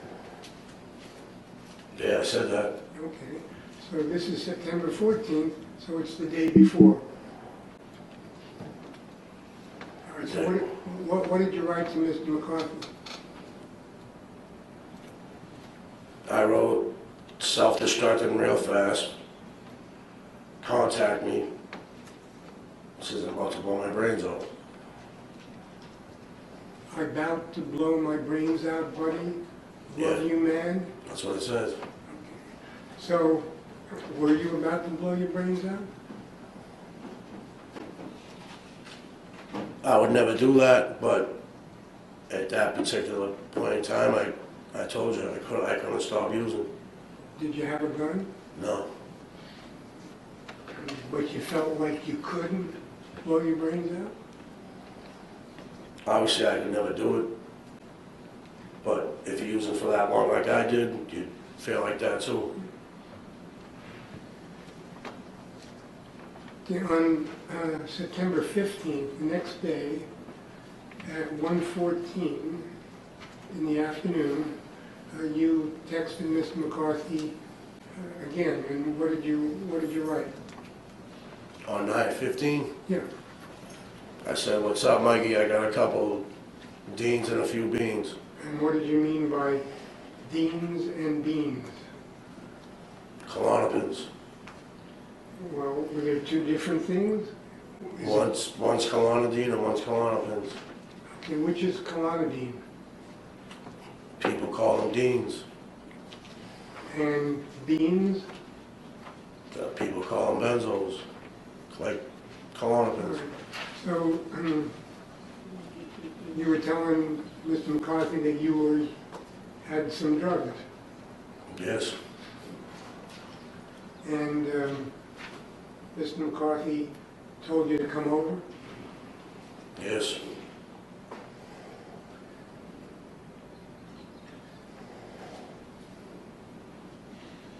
And what's the next message you sent to Mr. McCarthy at 1:16? Next message says, "Okay, I'm trying to make a couple moves. I'm heading that way around 3. Love you, pal. I'll text you when I get to Andrew." Okay. And what did you mean when you said you're trying to make a couple of moves?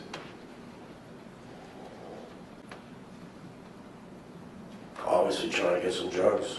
Okay, so you had some Deans and beans, but you were out to get some more drugs. Probably.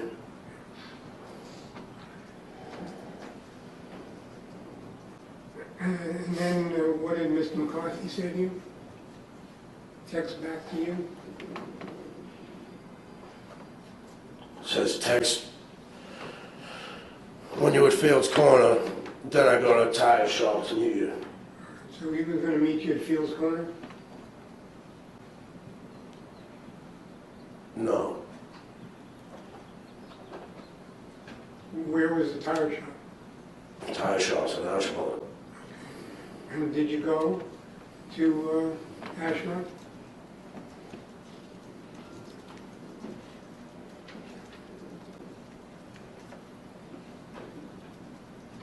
Yeah, I went there. You did?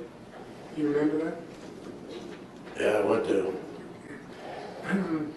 Then your next text, about a minute later or so, what do you write to Mr. McCarthy? What, on 9/15? On September 15th, 2015 at 1:20:10. It says, "Okay, Buffalo Bill, did she get any solo, any Suboxones?" Okay. And who are you referring to when you said Buffalo Bill? To the movie, Silence of the Lambs. That's the Buffalo Bill from Silence of the Lambs that you're referring to?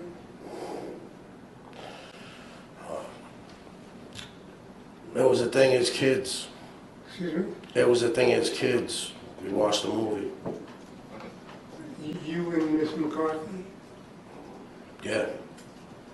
And you called him Buffalo Bill? It's, Let me ask you this, Mr. Sprinsky. Did you hear about Buffalo Bill from Rochelle Bond? no, She never mentioned. no. So then my question is, did you refer to Michael as Buffalo Bill? Yeah. This was a nickname? No. Not a nickname. Okay. And then you said, did she get any Sobo? And by that you mean Suboxone. Yes. And who are you referring to? Rochelle. So did you have some reason to believe that Rochelle was getting Suboxone? Yes. Had she told you that you were going to get Suboxone? No, I know she's had them before.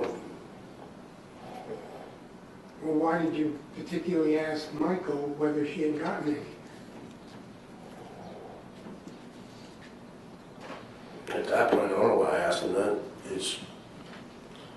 know, it didn't feel good. So this is the day you went over and spent the night there. Yes. And it seems from your text messages that you were stocking up that day on beans and deans and Sobos, and you were going to make a few other moves for other drugs. Is that true? That was a normal day for me back then. Okay. And the other drugs were probably heroin? Yes. Okay. And so what you did that night at Maxwell Street was to get high on all these drugs? No. It's not what happened. You didn't use them? Not that night, no. So you're telling me you spent the day getting drugs. You went over with Michael, who you say you've used drugs before, and with Rochelle, who you've used drugs before, but nobody touched the drugs? Not that night. Why didn't you use them? Maybe I didn't have any. I didn't have no heroin. What? Like, what are you referring to? What kind of? You stocked up on all these drugs that day, and I'm asking you, why didn't you use them that night? I didn't stock up on drugs. Well, didn't you say that you'd gotten some beans and deans? Yeah, earlier that day. Okay. And you were hoping that Rochelle had gotten some Suboxone? Yeah, obviously, because I didn't want to get high. And then, well, you know that people who use Suboxone to get high, don't you? No. In any case, what about the heroin that you copped that afternoon?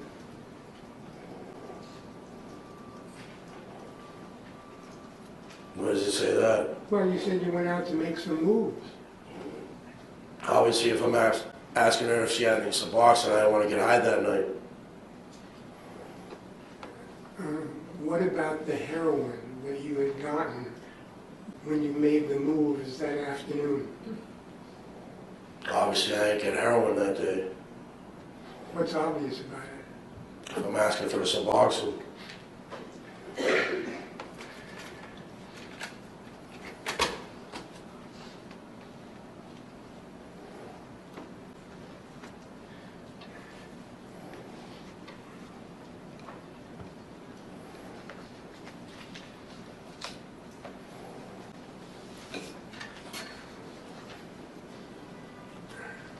Now, Mr. Sprinsky, you told us at some point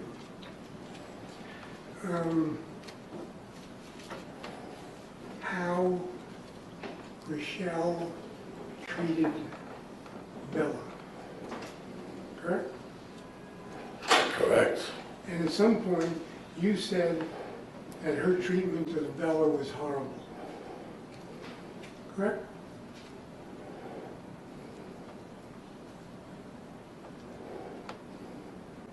Pretty bad. Did you use the word horrible? I might have. And when was that?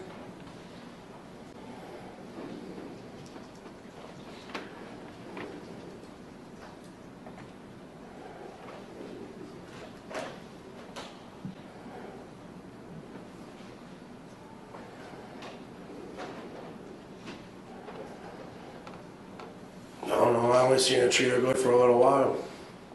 Excuse me? I only seen her treat her good for Bella for a little while. Well, I'm asking you when it was you saw her treating her horribly. When?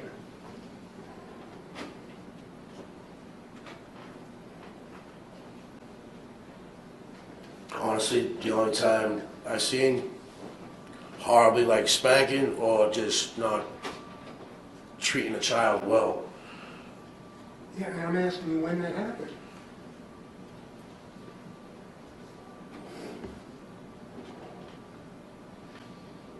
On a few occasions.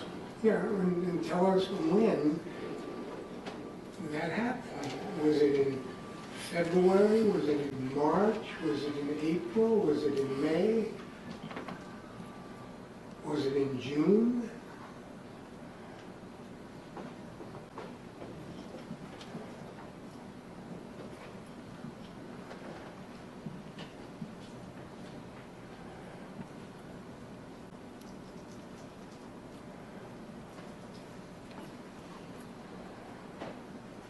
So it was in March. In March.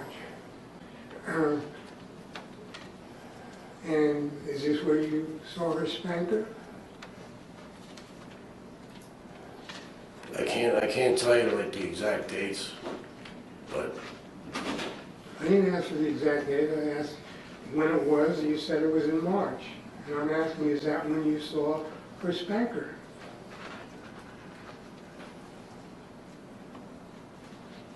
yeah, I seen that.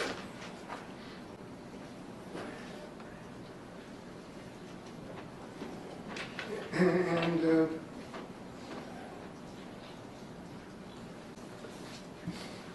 I believe you told us what kind of a spanking it was. What kind of a spanking?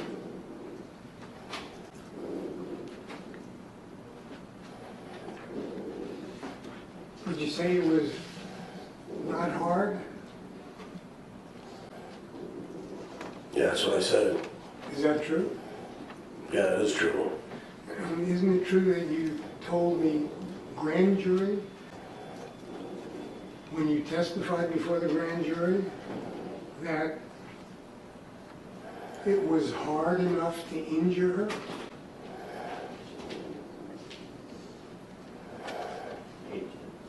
Can I see that? Sure.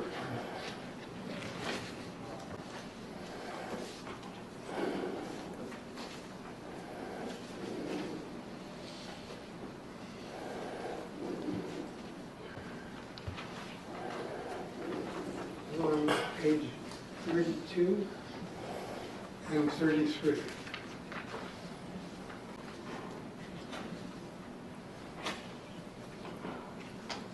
Beginning at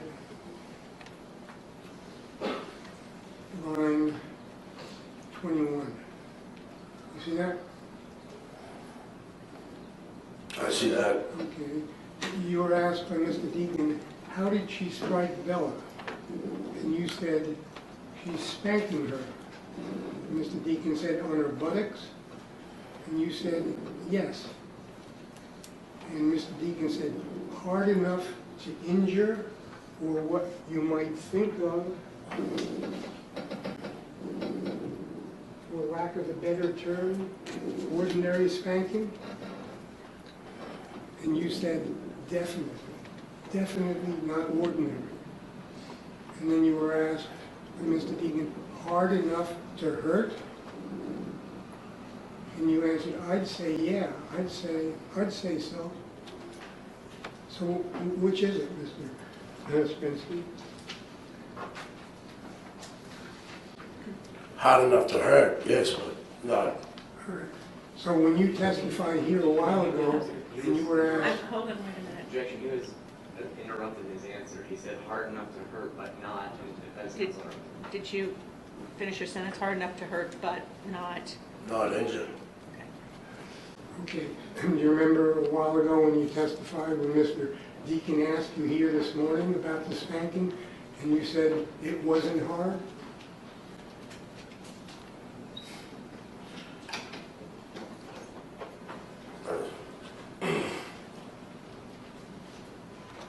Yeah, I remember that. So which is it? Was it hard or not hard?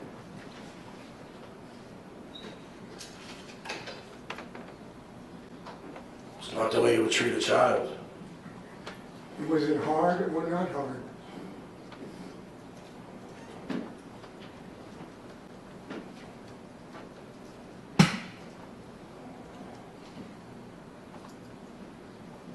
I don't know, I've never spanked a kid. So What did Bella it was do? pretty hard then, I guess. Pretty hard. So it was hard. So what did Bella do that caused Rochelle to spank her?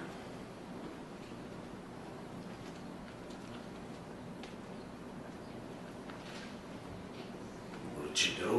You know, what caused Rochelle to spank Bella?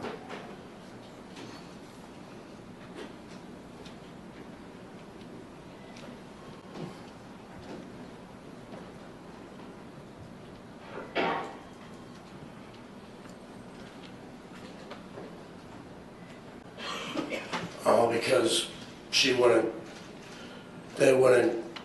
Bella wouldn't tell her about the demons that were inside of her. So Rochelle spanked Bella because Bella wouldn't tell Rochelle about the demons that were inside Bella. Yes. So Rochelle was asking Bella to tell her about the demons that were inside her? Yes. And what did Bella say? My kid doesn't understand that. Did Bella say anything? No. And so then Rochelle spanked her because Bella wouldn't tell her about the demons that Rochelle thought were in her. Yes. And how many times did that happen?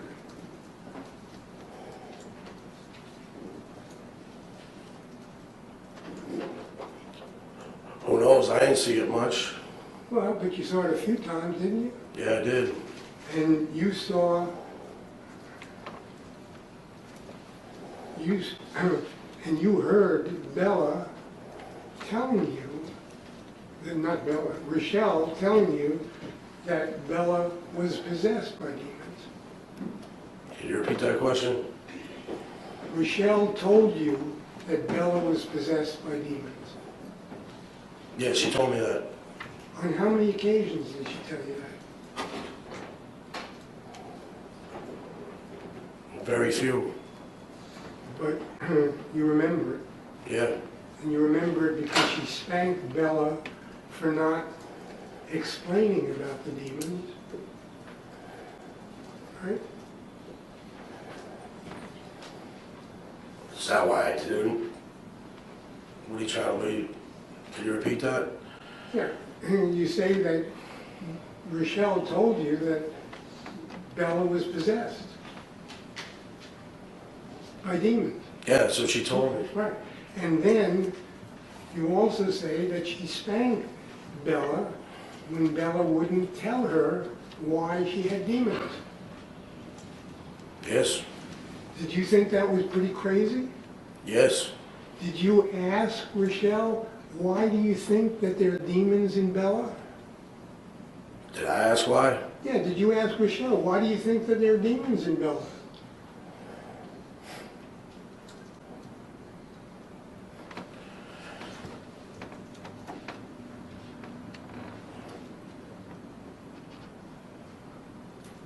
I asked both of them. I asked you whether you asked Rochelle, So I think he said, I asked both. whether or not, or why she thought that Bella had demons in her. Did you or not? I asked both of them. It was a normal thing during Just that time for... Mr. Mr. Shapiro, I think he's answering the question. No, I don't think he's answering the question.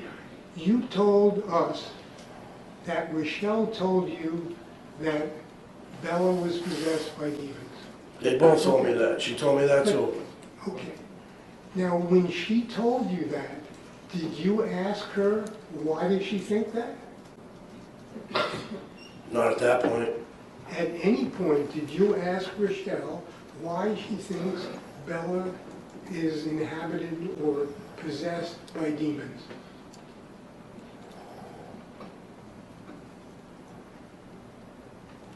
Probably not, because it was mentioned so much about other things. So That was just a normal thing, me hearing all the time. you thought it was pretty crazy, right? Yeah.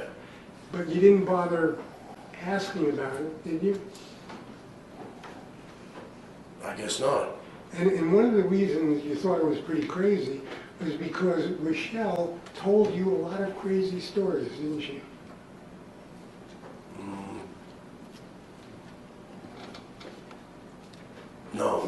He never told you any crazy stories? We really never spoke that much. I didn't know her. I only know her for about 3 months. You say you lived there for almost a month, Yeah, and you didn't talk? kind of, but not really.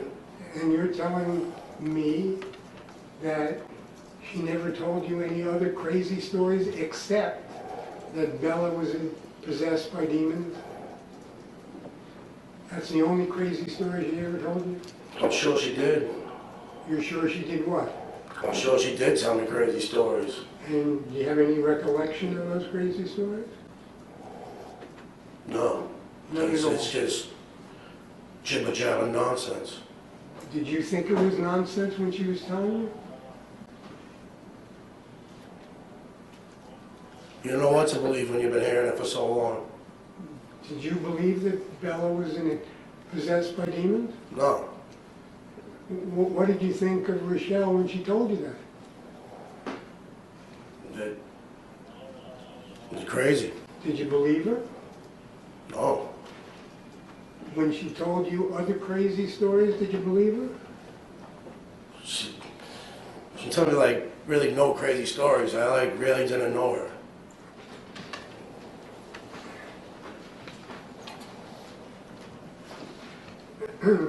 Now, at some point, you say that, let me ask you this. You remember Rochelle had a cat?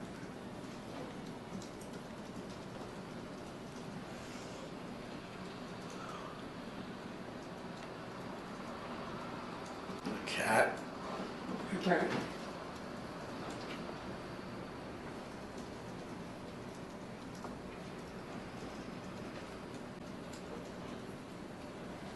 I don't remember a cat. You don't remember when you first moved in, there was a cat around the house? No.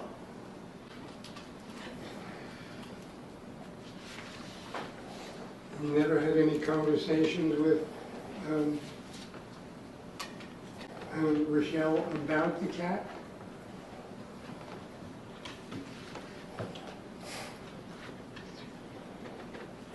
I don't remember a cat.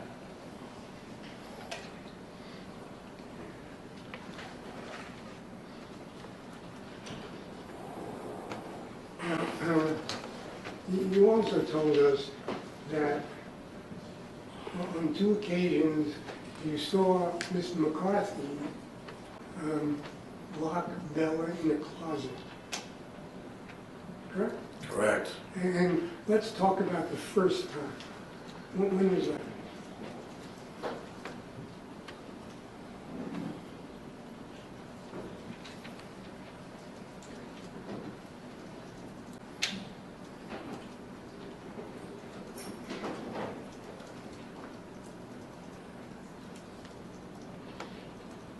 I'd say it was sometime in March.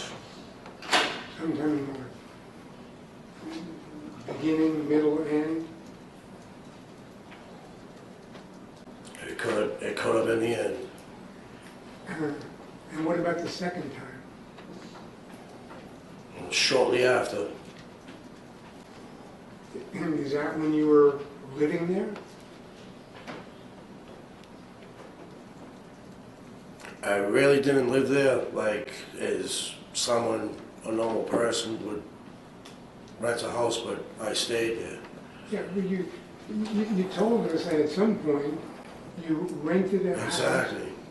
You rented a room. Yeah, What room was it? the back room. Okay. And did you have your sheets and blankets and pillowcase that were in that room? No. Did you have any of your clothes in that room? No. I This didn't have much. was the room at the back of the house, correct? Yes. This was the room that was Bella's room, Yes. but they rented it to you. If that's what you want to call it. Well, you say We've you... gone, Mr. Shapiro, we've gone over the renting. Now, the time that you say that you saw Mr. McCarthy put Bella in a closet, you say, was that during the time that you were living there? Or staying there? Yes. Now, directing your attention to the first time you say this happened, where were you in the house at the time? At the kitchen table. And what were you doing? I'm probably eating something. And did something call your attention to anything? Yes. Okay, what did you hear? Obviously, I heard something. Well, what? It could have been a rumble, a voice, anything. So you don't remember what you heard? It was enough to make me go back there. I'm asking you, do you remember what you heard, whether it was a rumble, a voice, or something? Yeah, obviously when I went back there, I heard a little girl crying. I'm talking about when you're sitting at the kitchen table, something made you go back there. Was it a rumble?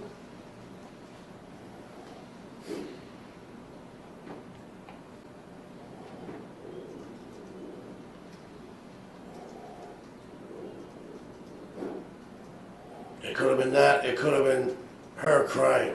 Well, I don't want to know what it could have been. I'm asking you what you remember it was. You said at first, you said it was a rumble or a voice.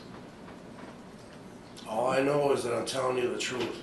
Okay, but I'm asking you, was it a rumble or a voice?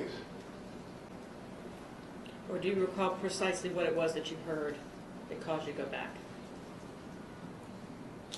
It was a loud enough sound to make me go back there. So it was just a sound.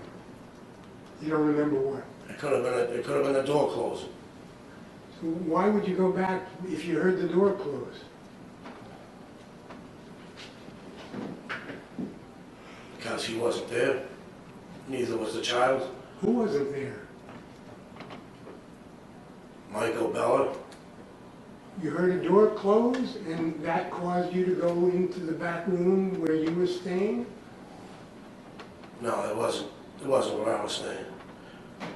It was in the front room. So now you're saying it was in the front room? Yes. So you were sitting at No, the kitchen? I was staying in the back room. You're saying something different. Or you were staying in the back room? You were sitting at the kitchen table one day. Is that right? Yes. And you heard a sound. Where did the sound come from? The front. The front. The sound came from the front, and it might have been the door closing? Yeah, it was loud enough for me to hear it. Okay. So you heard the door closing in the front. Well, I think did he you said, go there? okay, go ahead. What's the question, Mr. Shapiro? Can you just repeat the question so I can hear it? Why did you heard a sound, or the door closing, why did you go to the front room?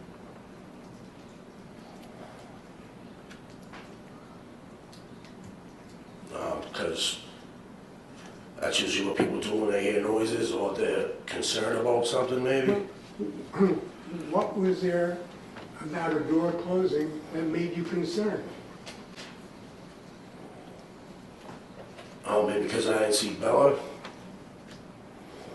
Because you didn't see Bella? Yeah. So you didn't see Bella and you heard the door closing and that made you concerned? Is that what you're telling me? Yeah, that's what I'm telling you. Okay. So then where did you go? To the front bedroom. Okay. And when you got to the front bedroom, was this the room that was Rochelle's bedroom? Yes. Okay. And what did you see? Mike was standing there, Yeah. and I heard the little girl crying Where was he standing? by the door. Okay. And then what did you hear? She was crying And where was she? in the closet. Okay. And how long did you stay there? I told her to get her out. Excuse me? I told him to get Bella out of the closet. Okay. And what happened? He did. Okay. Now, did you see him put her in the closet? No. Okay. So, how do you know he put her in the closet? Because he told me he did. And what did he tell you? that he put her in there for punishment. And did he tell you why he was punishing her? Probably the same way that he always did, because they thought the child was possessed by demons. They asked her constantly. Okay, I didn't ask you what probably. I asked you, did he tell you? Did he tell me? Yeah, when you went in the front room and you say he said he's punishing her, did you say, why are you punishing her? If he was, that's what it would be for. Did you? He's told me that before. Did you ask him that time, why are you punishing her?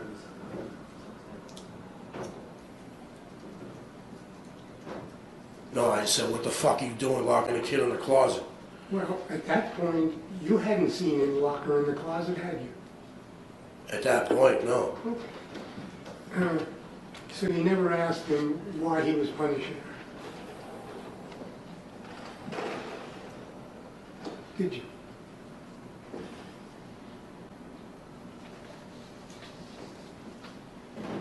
Obviously I did. What's obvious about it? What would you do if you seen that? Mr. Sprinsky, I'm just trying to ask you a question. I'm asking you if you asked Mr. McCarthy why Bella was in the closet or why he was punishing her. Yes or no? Maybe not at that moment, but I know why. Well, you may know why, but you didn't ask him at that moment. Maybe not at that moment. Okay. Did you have a conversation at some other point? Yeah, that's why he said he was punishing her. Why he punishes her. Because he thought that he could remove demons from her. And so you're telling us that he was putting her in the closet because he thought that putting her in the closet would remove demons from her. That's exactly what I'm telling you. And that's what he told you. Yeah. Okay. And Michelle was also telling you that she was punishing Bella because she thought she had demons in her. Yeah, same thing. Okay. And all the time you think nothing of this. Of course I do, but I've known this man for years, and this was a daily thing that went on for years. What, locking people in the closet? No. Did you ever see him try to get demons out of anybody else?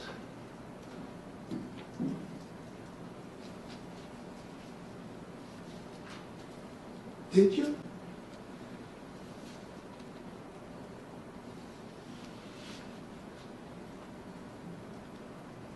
No, but I heard him talk of it. You never saw it, but you just told us that this happened all the time for years. Yeah, talk. But you never saw him try to get demons out of anybody, did you? No, I've seen other things. I didn't ask you about other things. You're the one who said that he always tried to get demons out of people. Talking about it. And at that point in time, it was the craziest.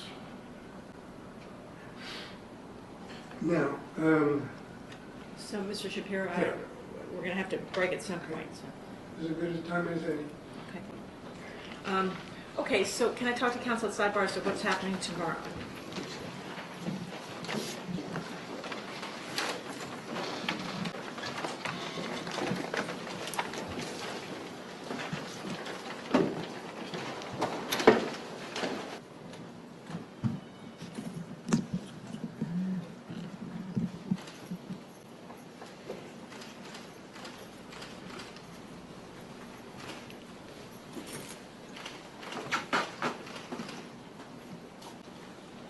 So ladies and gentlemen, I'm just checking as to what we're going to do tomorrow.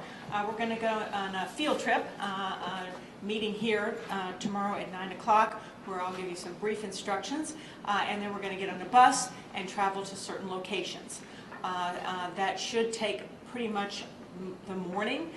We will come back here but you won't be hearing from any witnesses tomorrow, because tomorrow is that shorter day, recessing at 1, and that'll probably be about the time we get back.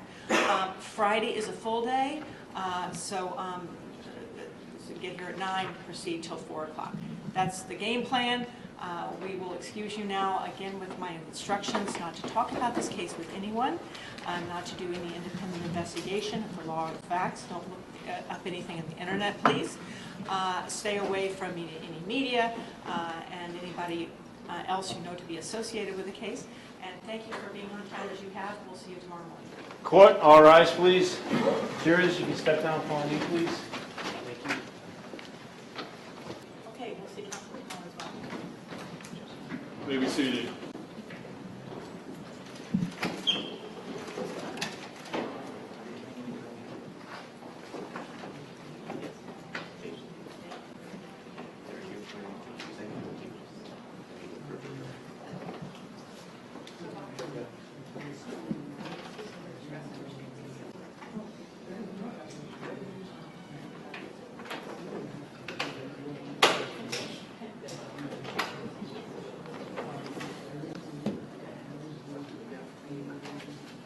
Full judge.